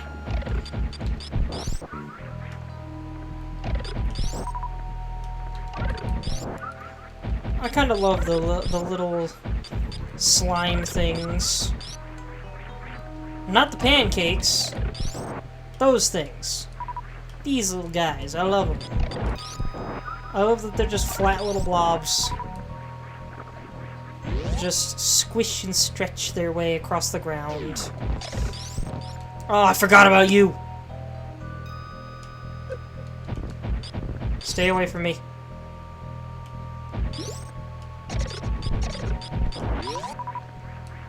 How do I get this to open? Something else under the sand? Nope. What? Why did something die over there in the corner? What the frick?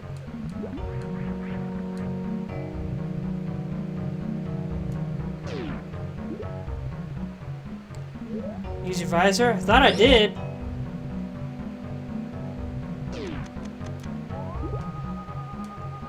Yep, nothing. Maybe I have to kill all the orbs up in the transition room, but I think what you actually have to do is beat the boss of Meridia.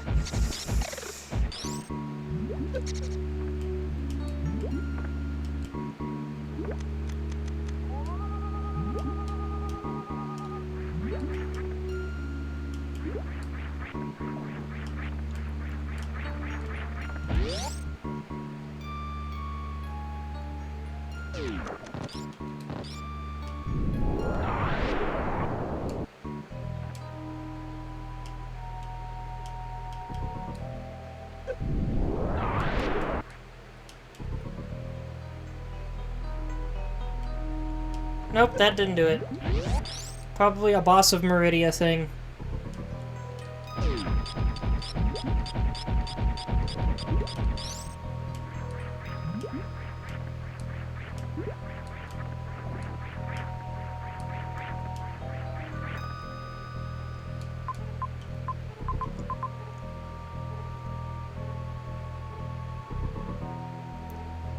Oh, but I think that's how I actually get to the boss of Meridia, though.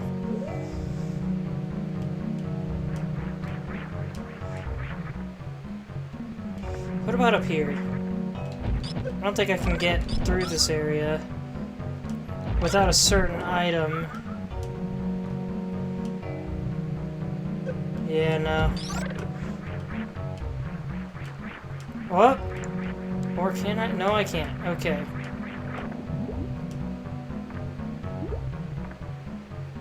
Alright, I'm officially confused. Give me a second. I'm gonna do a bit of Googling. I haven't had to do that with this game in a hot minute, but bear with me.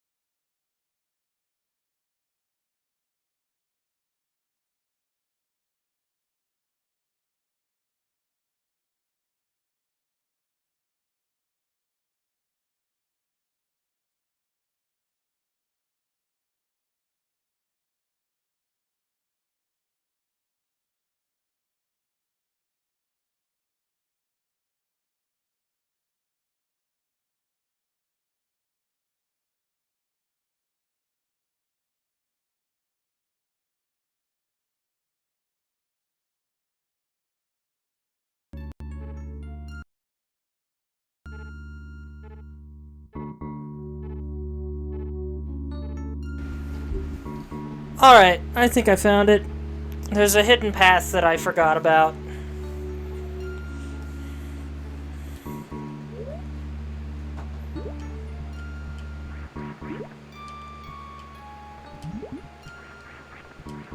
And it is over toward the left side, I believe.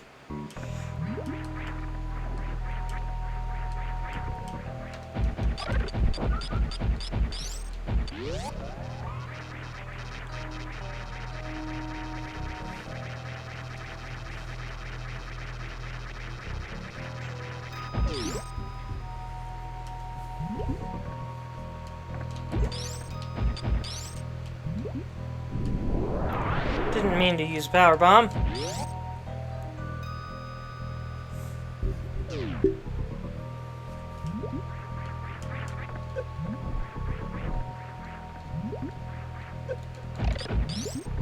Stay there, please. Thank you.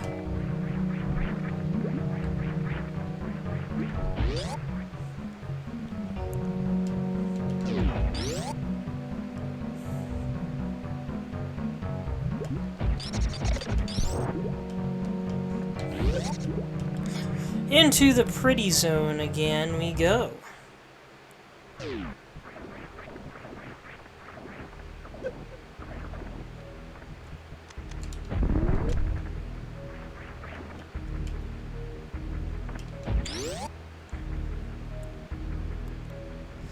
And save the game down here.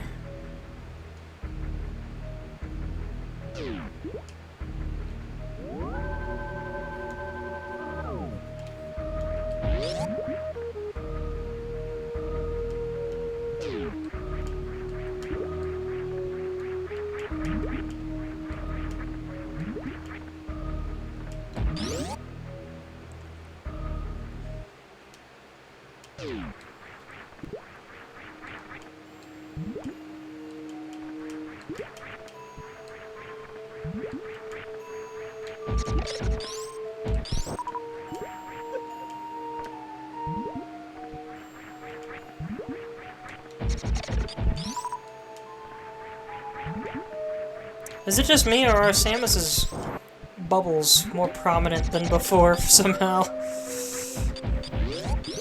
Then again, I haven't been underwater in a little bit.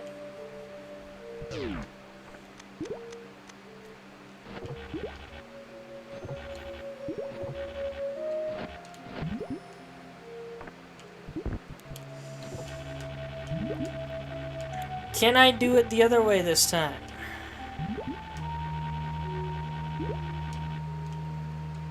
Not what I meant.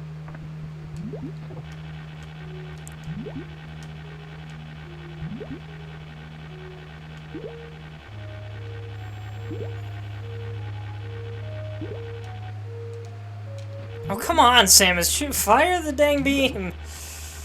This thing is absolutely moving while I am swinging on it. That might have been part of my problem earlier. I thought it was stationary. That'll do. What? I accidentally tapped the R button.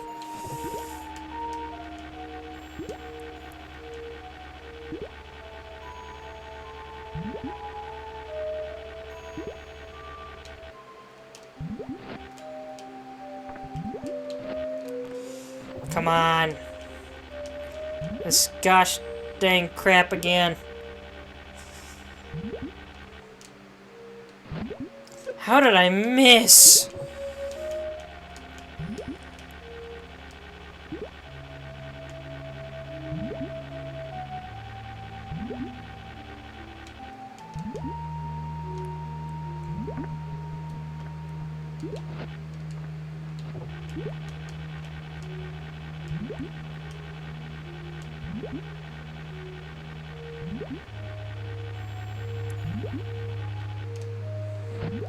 How is that not high enough? Gosh dang it. Going back around, or at least to this guy, because this guy gets me a lot closer.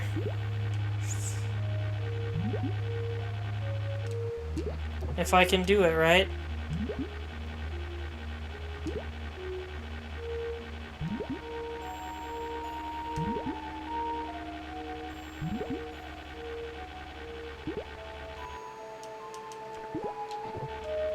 I'm sure this buzzing must be getting on your guys' nerves.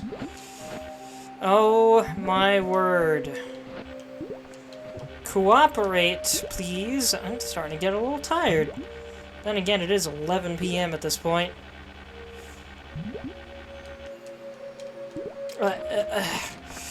Samus, you need to fire your beam so much faster than that. Oh my word. I'm not this bad at grappling. I don't understand why this room is giving me so much trouble.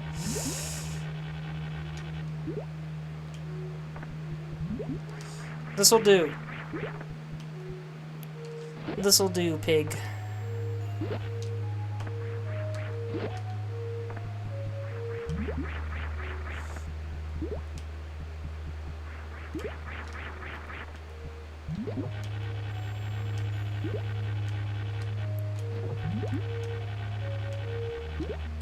There we go. Now, I come in here. Boop. That's what I forgot about. Because the crab didn't make it to the ceiling before I left, so I forgot there was anything down here. And this is the way forward.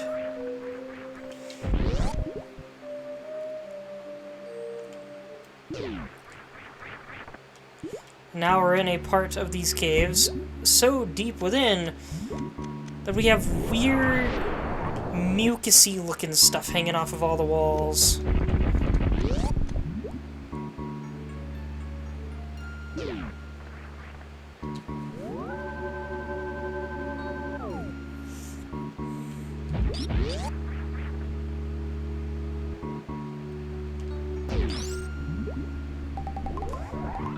Say hello to the soccer ball snails.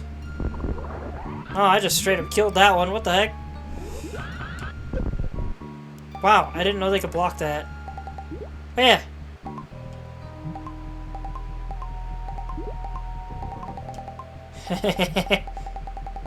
Oh, heck yeah, headbutt! There's literally no purpose to that. That's just a neat... Oh my gosh, that thing is after me. I did not know that could happen. I also nailed that bomb placement. Is that what you meant by attack snail, Zelda Sheik?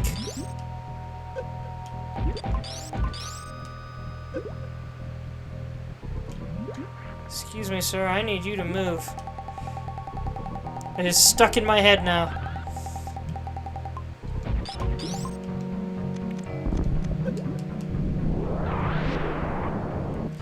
Normally those things don't hurt me.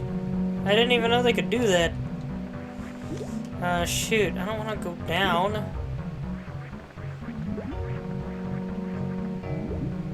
What's the point of being in here? Coming after you went into the save room? Yeah, I think I saw that.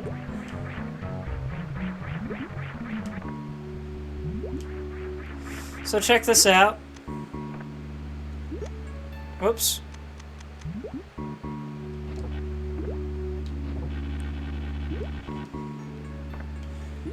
So this is another thing that can give you a little bit of a hint about the wall jump.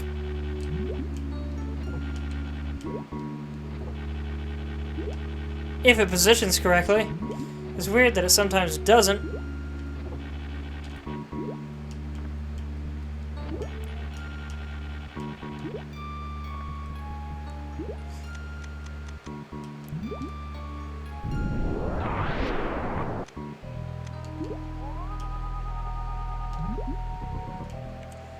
Ah, I see.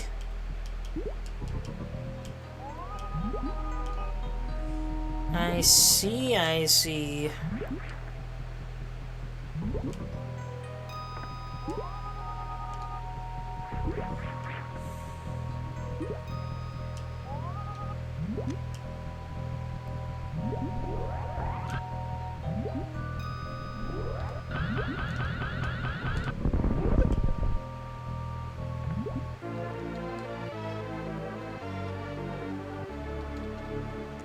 Let me tell you, getting Shine Spark to work in any direction other than up is exceptionally hard in this game. Oh, you freaking traitor. It's exceptionally tricky in this game because it gives you, like, a tenth of a second to prepare what direction you want to fly in. And if you don't push one in, it just goes straight up. In the other games, Samus floats into the air for a second, and that gives you time to pick your direction. But in this game, you have to hit your direction almost at the same time as the jump button, but slightly after. But if you're not fast enough, it just goes up.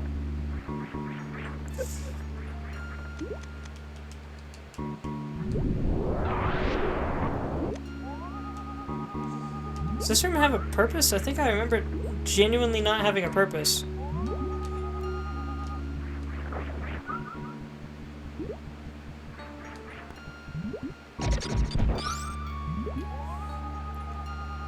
I like that the game actively pauses while you use the X-ray beam, just so you don't screw yourself over.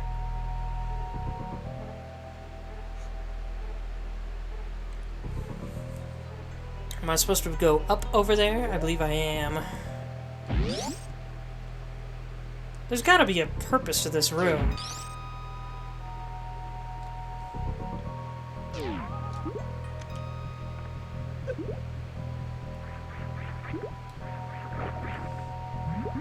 If I run from this end, can I start a shine spark of some kind?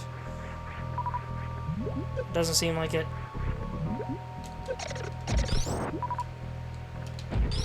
Nothing up there.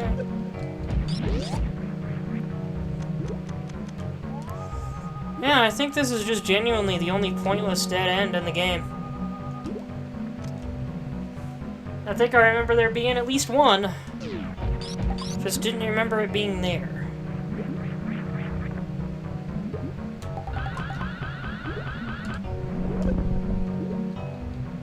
Oh, come on.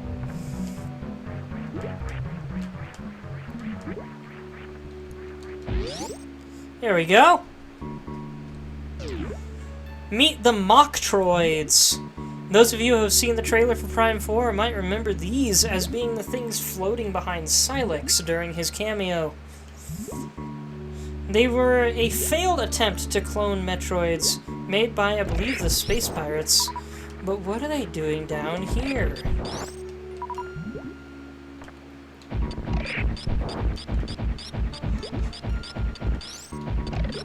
Well, it is implied, possibly through the existence of these and the Space Pirates being down here, that our next boss is another pirate general, just as the last two were.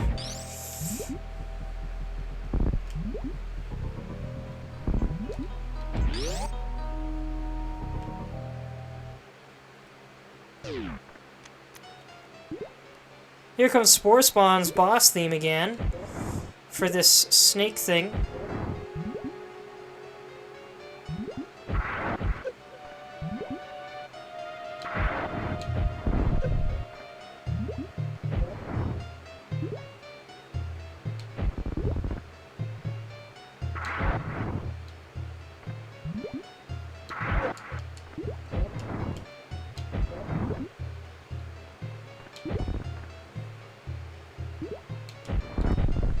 Come on, I'm so close.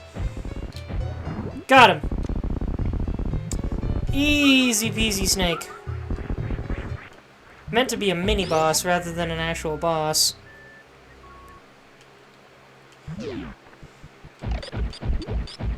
The actual boss is not too far ahead now, though, if I recall.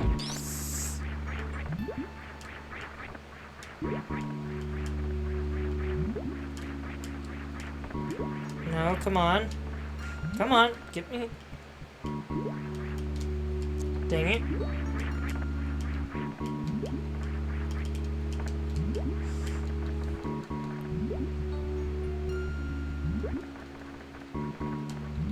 Oh wait, I remember this.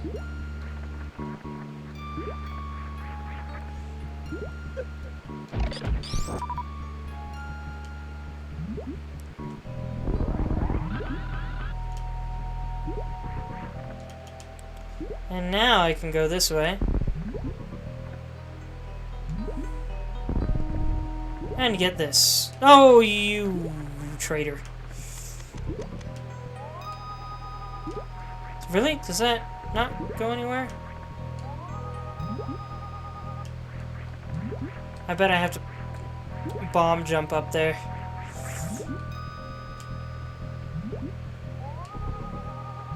Yeah, there is definitely a space above it.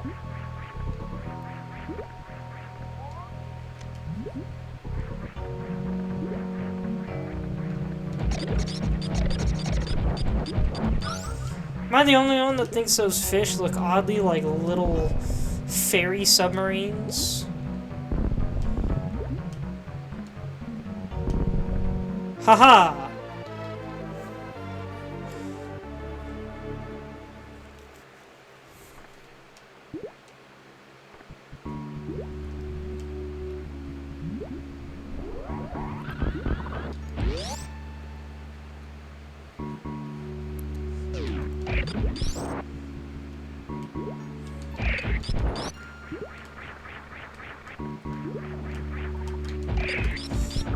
And here we have an underwater waterfall. SpongeBob. Well, I guess this area here isn't underwater, so this is just an actual waterfall. I have to wonder why it looks like spit. Or something worse. But at the same time, I don't hate the animation. It's a cool animation.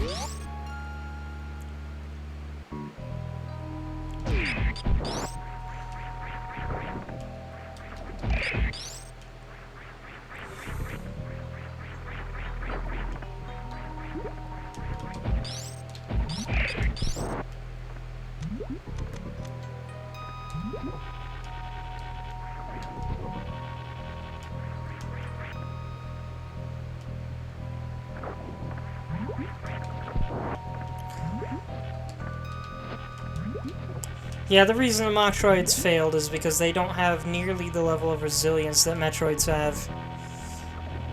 And they're not as efficient in sapping energy either. If they even can. Also, those are not teeth that they have. Those are tentacles. They never quite managed to form the teeth or something like that. I wonder if those tentacles are more like nerves since they go straight to the brain.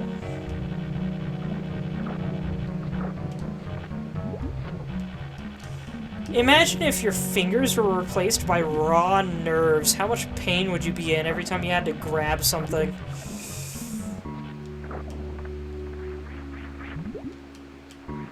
No. Get out of the quicksand, Samus. Sandmus. I have nothing else for that joke. That's just what popped in my head. Oh, come on.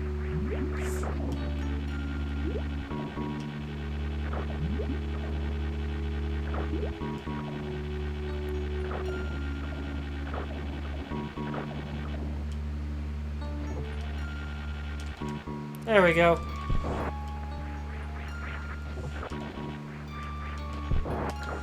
Oh, save point. Right up here. Good.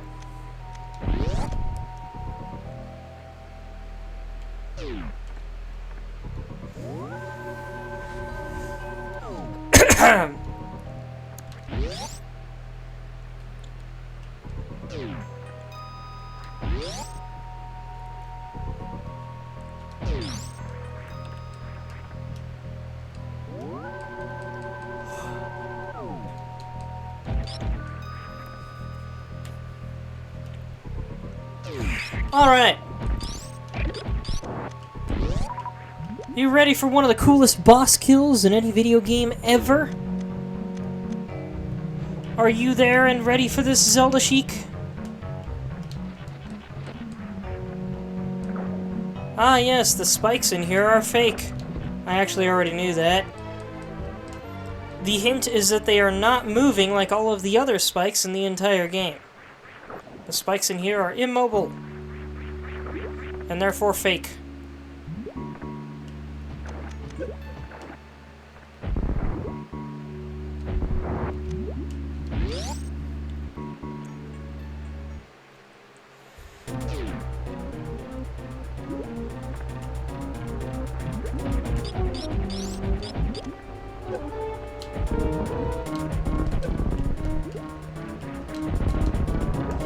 The turrets are not the boss, by the way. Look at these things. Little baby things. They are not the boss either. Here's a dead crab. That's the boss. There's Mama. And check this out. That turret up there is already broken. So this is Dragon. Very tricky boss to fight. Normally, what you'd want to do is shoot it in the gut with missiles. But that's really hard to do without also getting hit yourself. But what you can do to make this fight much easier goes like this.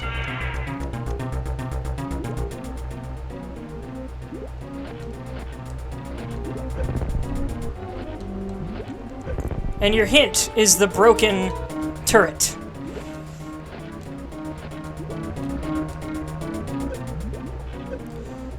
Fry it like shrimp!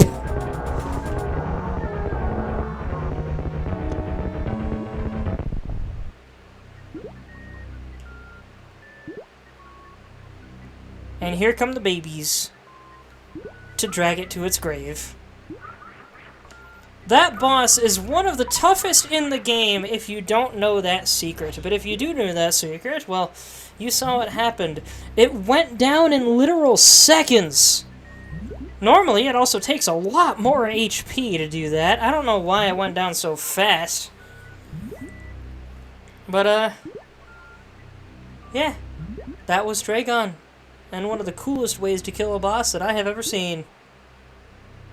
If only more games would get creative like that without making it the only way to kill the boss.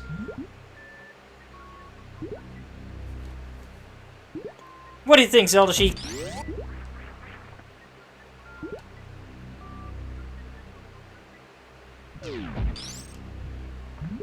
And here we have the space jump. There is now only one item left to get, and then we'll be in the endgame. And in my opinion, this is the coolest version of the space jump. Listen to that swishy swish. Look at that swirl.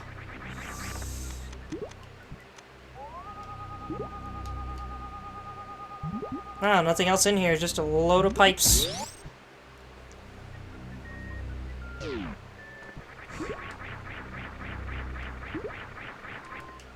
I also have to wonder what's up with all the floating blocks, but as far as I can tell, this was probably a storage room. I imagine the floating blocks are just storage containers that floated to the ceiling in the water.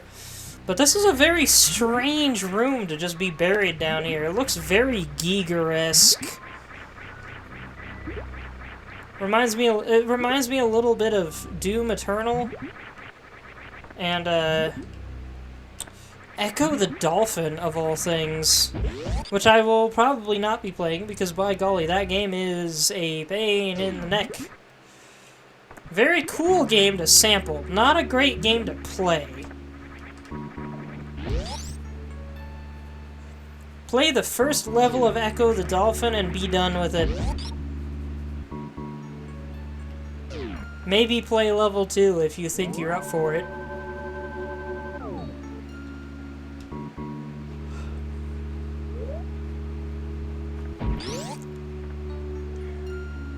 There's a whole couple hallways here that I've missed.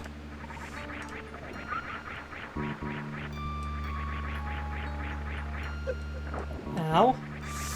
I wish I could go into a somersault in midair in this game like I can in all the other games.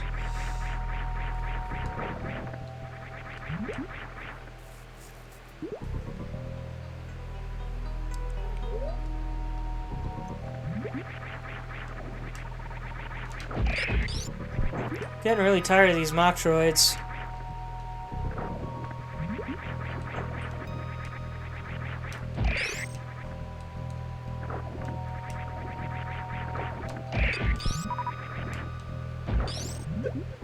What the heck did I hit down here?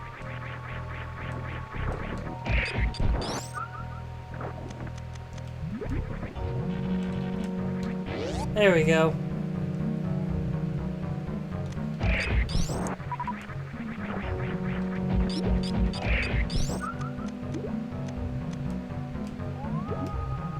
Haha!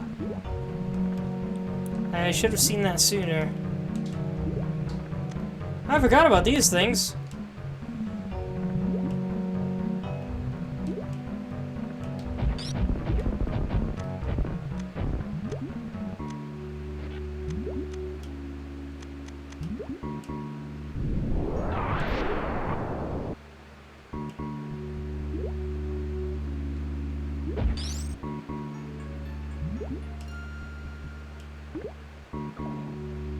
Oh! It actually does have a method of attack.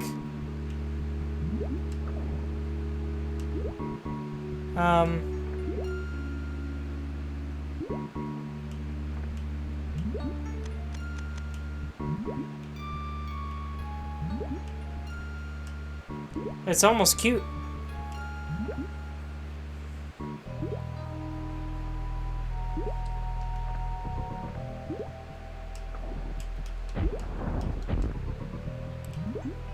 If only I didn't have to seemingly wait for it to move.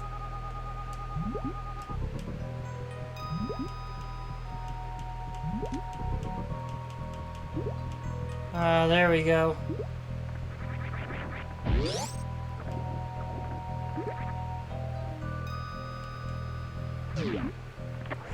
Give me all my missiles back, please. Thank you very much.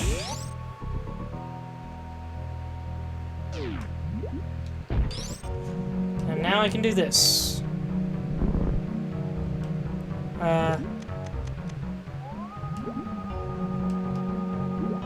Is that really it? I thought there was another item over here. Alright. Oddly tricky missile recharge.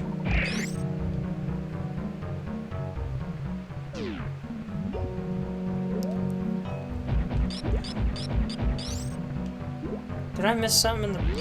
How do I get to that area above me? Oh, this way.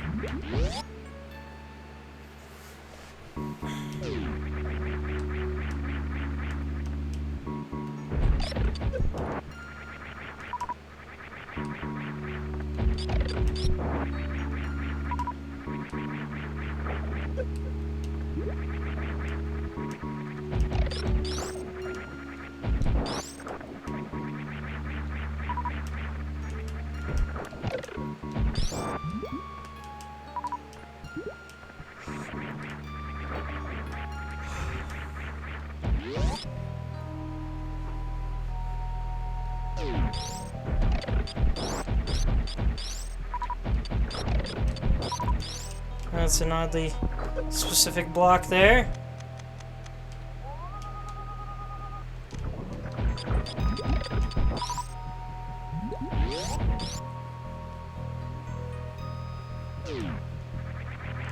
Ah! And now that door is open forever.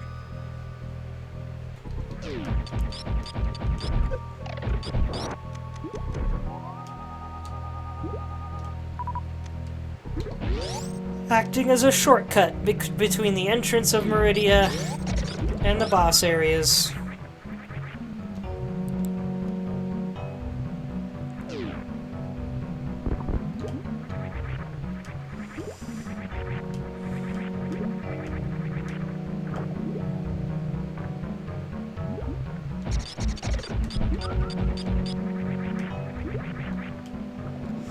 I love these pools with a little island in the middle.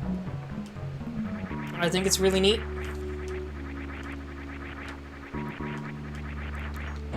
And now I can go through this door. Oh no, wait, there's 2 more items left in the game. There's one I almost forgot about because I thought I was supposed to have it by now.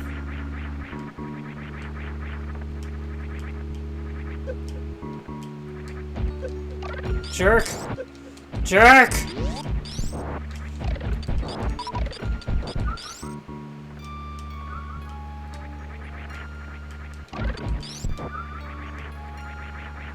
Space jump's a little trickier to pull off in this game than it was in other games, because the timing is a little bit longer. Look at all these little slimes in a pile for some reason. We are locked in this room until we get this. The plasma beam, which fires, unlike the wave beam which fires through walls, the plasma beam goes through enemies and armor. It also removes the middle beam for some reason, in exchange for making the beams longer. I don't really mind that too much. And now, you can only have one or the other on for some reason. Don't know why you'd want the spacer instead of the plasma, though. Here's what default plasma beam looks like. There's a big long laser. And here's the power bomb fusion. It's really neat.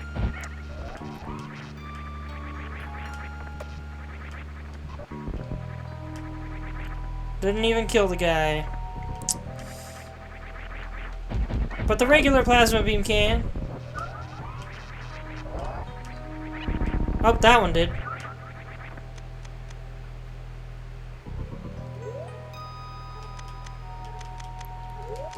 So yeah.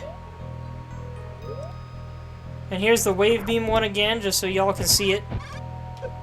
Oh wait, I forgot to activate this thing.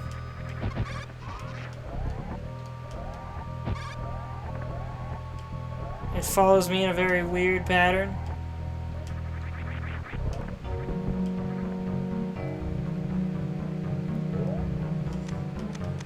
And here's the spacer charge.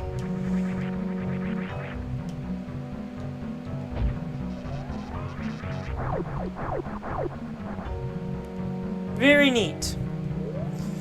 There's one more thing we can do, but I need to remember how to do it. Give me a moment, everyone.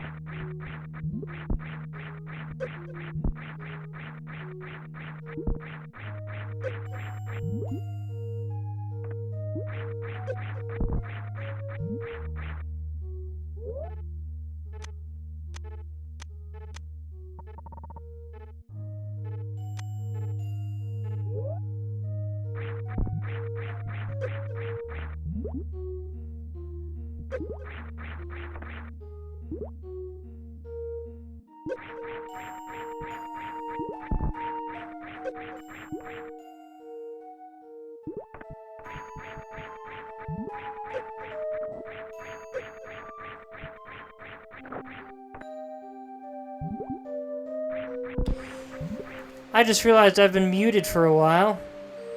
How the heck long have I been muted for?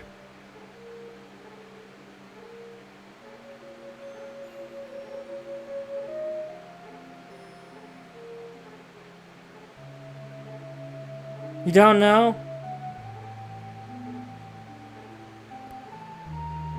I can't remember the last time I hit the mute button. Well, gosh dang, I've been talking for a while. At least the turtle room and the passage up to it. Was I talking when I got the plasma beam?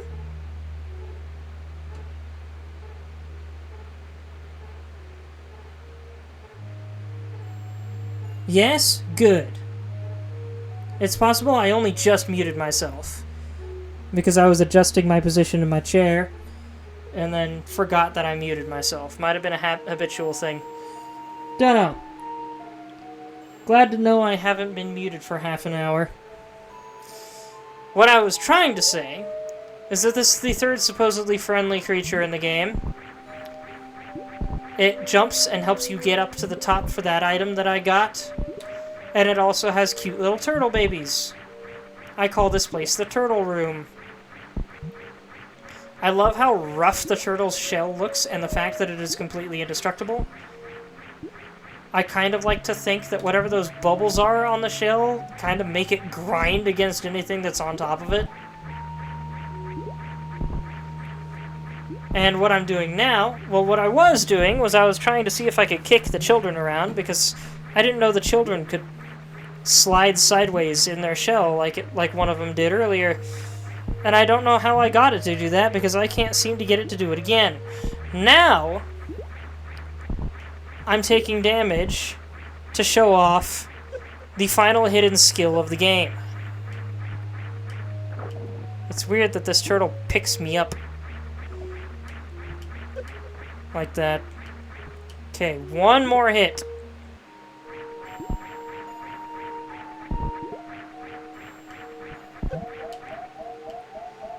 Okay, and now I think this should work.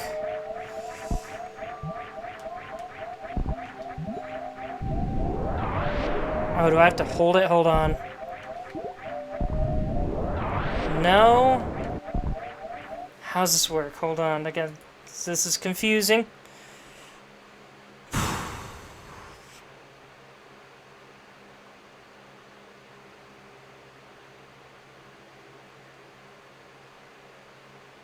Ten each of power bombs, super missiles, and missiles.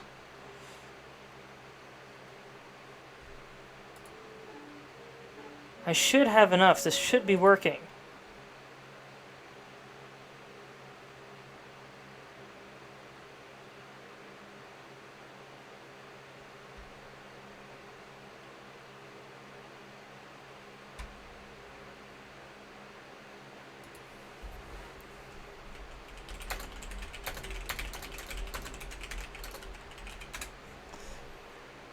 Let's see.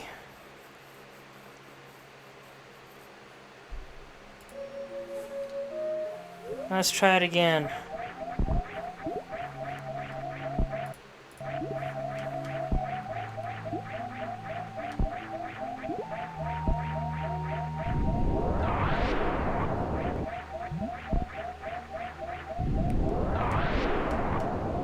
Why is it not working?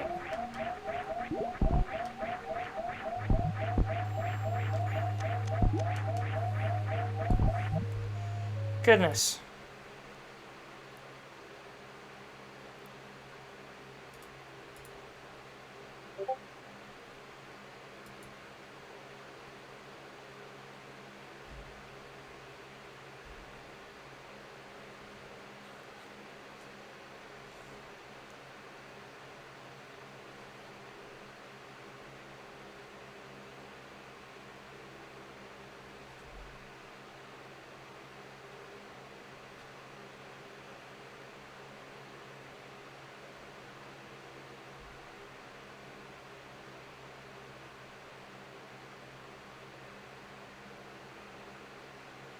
I know I've done this thing before.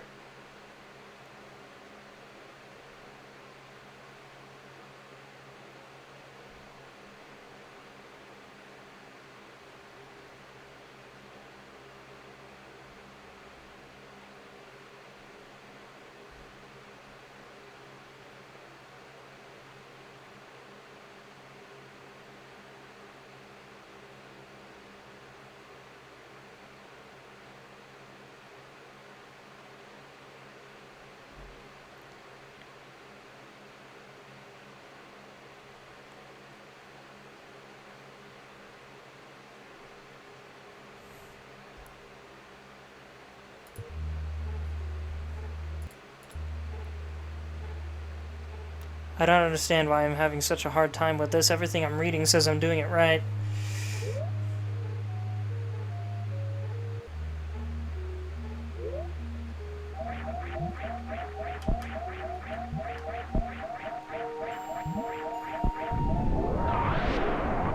Ah, there we go.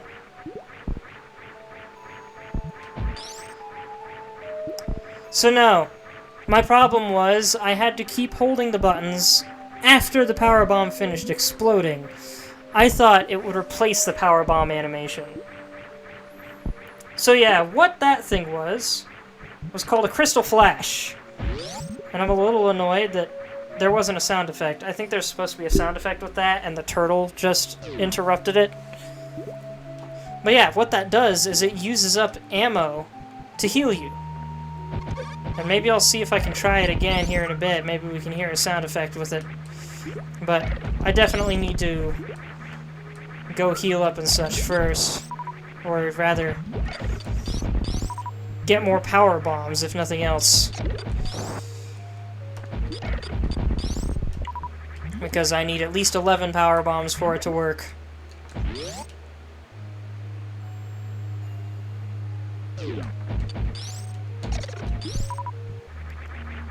There's 11.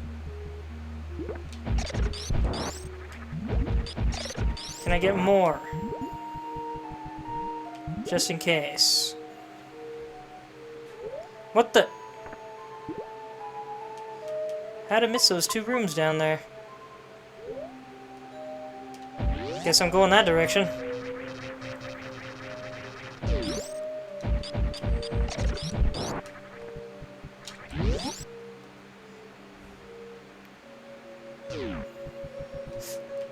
Excuse me.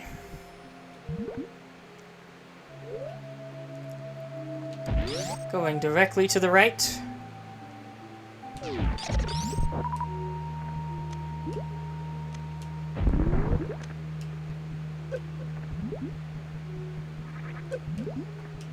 Could just take continuous damage from these things and then do the crystal flash again. It'll take a while.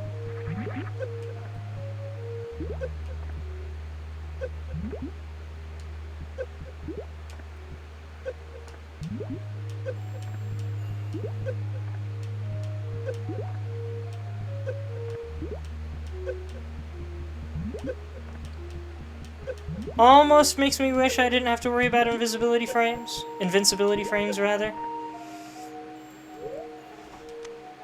And I have to empty my reserve tanks again.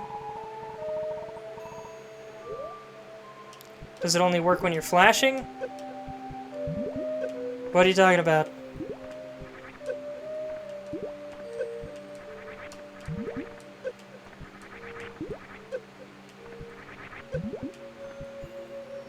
Severely injured.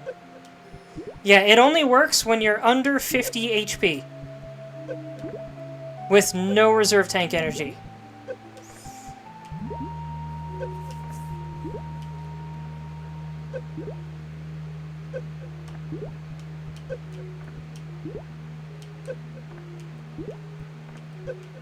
Okay. And I got more power bombs, too. Oh, shoot.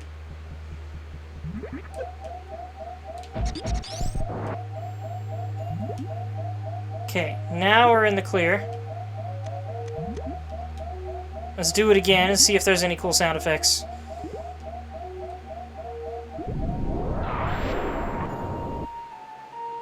No. Oddly quiet. Alright then.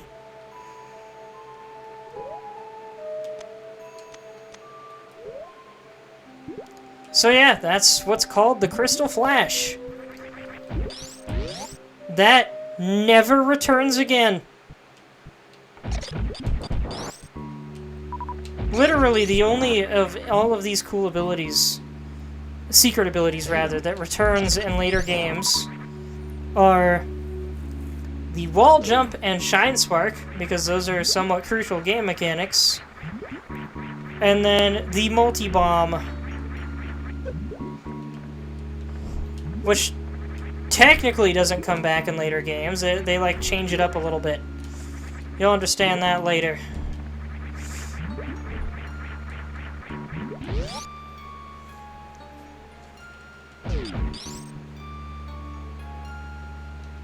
I kind of wish I brought them. I wish they brought them back though. Just because they're neat.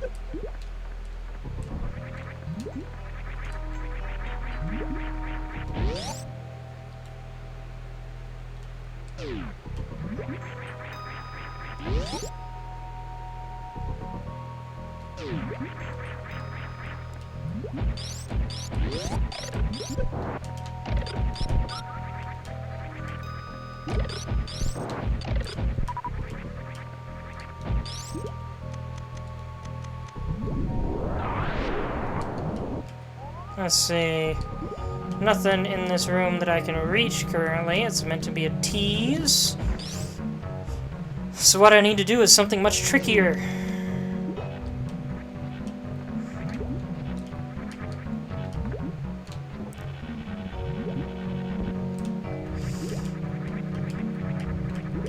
There we go.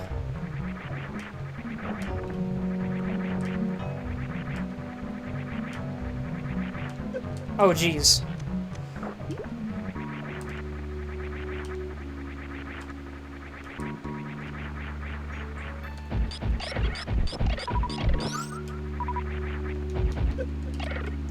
All these little bats.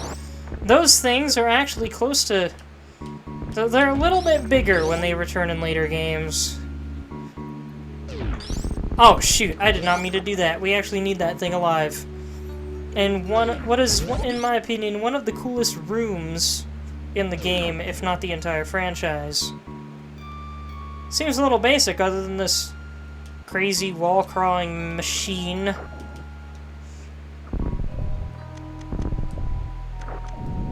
Weird the plasma beam can hurt that thing so easily, but nothing else can. Check out this dirt! It's right on that needle there. Yeah, this thing digs away the dirt for you.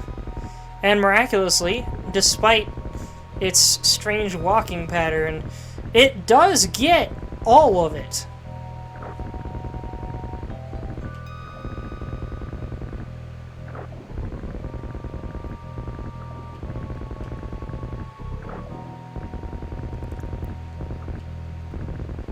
Easily one of the strangest drill mechanisms ever invented.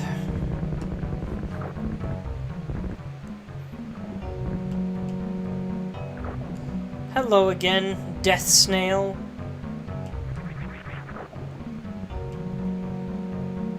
Goodbye, robot friend. Love that thing.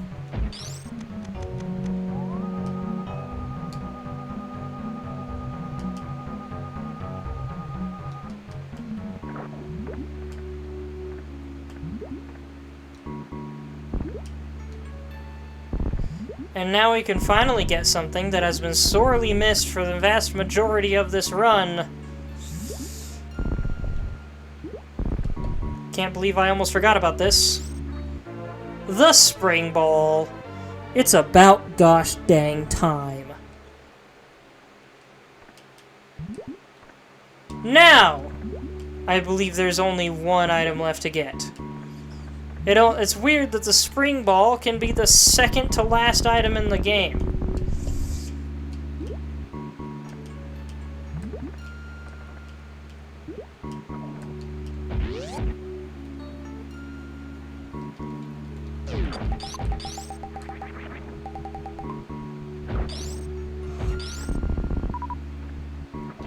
Sorry, robot friend, but you'll respawn anyway.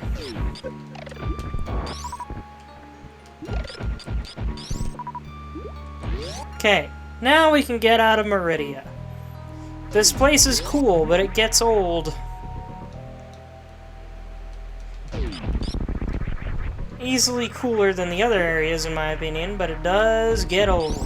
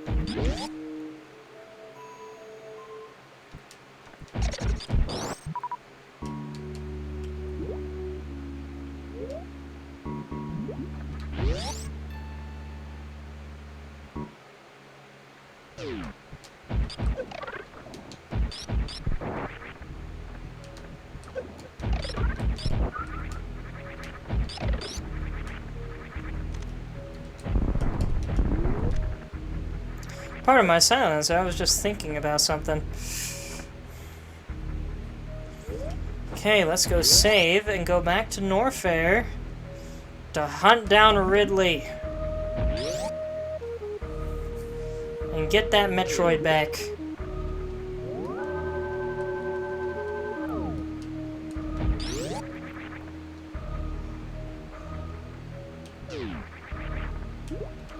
Also, by the way, Zelda Chic, if you're wondering about continuity, all of the Prime games so far take place between Metroid 1 and 2. Just in case you were wondering about that.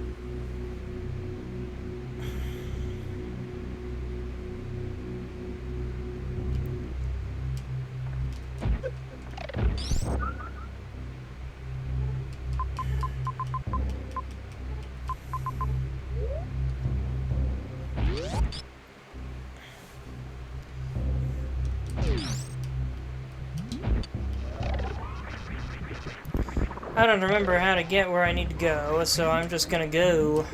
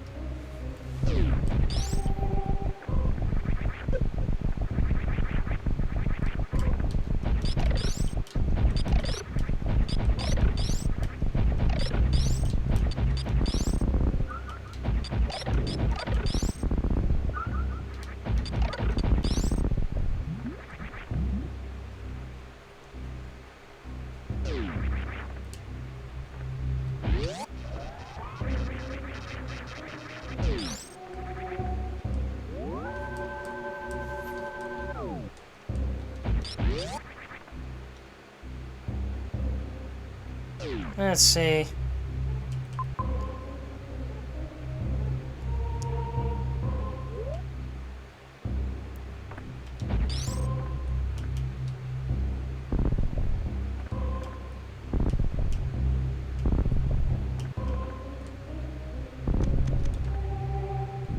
Let's just get rid of all of it at once.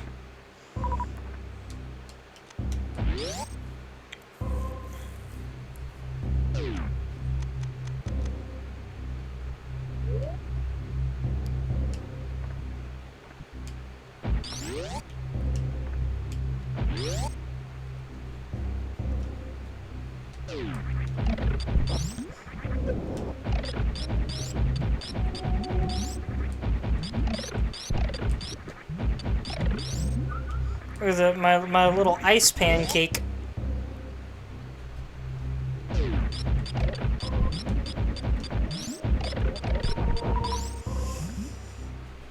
This game is getting just a little bit too easy now. But now we can go down here, into the lava.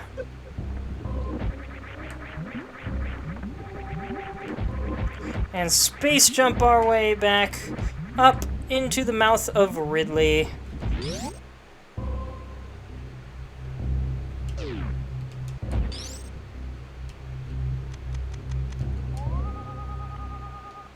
That's interesting. Save point? Heck yeah. Called it.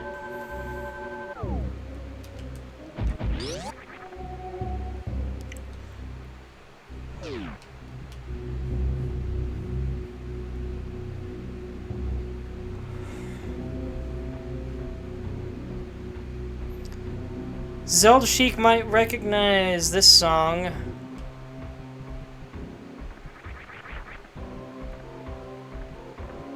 One of the most popular songs in the series, and I kind of get it.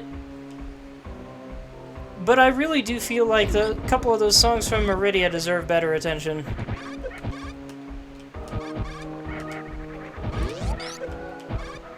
Ow! I do not like you, golden pirates. Oh, some big spike legs.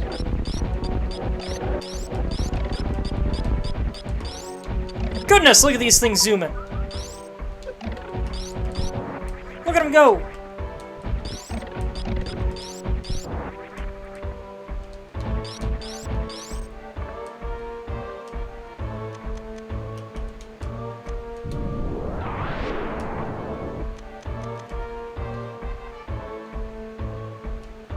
Oh. I was like, why isn't it activating the thing?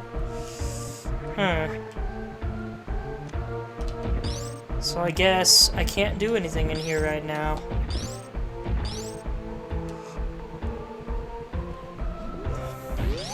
Which is a little unexpected, all things considered. Also makes a little bit of sense, though. What's the map look like?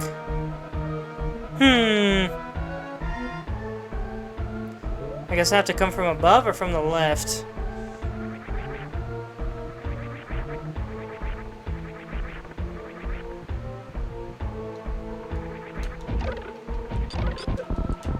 Oh, acid still hurts me. Okay. Because in Zero Mission, the Varia suit protects you from acid. While the gravity suit still protects you from lava. But in this game, I guess nothing protects you from acid.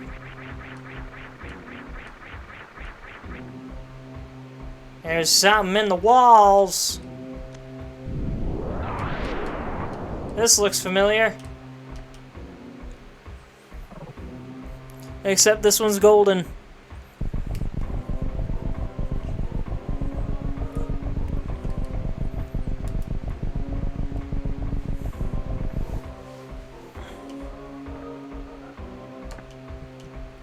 Look at the little hole in the ground. All these worn out bricks and then just a little hole, a little drain.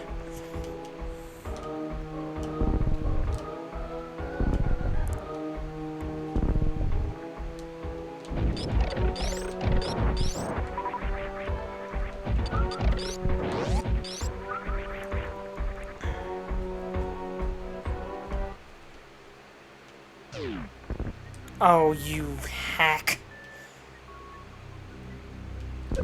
Oh, jeez. It's another one. And I haven't been able to replenish all of my super missiles. It can grab the super missiles. I forgot about that.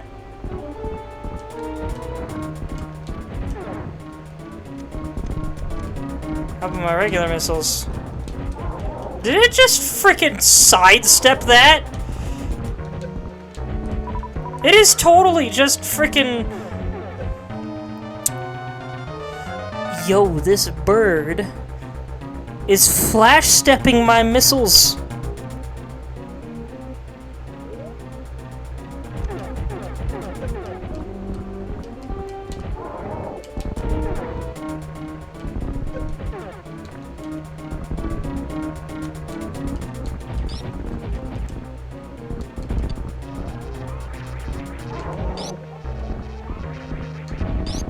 Okay, charge beams hurt it. It is also crazy hard to dodge those claw beams.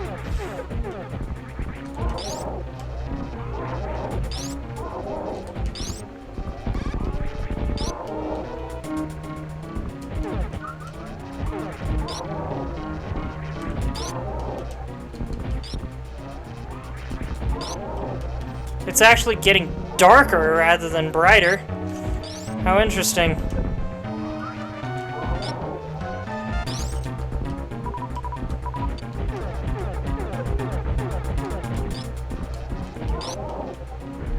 What? That's a new one.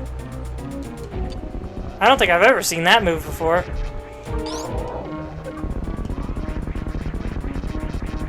That's wild. Was that thing throwing out babies at me?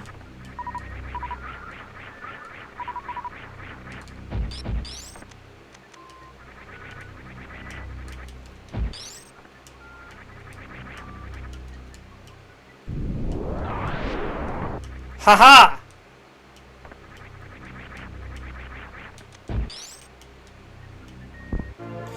I need the super missiles more than the regular missiles anyway.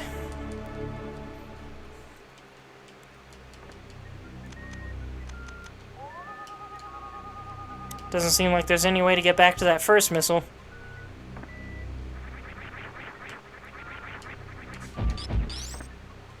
Oh well. You'd think they would have done something about that, but I guess not. Finally, the screw attack. And boy, how I love this game. How I love this game's version of it. You might remember in Zero Mission, it made kind of a buzzing sound and looked like rainbow lightning and a rainbow lightning ball all around Samus. Well, in this game, it's admittedly a little bit loud. But it's also a lot meaner sounding. And looking.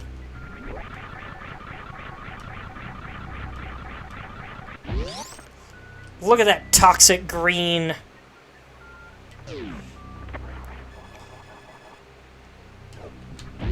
And listen to the way that it warps space around itself.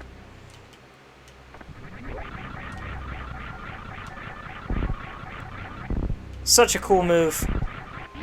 I love the screw attack in this game.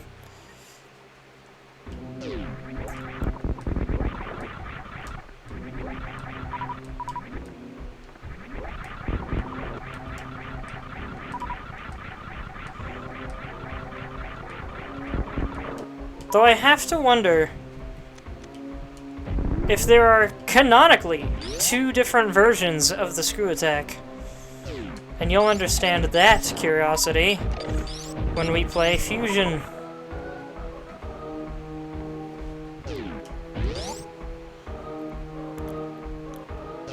What's up here?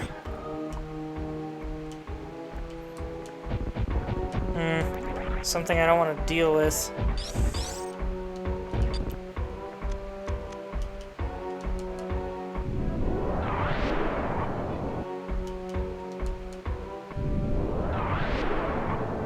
Can I hurt these things if I keep laying power bombs?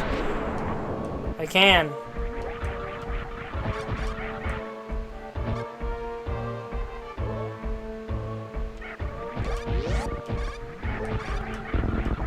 Oh, cool. The screw attack does kill them too. I thought they had to die by another method.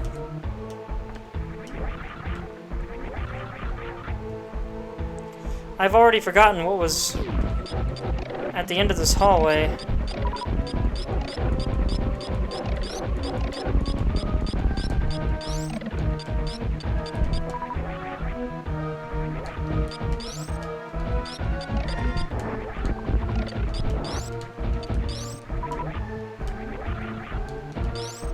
Ah yes, something I couldn't screw attack through. Got it.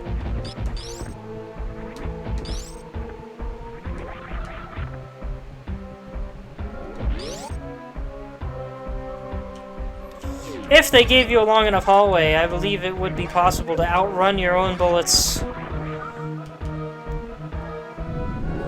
Let's go back down.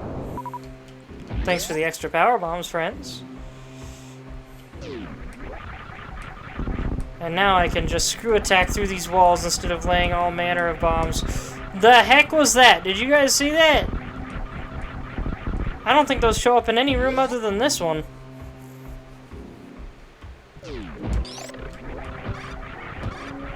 Hello, boys.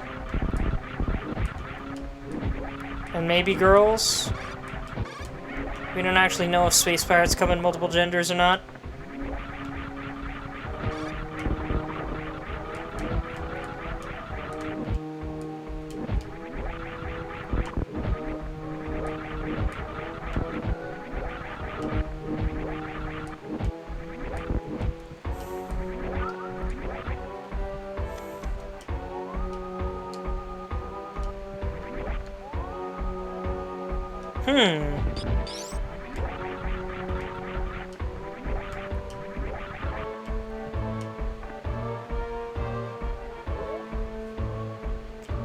Ah, I see.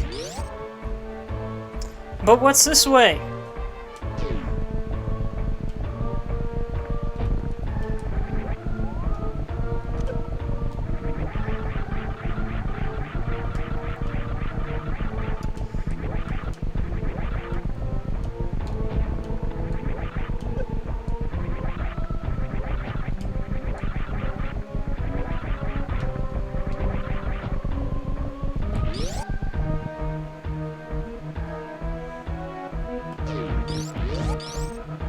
I should have gone back.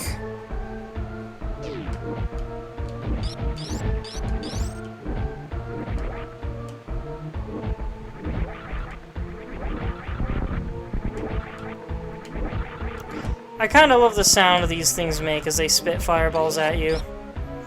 It sounds a little bit like a huffing dog.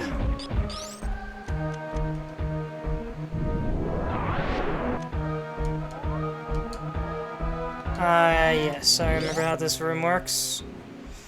If only I could stop finding the exit to rooms.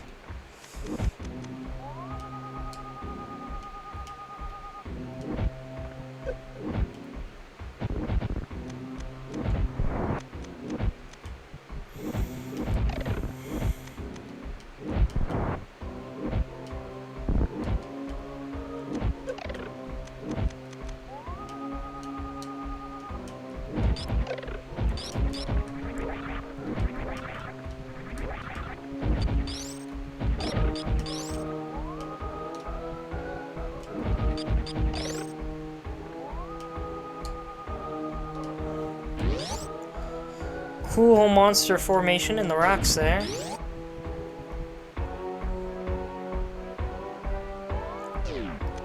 Well, shoot.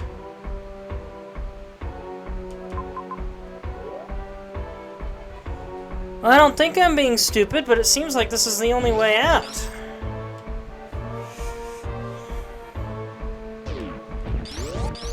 I am being stupid.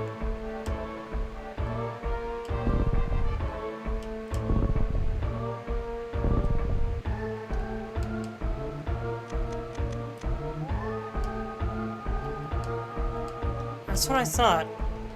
Why didn't it move me to the right when I tried to go to the right?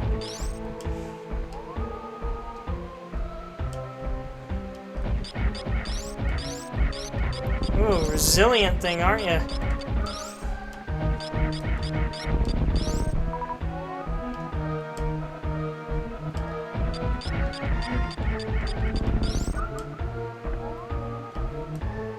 Save point? Save point! I'm starting to get a sense for where save points are, just based on the room before it. Or rooms before it.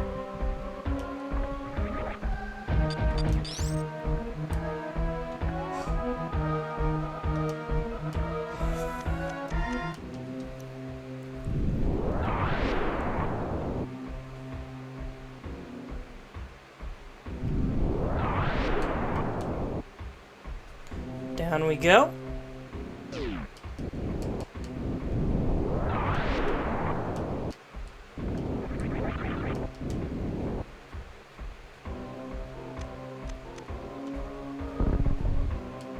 Ow.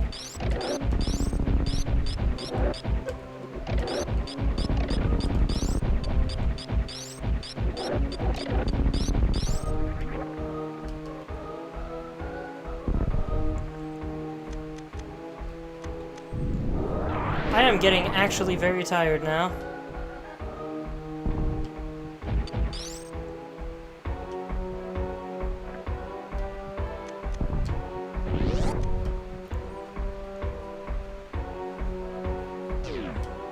Look at them TVs! What are those doing in here?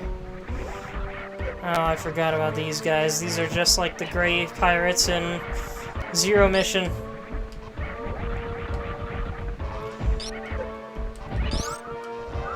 They are only exceptionally vulnerable after performing a kick.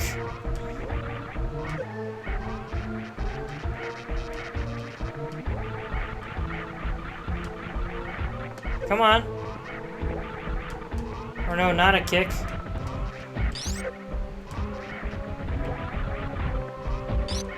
That kick. Flying kick.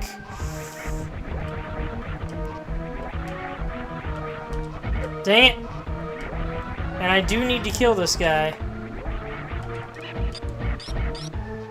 How are you still alive? Your last buddy died in like one shot.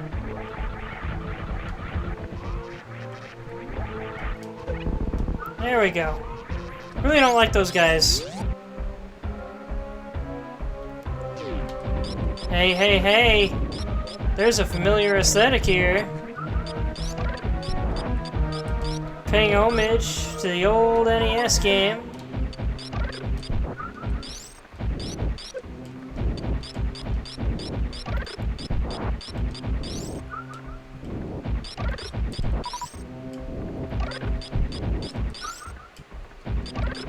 I'll just fire it here for a little bit.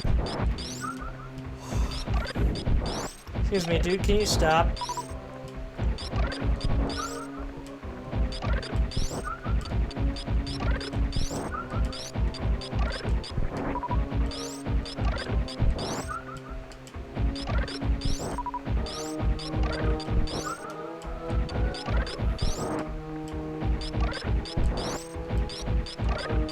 This is actively putting me to sleep. I'm not even kidding.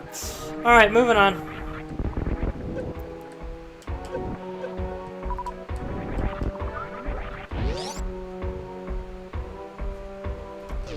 And I would call the stream here and continue it tomorrow if not for the fact that we're so close to the end now.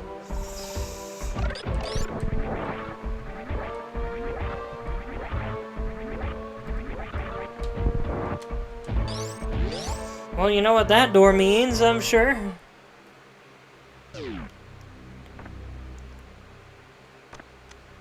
There he is. Hello again, Ridley.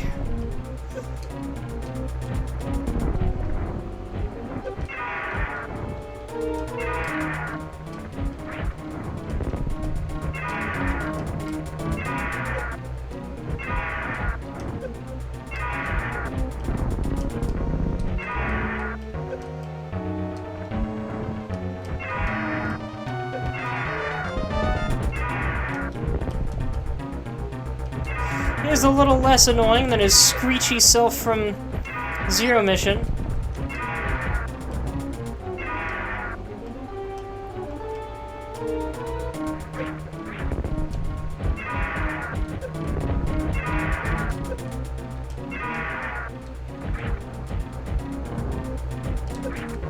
Dude.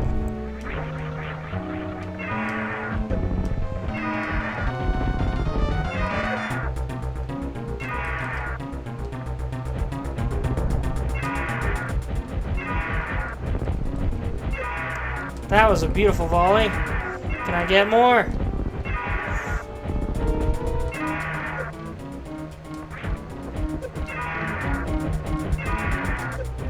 Come on. Come on, Ridley. Go down.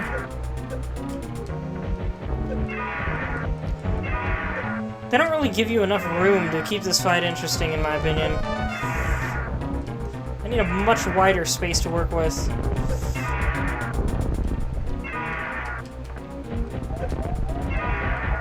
Come on, come on. My reserve tanks have activated. And I'm out of missiles. He is pissed.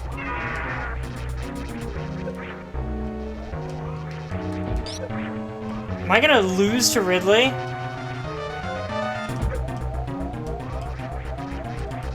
I lost to Ridley. Holy crap. That doesn't happen to me in a while. Well, there's what a Super Metroid game over looks like.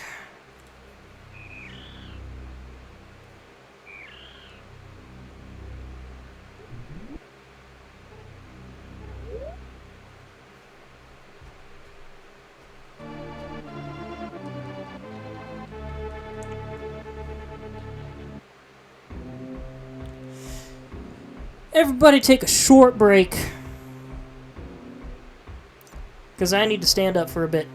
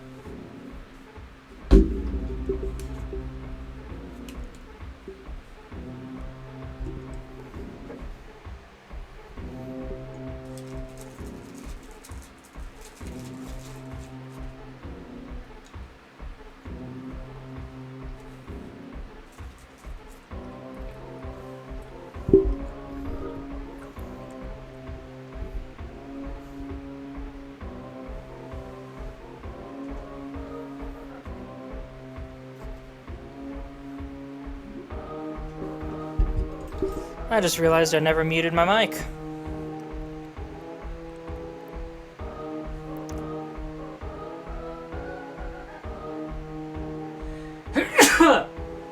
Excuse me. Alright. Let's finally continue this. Let's go attempt to beat the crap out of Ridley.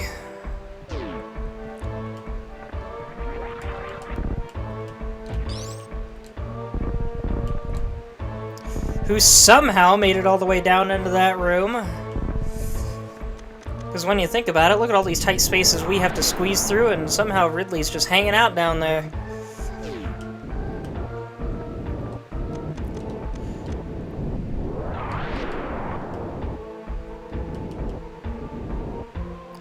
You're still there, right, Zelda Sheik?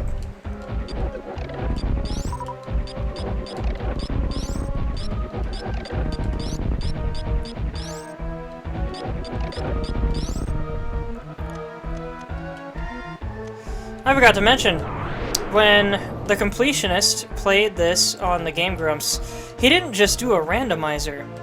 He did a randomizer and beat it in under 2 hours, if I remember.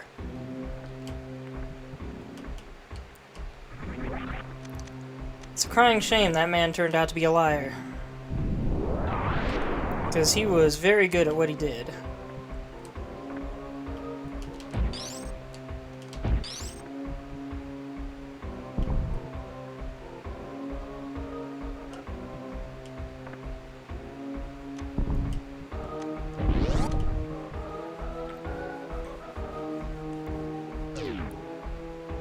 Oh shoot, I forgot I have to fight these things again. Excuse me, sir, I need you to do a flying kick. Thank you. No, you're not supposed to walk through me afterward. And you're not supposed to put your armor back on as soon as I fire my plasma beam. What? I just heard a door open. You heard that too, right?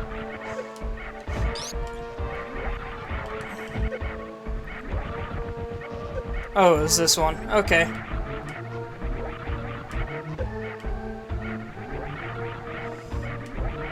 Guys. Ladies. You're not making this easy. Or even remotely possible.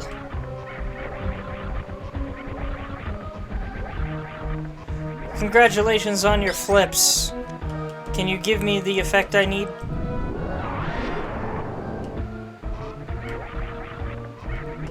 I need you to do specifically a flying kick at my face.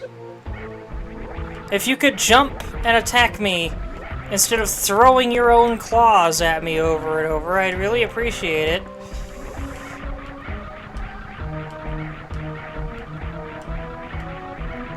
Are they bugged or something?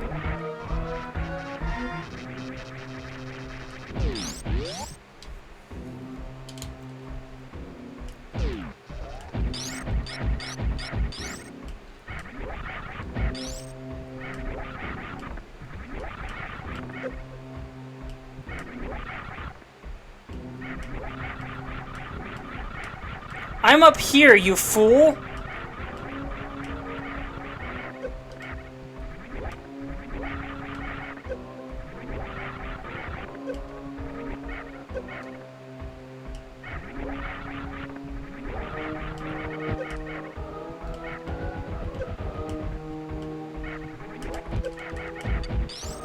Now do it again. Do it again.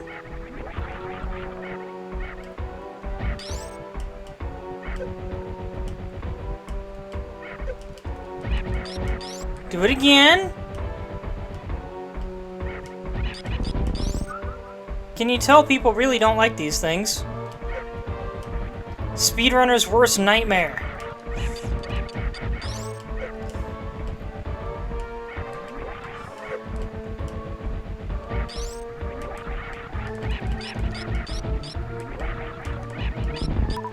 There we go. Gosh dang. That took a lot longer than it had any reason to.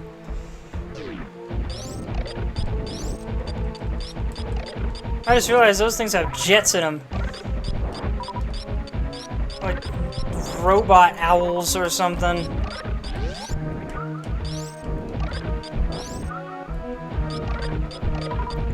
Oh, I can just do this, and then I'll keep farming. That'll be really helpful.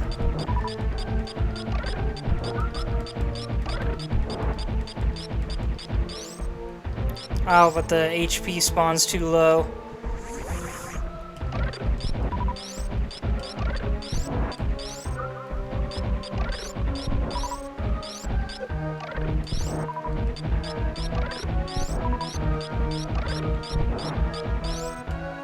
Dang it.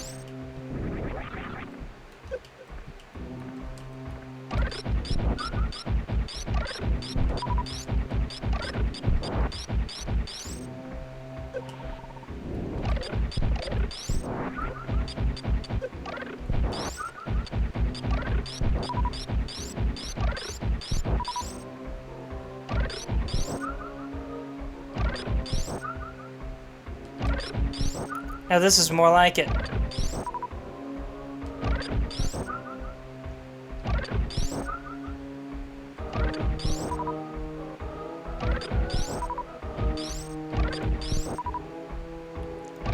Gee, if only there was a recharge station nearby.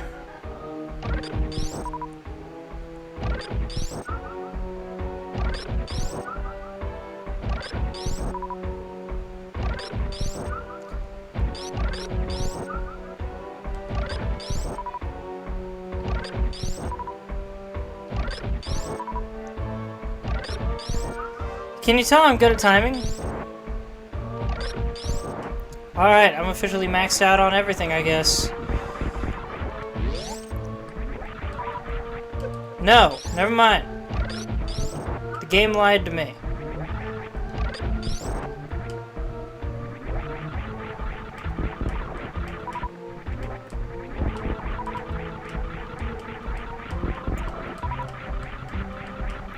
Maybe I should just keep doing this, practicing my space jump timing, while I continue to farm equipment, which I now seem to be full of. I now have twice as many super missiles as I went into the fight with last time, I believe.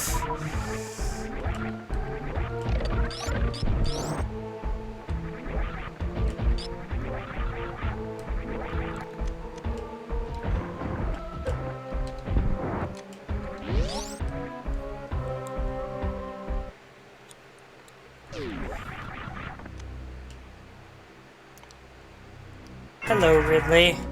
Rematch time.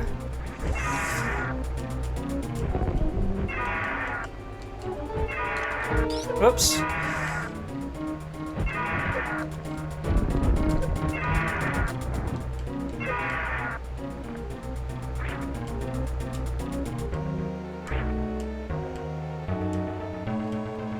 Gosh dang it, Ridley.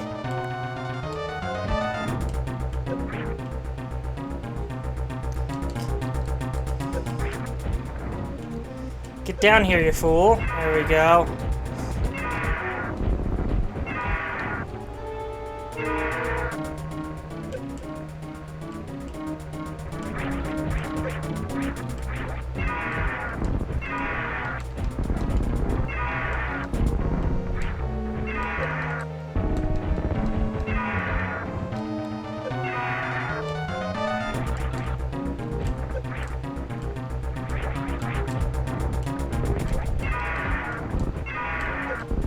He's getting mad. He's almost dead, I think.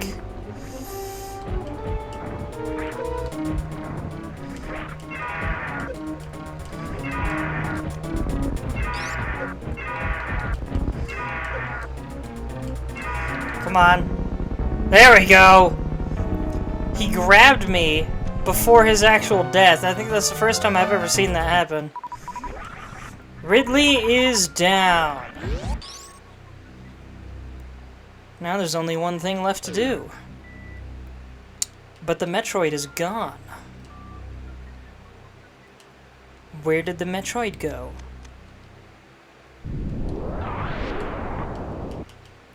There's an E-Tank here, though, in reference to Metroid 1, where there was often an E-Tank found within the boss's chambers.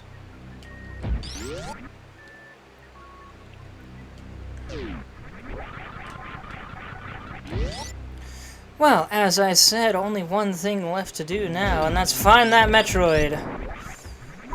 Thankfully, this is not a randomized treasure hunt.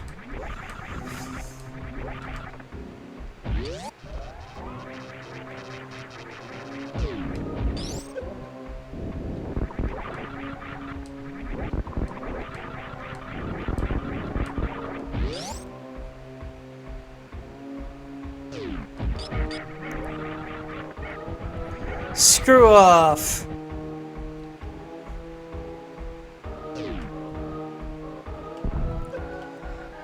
Let the terrifying Crusher fall.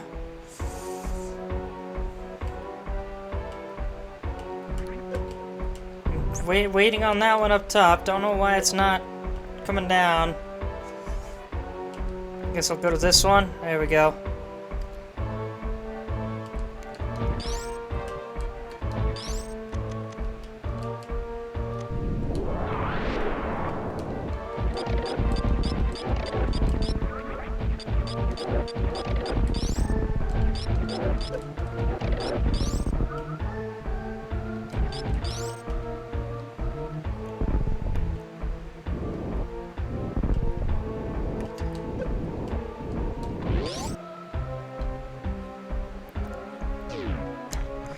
Oh yeah, I think I was talking earlier about how one of those spike leg dudes was was another bounty hunter in an old Metroid comic.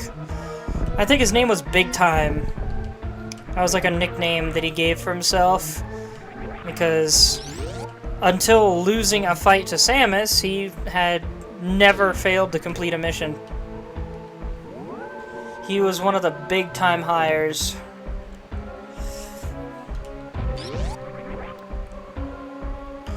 Which is really funny to think about when you consider he's just a dude with 2 legs. He's literally a head on 2 legs that could balance surprisingly well on one leg to hold a gun in the other, but still, like, gosh dang, dude. You don't got a lot of versatility, do you?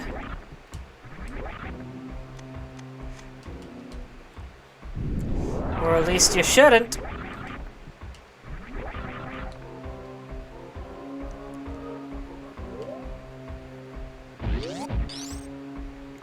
Am I stupid? Am I going the wrong way here? Don't think I am.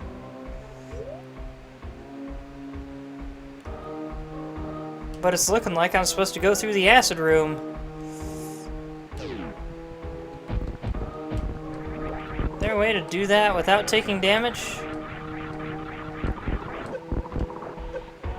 I'm doing something wrong. I gotta be.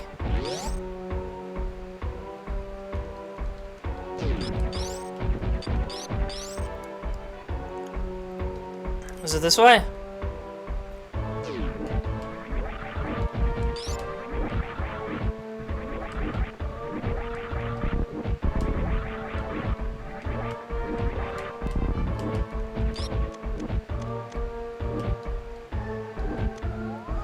I keep selecting the grappling hook and thinking it's the X-ray.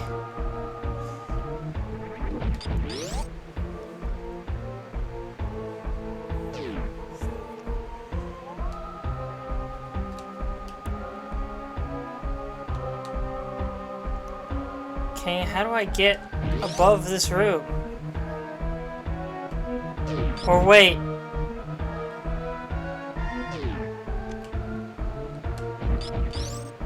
Okay, no, I can't. I can't just hop up there. Shoot!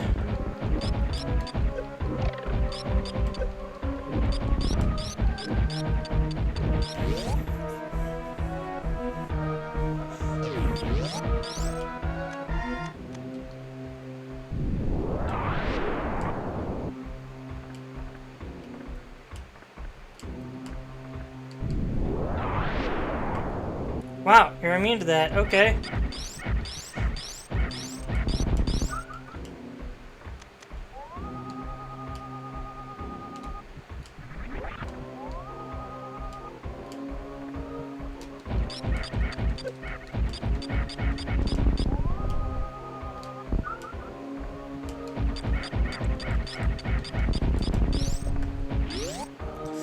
Let's save. Just to be safe.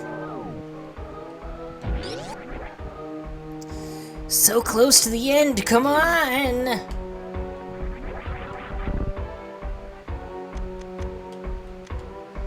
Why do I remember so little about the end game?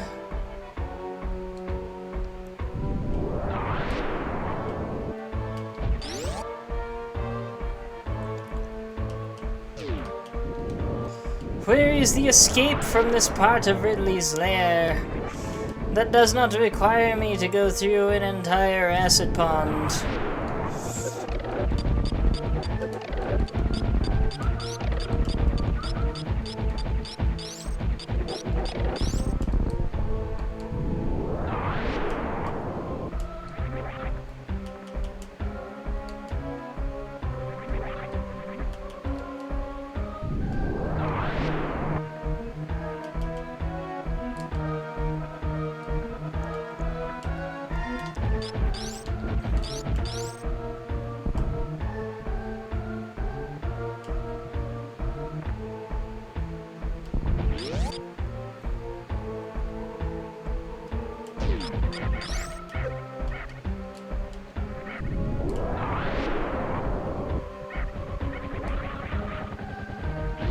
Thank goodness I don't have to fight those guys again.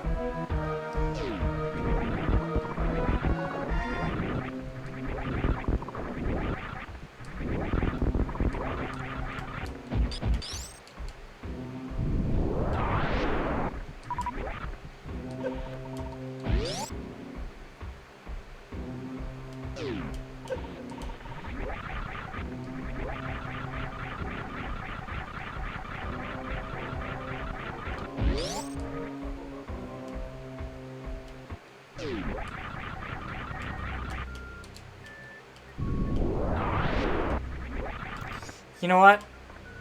I think I just remembered it.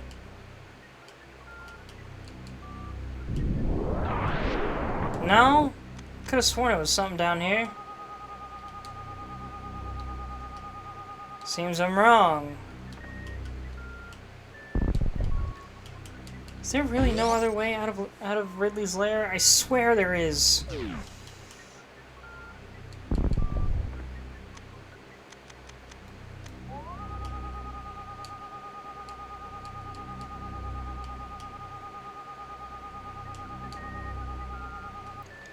I guess not.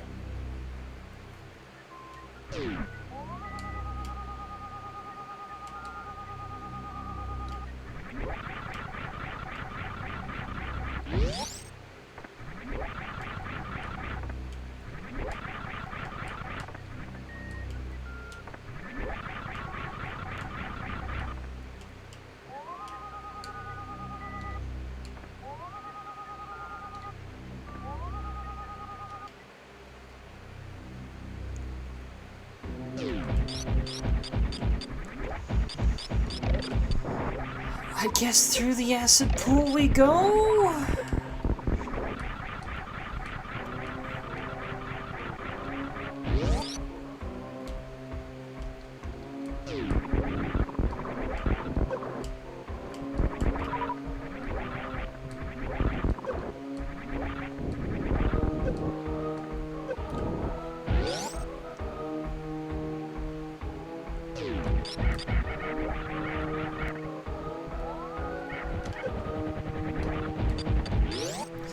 Gosh, I'm tired.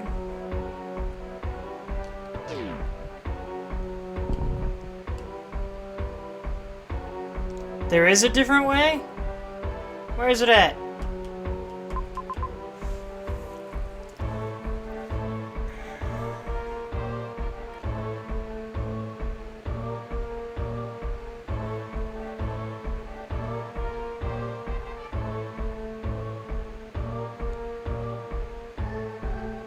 From the save point go up? I don't know why I don't remember this myself.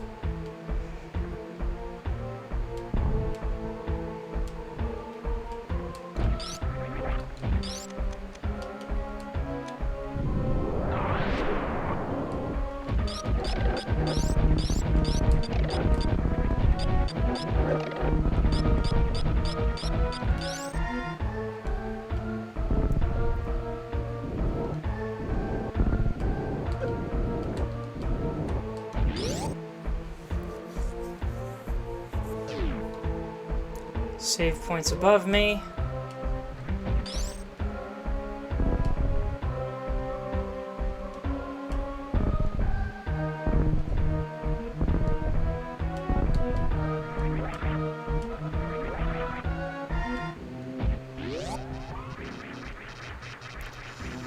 Let's save again, because why not?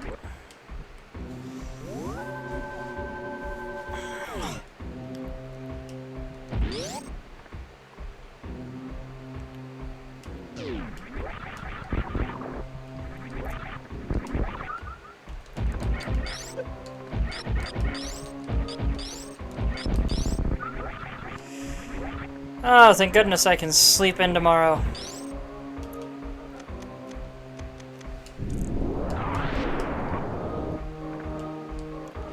So you mean go right here, right, Zelda Sheik?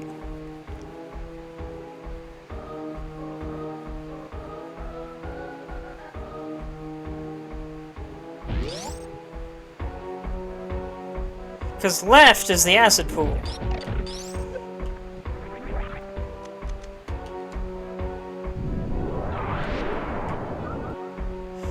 I freaking...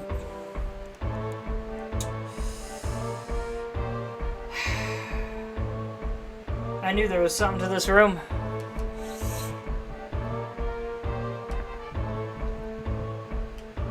I guess, according to you, this is not the way that I need to go, but... Hey, I found this! Turns out there's more to this sculpture.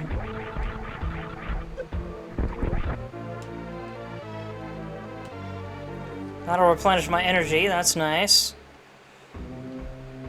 Finally have that all filled up.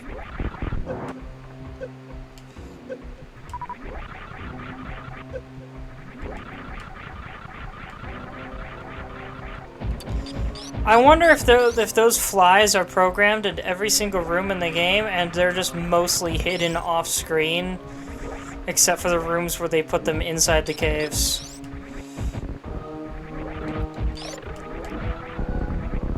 I can't believe I jumped over that boulder. Did you see that? At the top, go left. Son of a... Why? Hold on a minute. Why is this not removing that?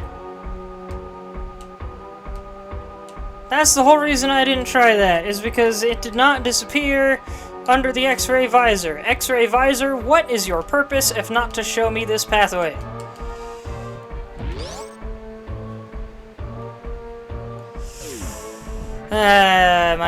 My gaming instinct of trying everything before I move on has been lied to.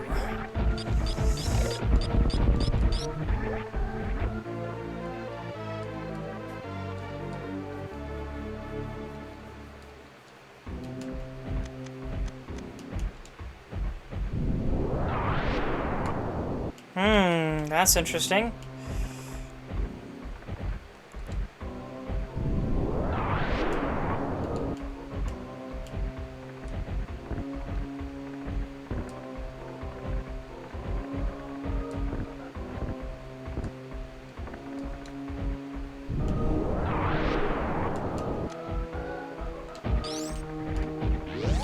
And here's how we get this item.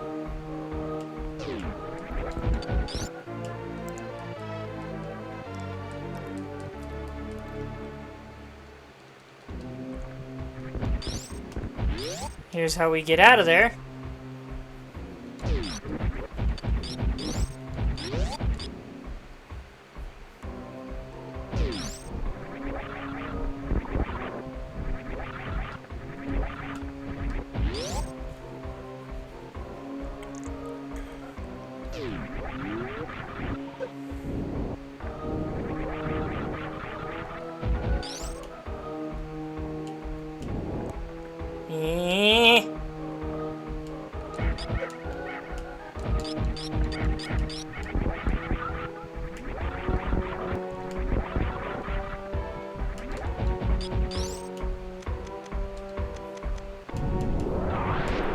You know, I just thought, what would the plasma beam be like when combined with the spacer beam, and then I remembered I can't do that.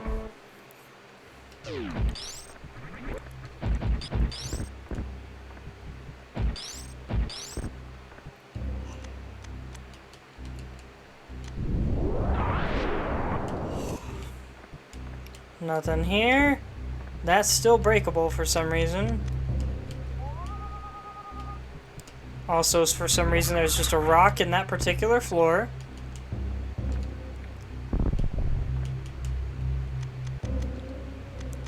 Anything hidden in this column? There is not.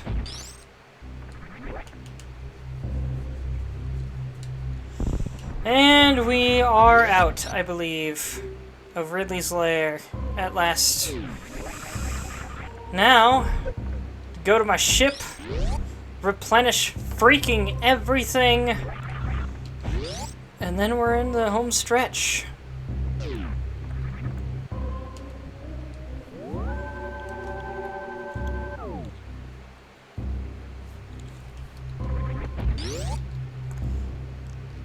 The question is, can I still save the animals? Will I remember how? You still don't know what that means, and I'm fully aware of that.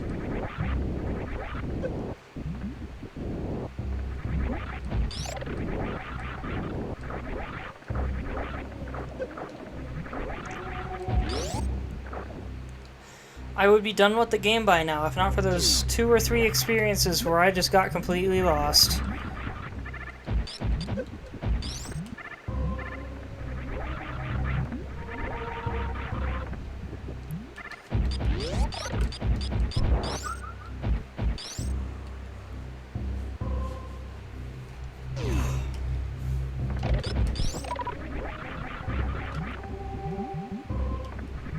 Come on, space jump.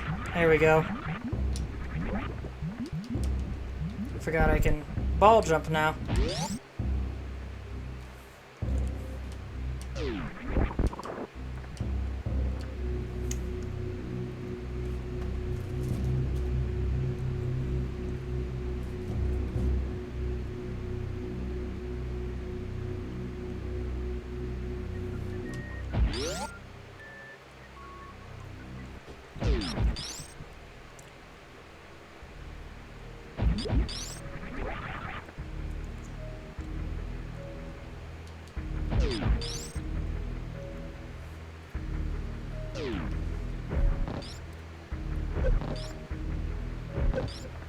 Forgive me, I let go of the controller to take a sip of apple juice right as I entered the room. I wasn't expecting to start getting spiked.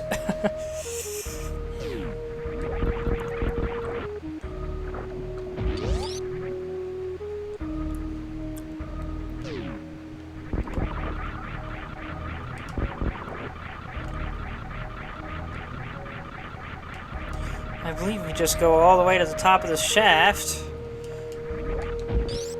Okay, I guess I can't screw attack through that for some reason.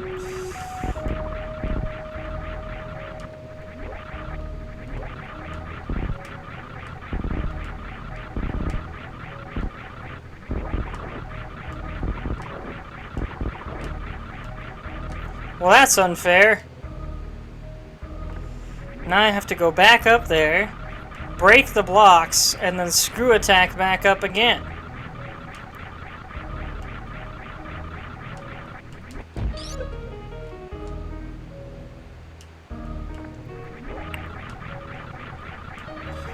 And that block will probably replace itself in that time. Yep.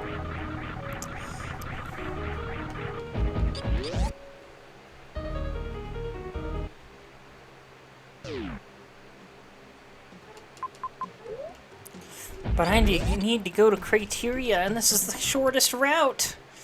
So I just need to not spin jump.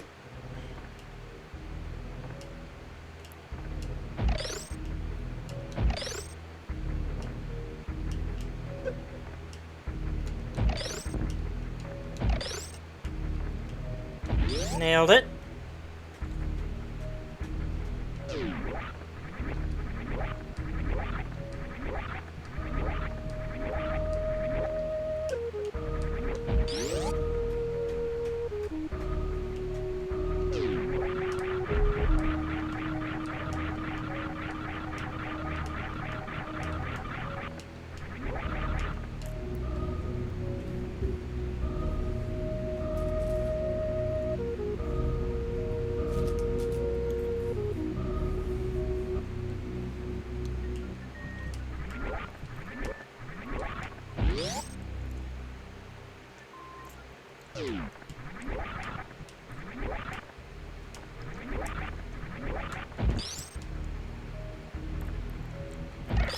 Currently eating a cookies and cream brownie in hopes the sugar will help me stay awake.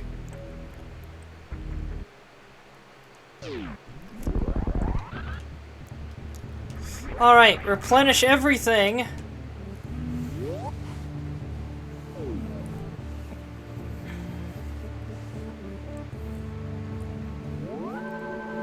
Look at those beautiful high numbers. I believe you can have over 200 missiles, but I do not have that many. And I don't feel like going hunting for more.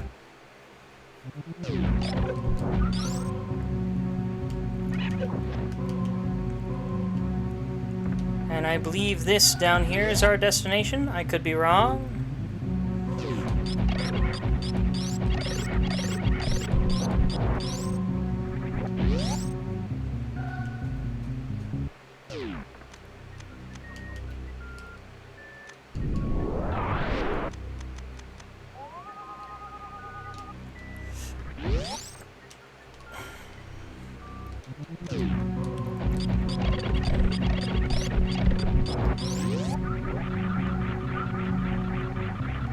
Wow. Oddly resilient frozen bat.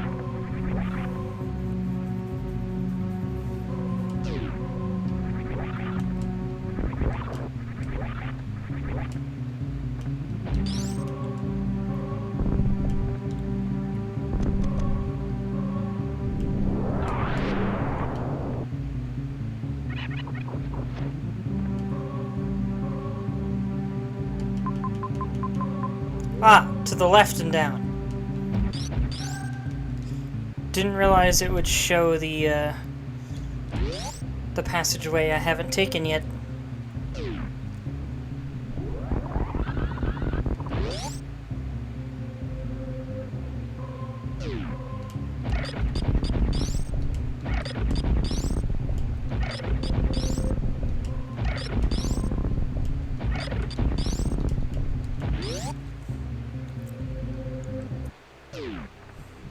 Wonder what's up with the red lights in here and all the fog.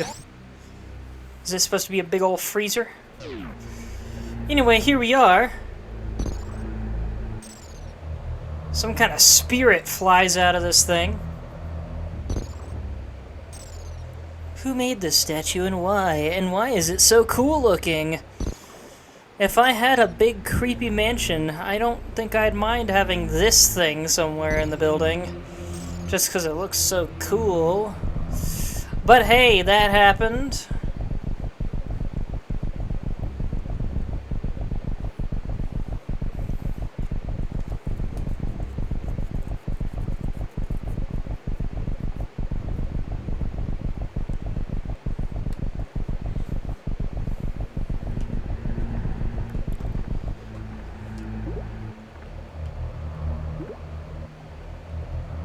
You know, for a second I thought this thing got covered in vines really fast, but those are in the foreground. Also have to wonder how anybody else gets in there. How did Ridley, Kraid, Dragon, and Fantoon get their souls tied to a statue that has supposedly been built sometime in the last 10 or 20 years?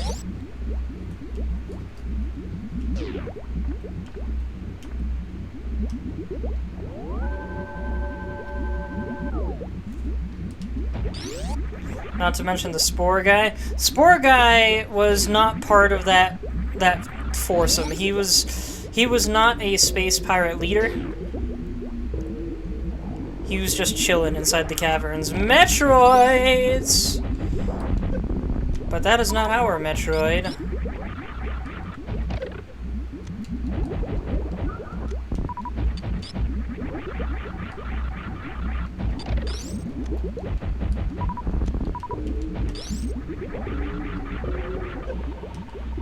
What the heck kind of lava is that? Oh, there's still acid there. And there's just lava in the background for some reason?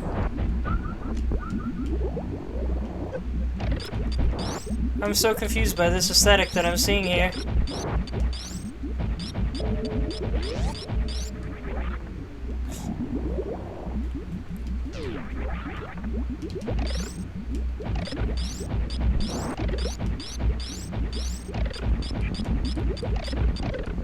That was very close. It actually latched onto me for a second there.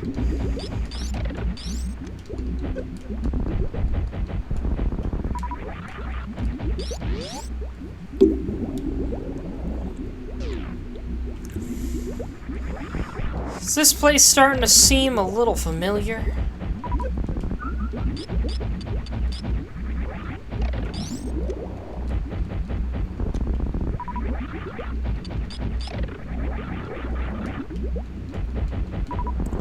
I like that the Metroids keep giving back all of the missiles that I shoved into their face.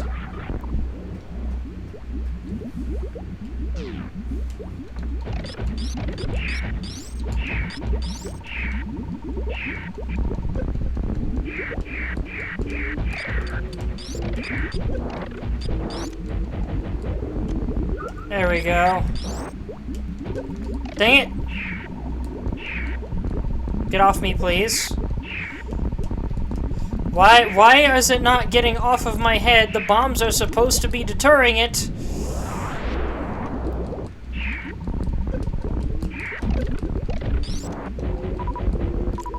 Maybe it was and it was just following me too well?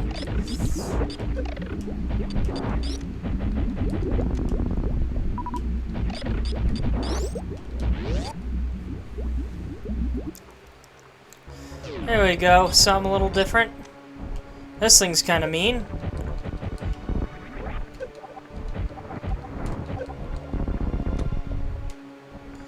Why is this place so full of sand?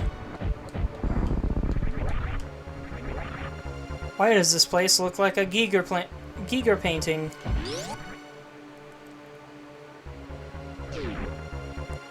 Well, there's a Terizo that has been turned to dust. Is it the same dust that litters the floor? Is this entire floor just covered in dusted creatures?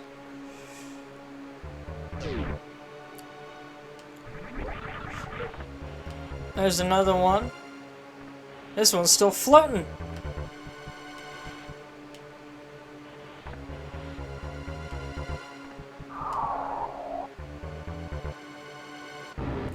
Holy cow!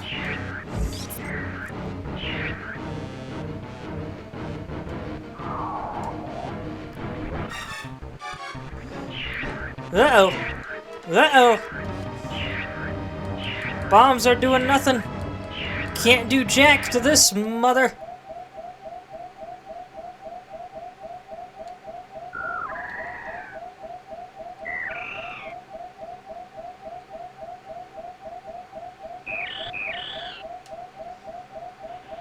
So for anyone who doesn't realize what just happened, that was the baby Metroid. It managed to recognize me right before it killed me, and it felt bad, and it left. You might go, wait, why is it so big? What happened to all the evolution cycles of Metroid 2? And yeah, it's a weird quirk. Metroids can only evolve on SR388 for some reason. Thank goodness they give you these recharge stations right after that encounter. Hold on a minute. I gotta try something I don't think I've ever tried before. Hold on a minute. Because I'm, like, stuck here. I can't go left or right. I was hoping I'd, like, fit perfectly in ball form, but not quite. Okay.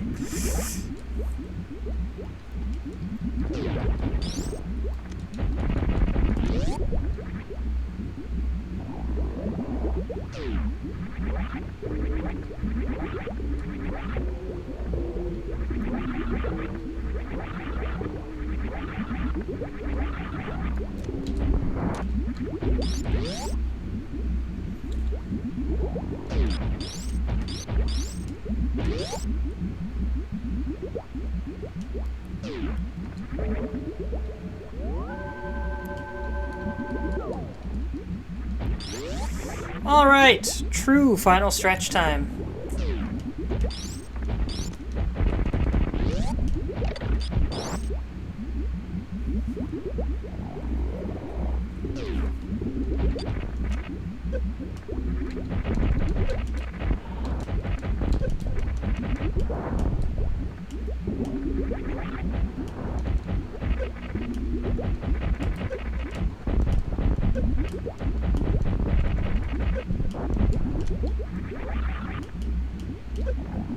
Of the tiny little bullets being shot out of these turrets.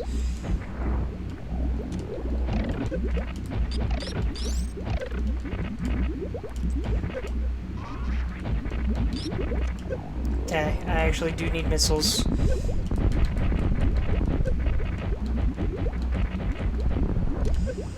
If only it didn't take so many.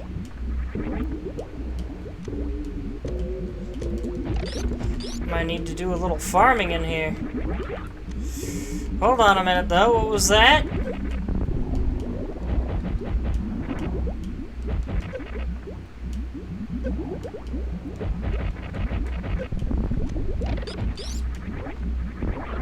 Mother Brain?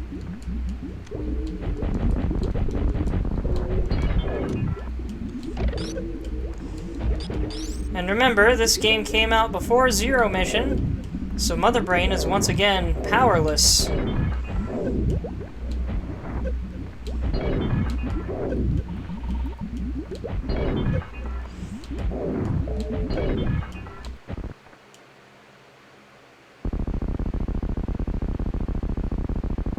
Look at it, it's even turned into gray matter.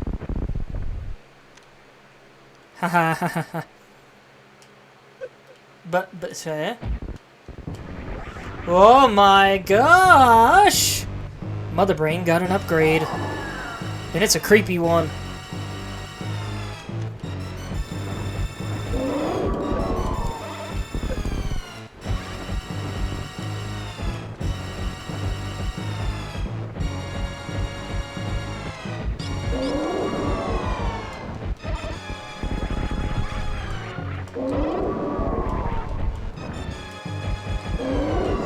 I have to wonder what kind of crazy genetic shenanigans Mother Brain had to go through to make this possible.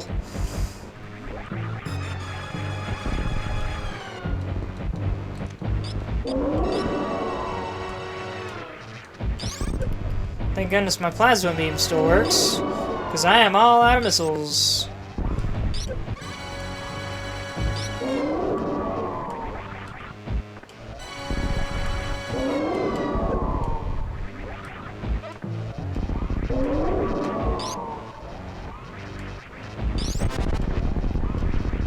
That attack hits like a truck.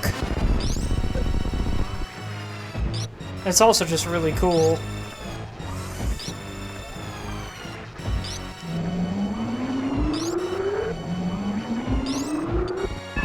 I can't escape this. I also can't get up now.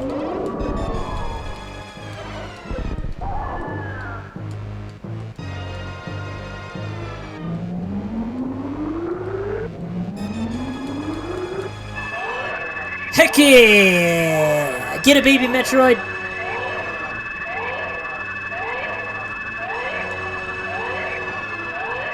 Eat that brain.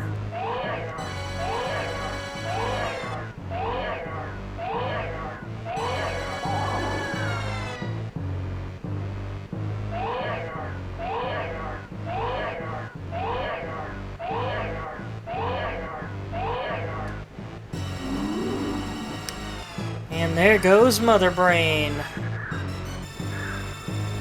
What a righteous end.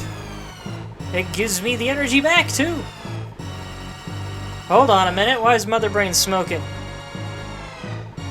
She's not dead yet.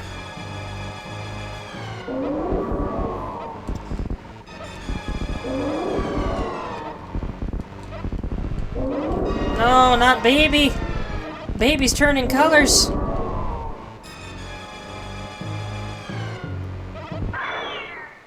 And down goes baby Metroid. But the last of his power just sank into me. Say hello to the Hyper Beam, Mother Brain!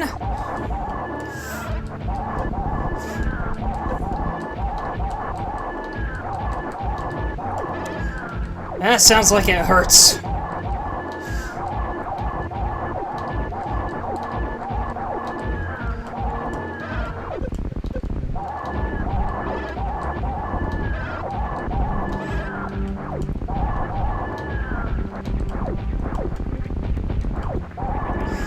This is implied to be the same laser beam that Samus fires in her final smash in the Smash Bros. Games, albeit not as impressively animated.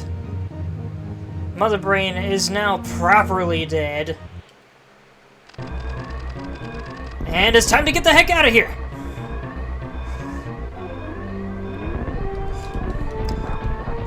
I can blast through anything now. Now the question is, can I save the animals?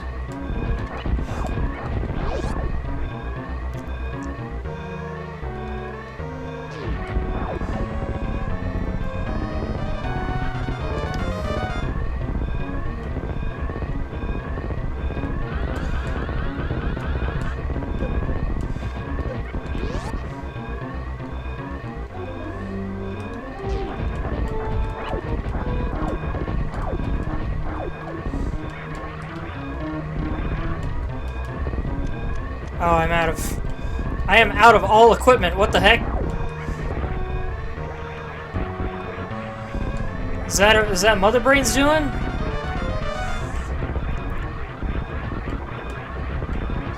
I don't remember using up all my power bombs.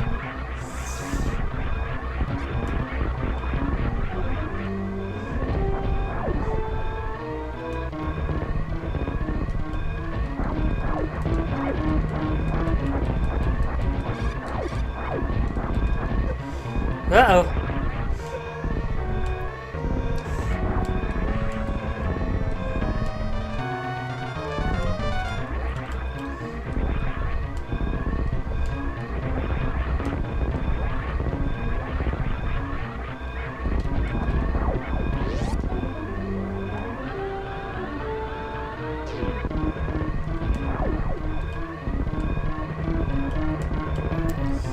Oh, come on, Samus, get up there!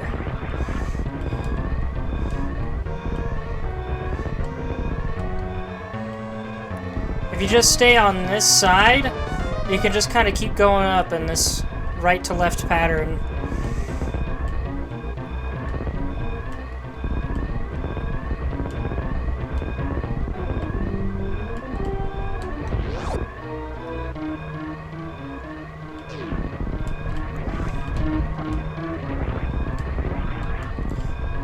All this shaking is almost making it feel like the place is tilting.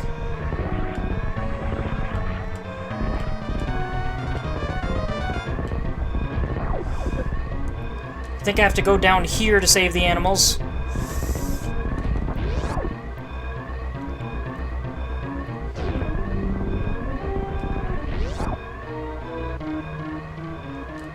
Hello, friends! Come on! Get out! Everybody run! Go, go, go, you fool! Get out of here! The animals are saved! Now can I save myself?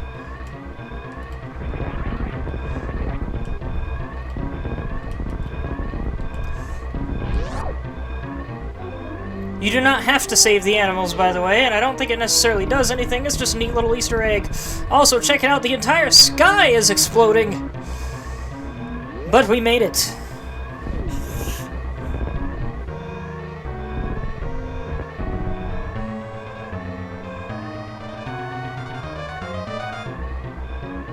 Check out one of the coolest explosion animations on all of SNES.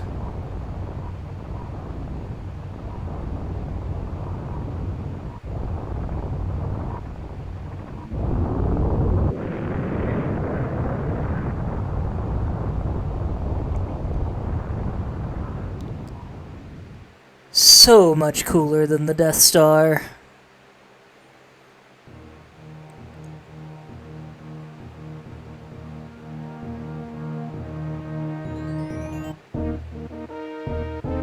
The operation was completed successfully. Clear time, 4 hours and 46 minutes. But wait, you've been streaming for 6.5 hours. Correct. Once again, these games do not count the amount of time you spend in the menus. So that was Super Metroid, one of the most timeless games ever made. While it is fun to play it all in one sitting, I do not always recommend it. But heck yeah. What a cool as heck game. And what a gosh dang glow up. First two Metroids, not at all bad for their time. Very innovative.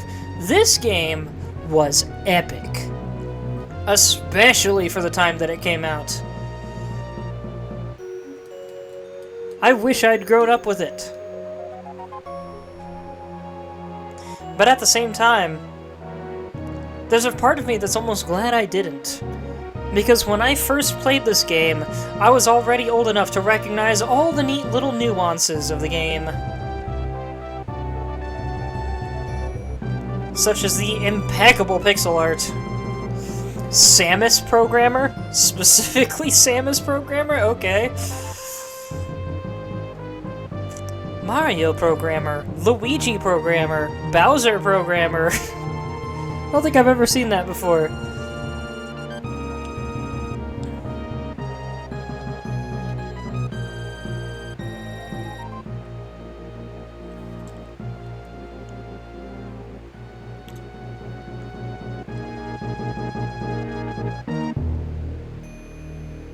Printed artwork.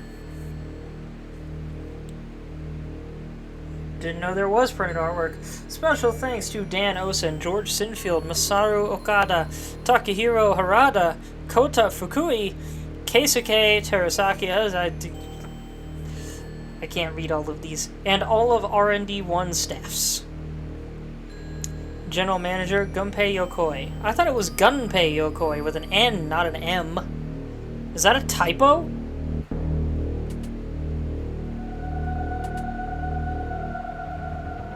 Produced by Deer Force of Team Shikamaru. 1994 Nintendo.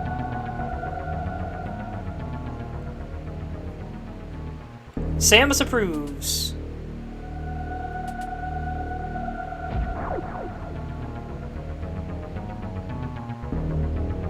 And then shoots us in the face for some reason. Also cool logo there. Your rate for collecting items is 73%. We got 73% of the items in the game. See you next mission. I forgot that's how these games end, with see you next mission.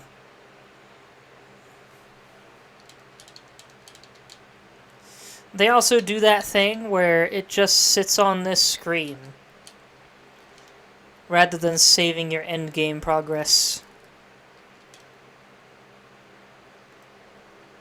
So yeah, saving the animals, mostly just an Easter egg. Yeah, and I think that's about everything. Heck yeah. What'd you think, Zelda Chic?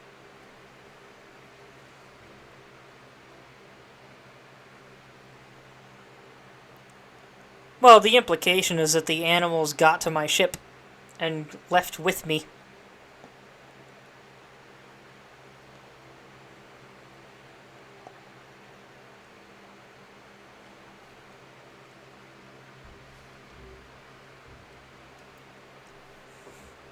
You enjoyed it? That's good. I enjoyed it too. It was fun. Wish I could have beat it faster, but oh well. I still love this game a ton. I'm always happy to come back to it. But yes, that was Super Metroid. Thank you everybody so much for watching. I hope you enjoyed. You may find my YouTube and Discord in my Twitch profile, or if you're watching this on YouTube, you may find my Twitch at the WinterPrince52. Please, YouTubers, leave comments. And, yeah, I think that's about everything. Tomorrow, I will attempt to stream Arknights. Finally get that out of the way. I will also attempt to spend some of my time next week actually making the next lore video. I made a couple attempts to do it this week, but my voice was screwed up both times. I was just having weird problems. Couldn't quite get it right to my satisfaction. Next Saturday, Metroid Fusion. One of the most oddly tense games on the Game Boy Advance. Have a good night, everyone.